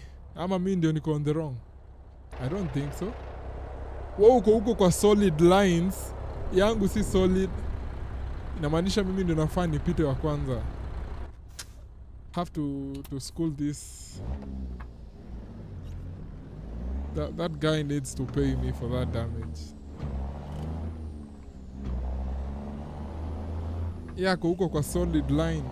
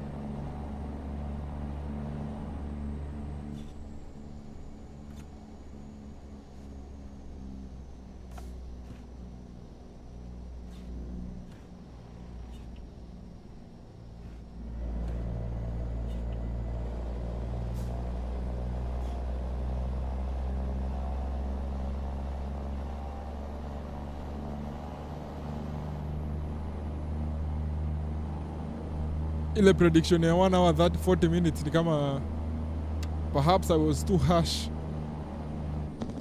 to the person that gave me those timelines. Naona tunakaribia, we already 1 hour into this second delivery.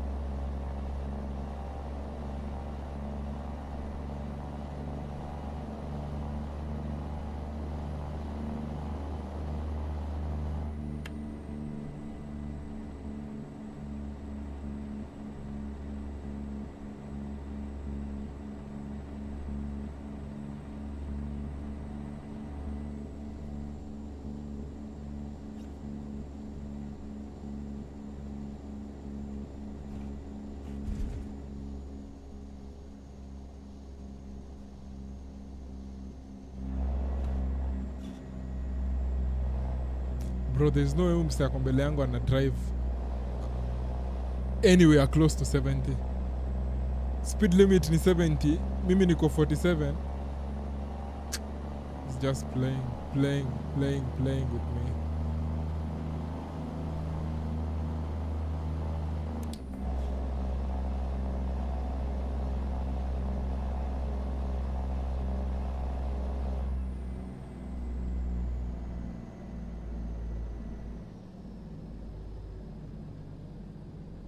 Man,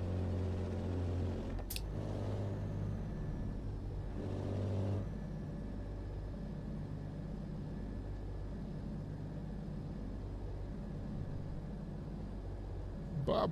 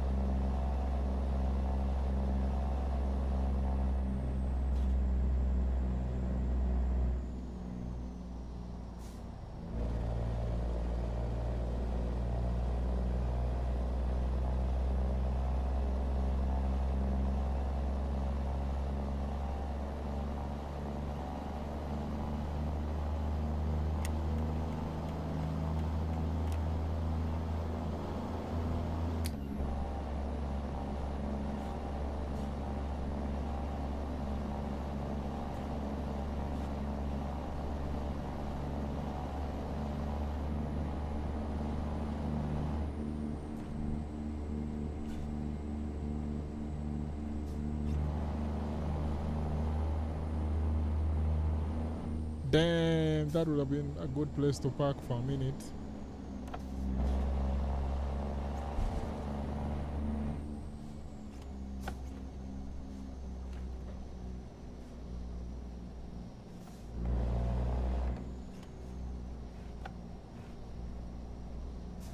Ama hapo pia.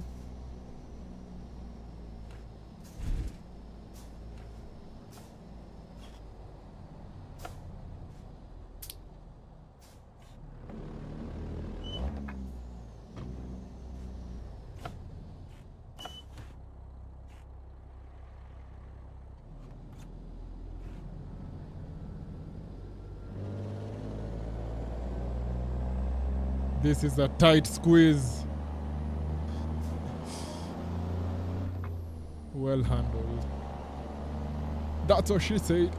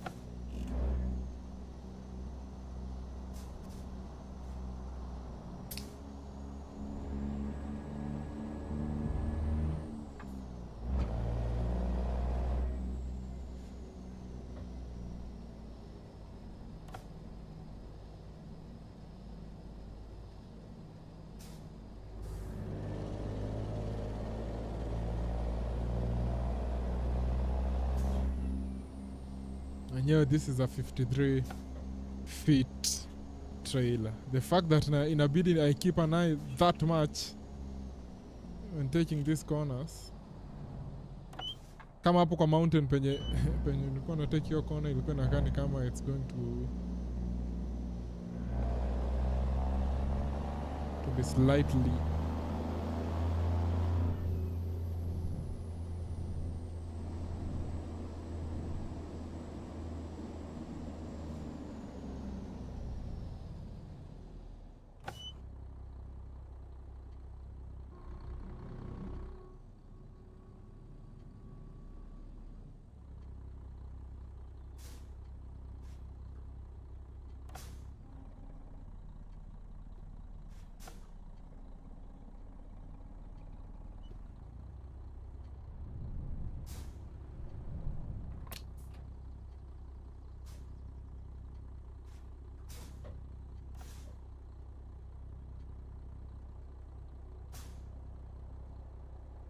technically haufai kufunika the zebra closing ama crossing ufai close it. Sasa venye hii trailer ime block hapo, it's legally it's wrong.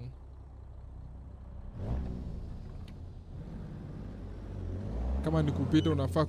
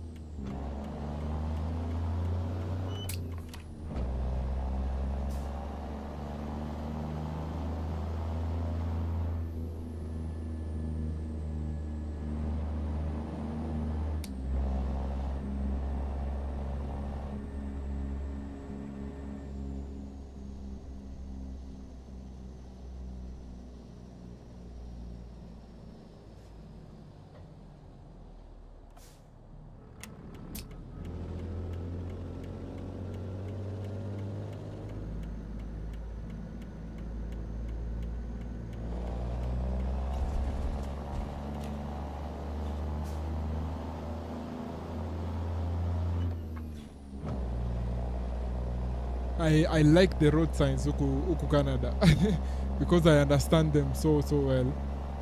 Okay, obviously because I'm in Kenya. Zile za US zinakuwa a bit confusing, especially hizo zenye zinaonyesha speed.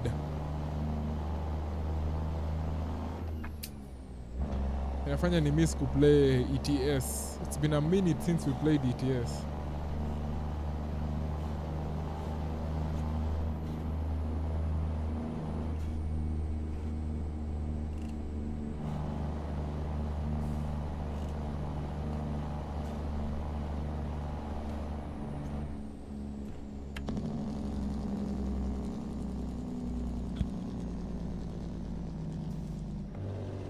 Incident ahead.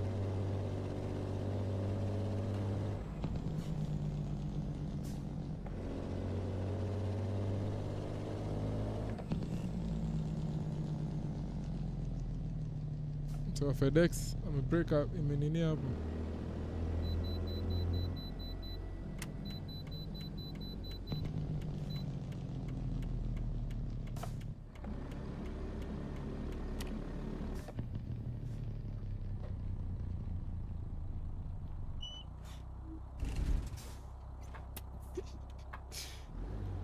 Unfortunately guys,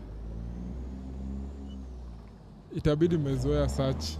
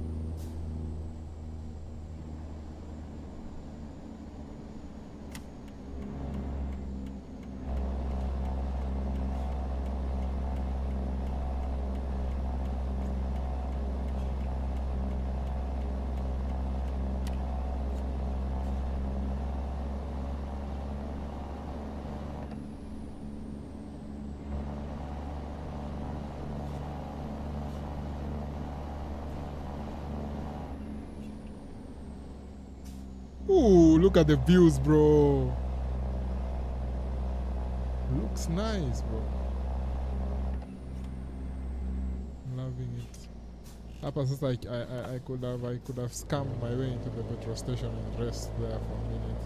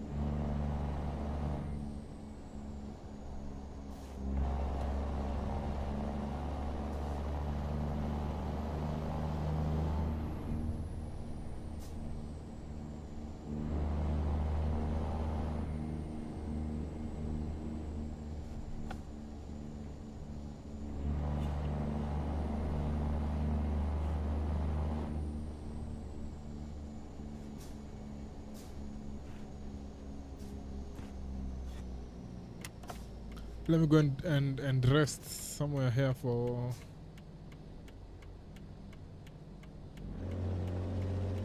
maybe 5 to 10 minutes.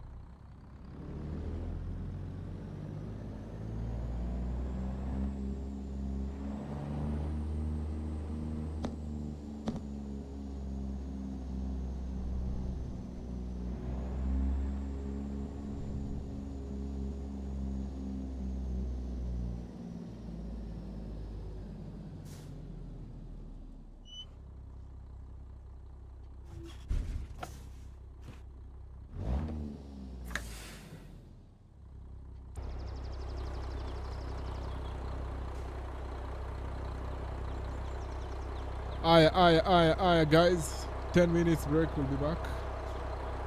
Uliona what Aston Villa did announcing Ruggeri together with Suzuki. Z. Maybe you can send it to me. Sijaona hiyo.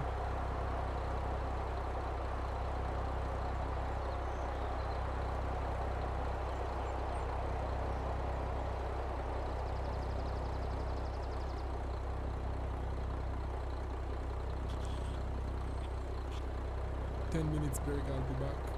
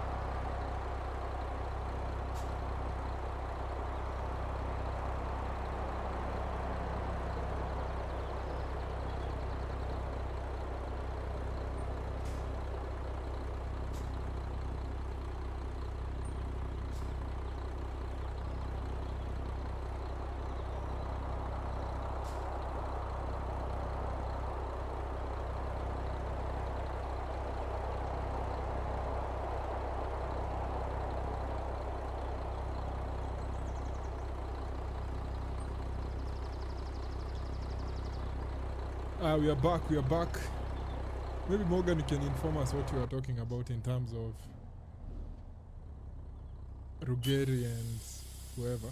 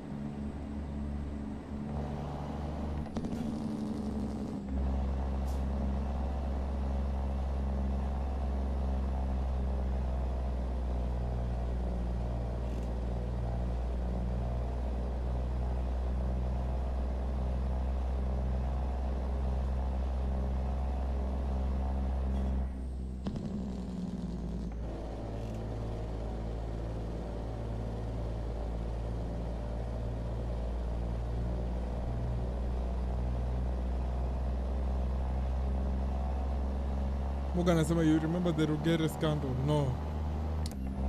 As of now, sikumbuki.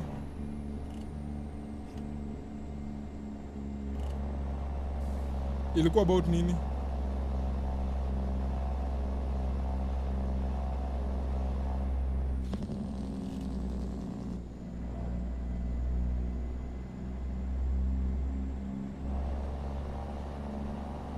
"23 kilometers."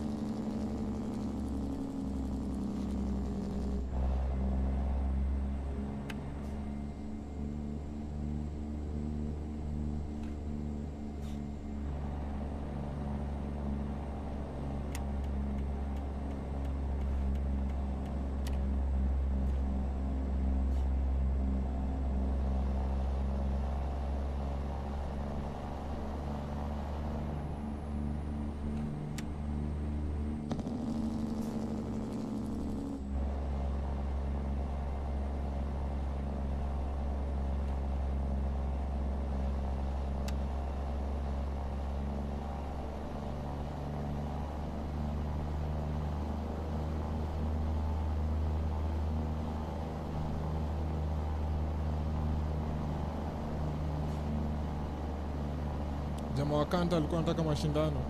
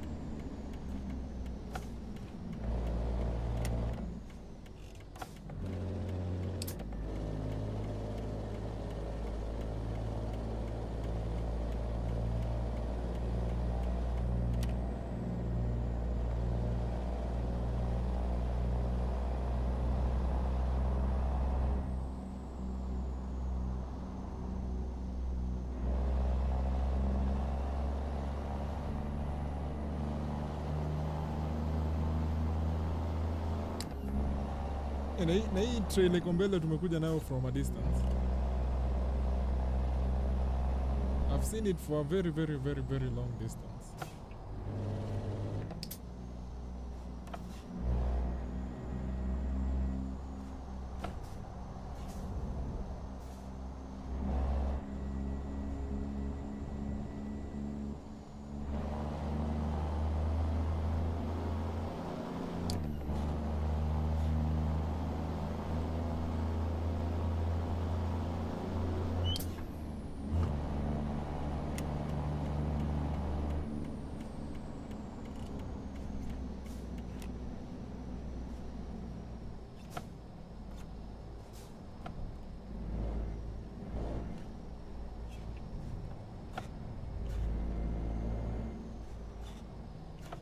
Mkana nasema wacha na kudm.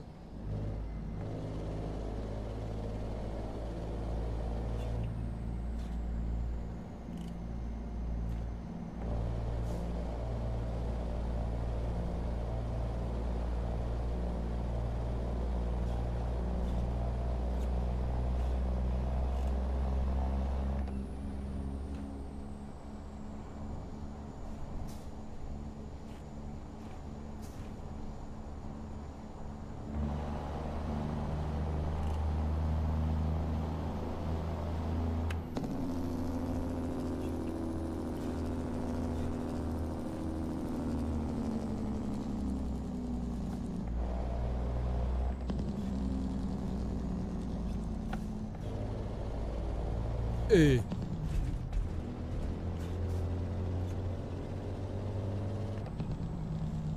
Jamaa hata indicator harushi.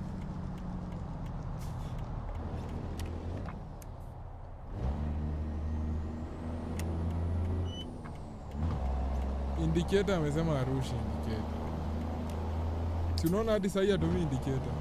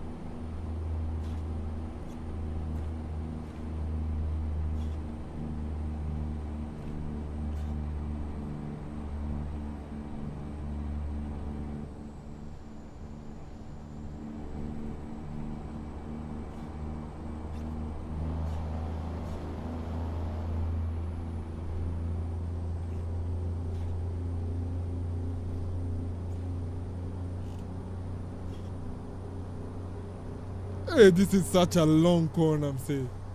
Hey. Hey, that's the sharpest corner in this game. See, sharpest, the longest.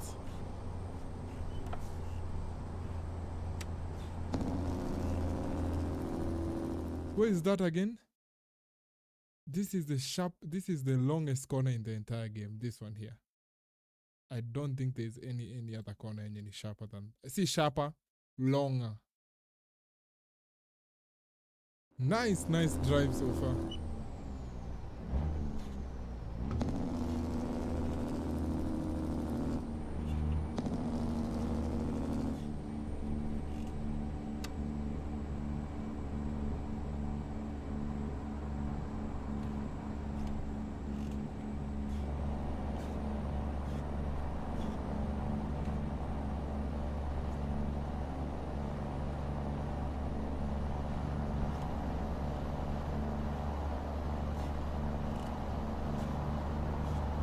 Still waiting for Morgan to share the text so that tujue hiyo scandal ya Rugeri ni gani.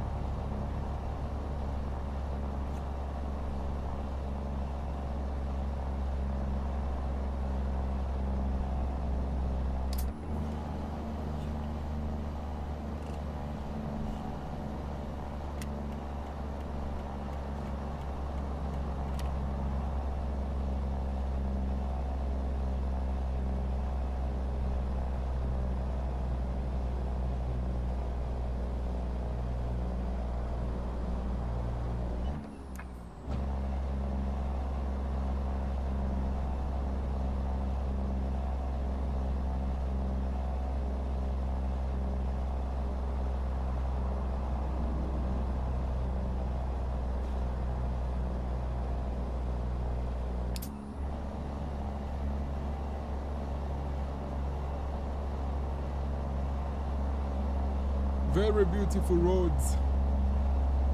Very beautiful roads here.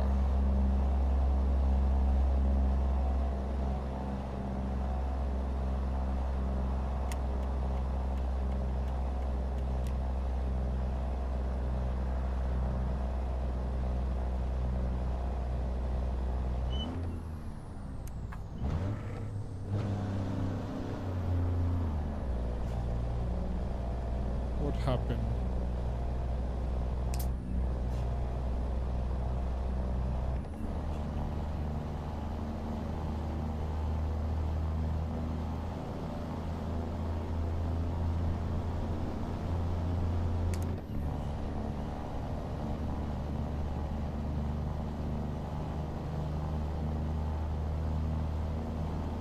Uliona ati Netanyahu akisema hao si defending champions ni attacking champions. Bro, that is so cringe. Si imagine manager wangu akisema kitu kama hiyo.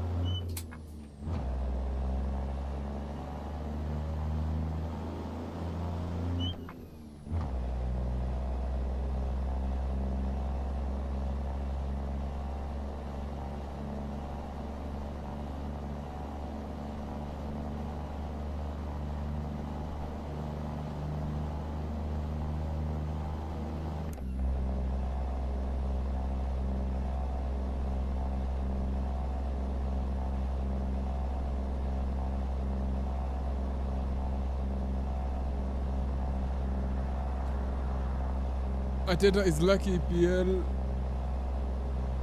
vindicated him. Otherwise, he's the master of cringe stuff. Vile vitu zenye huwa anasema sometimes it's a bit crazy. But funny enough, Arsenal goons watapenda hiyo.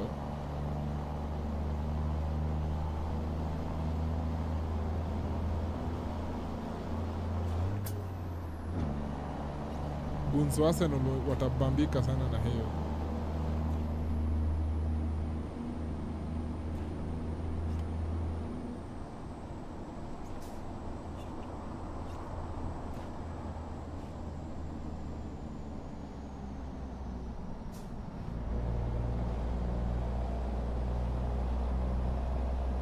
Bana hii inakaa ni kama I'm playing ATS too. The way the nini is even the sceneries inakaa ni kama tuko Euro Truck bro.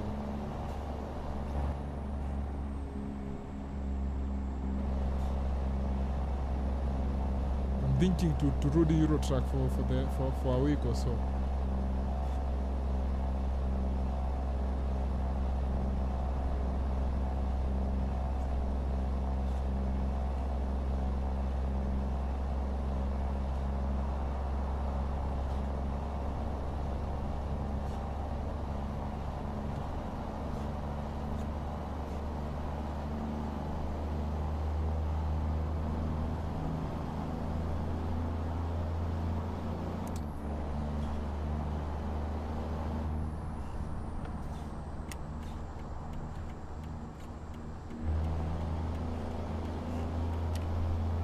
No, msi ame slow down all of a sudden.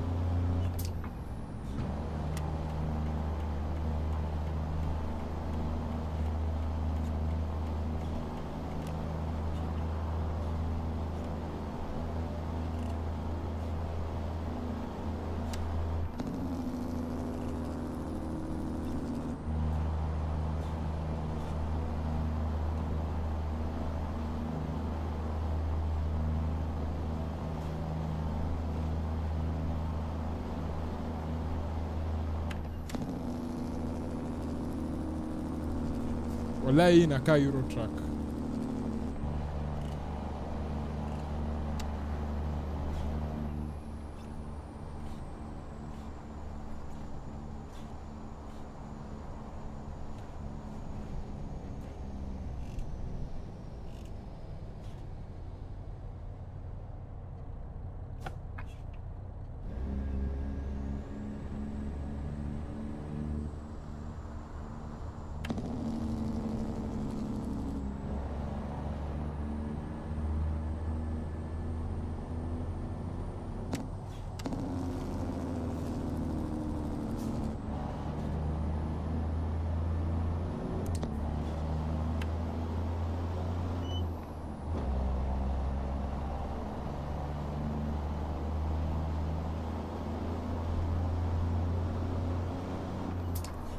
Nyi mtangoja hapo before mpate mtu wa kubadilisha mwingie.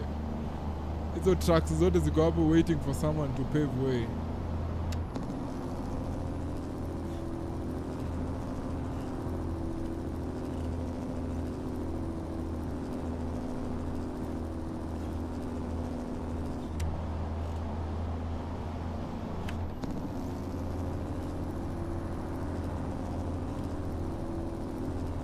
But tangu tukuje Canada, I feel ni kama I'm speeding na I'm still maintaining the same 100.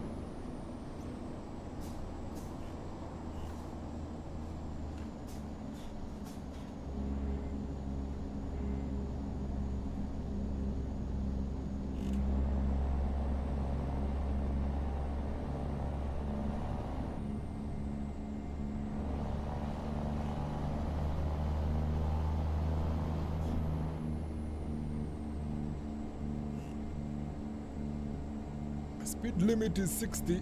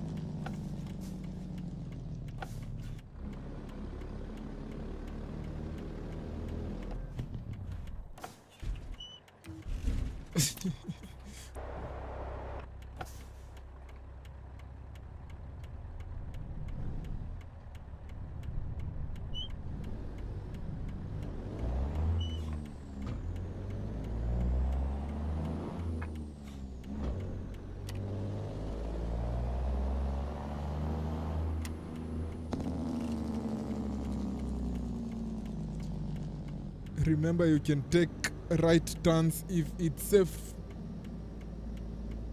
Allah, Allah, Allah, Allah, Allah.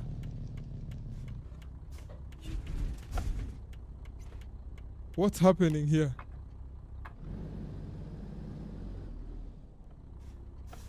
Allah.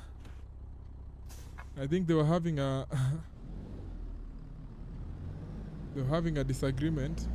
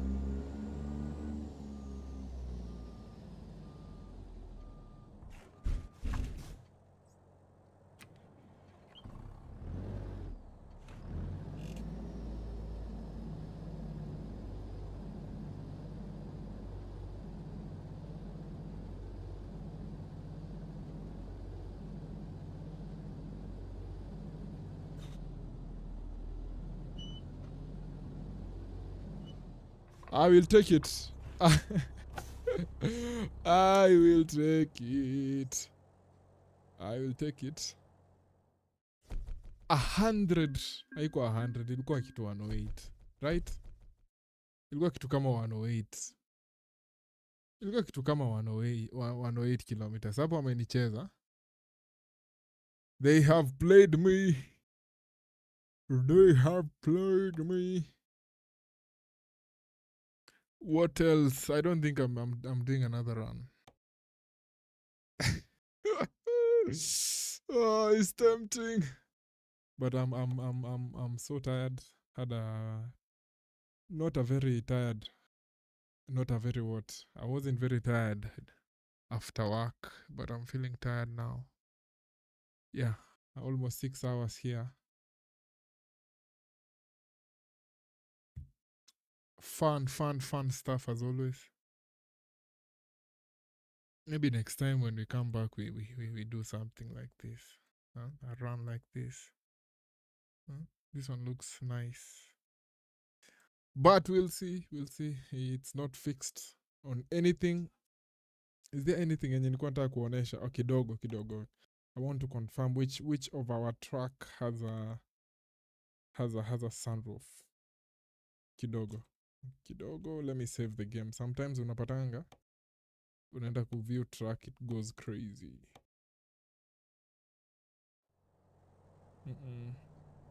I'm done driving. Which of our track iko na sunroof? Upgrade. No. In ile DOMS 379. Another very cool track.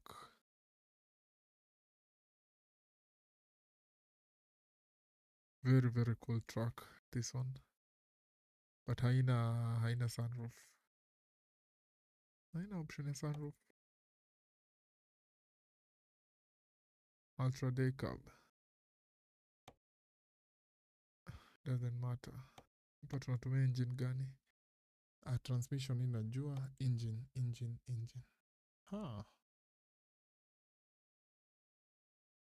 Okay, sikumbuki the sound on that one. So sio hiyo, si Freightliner.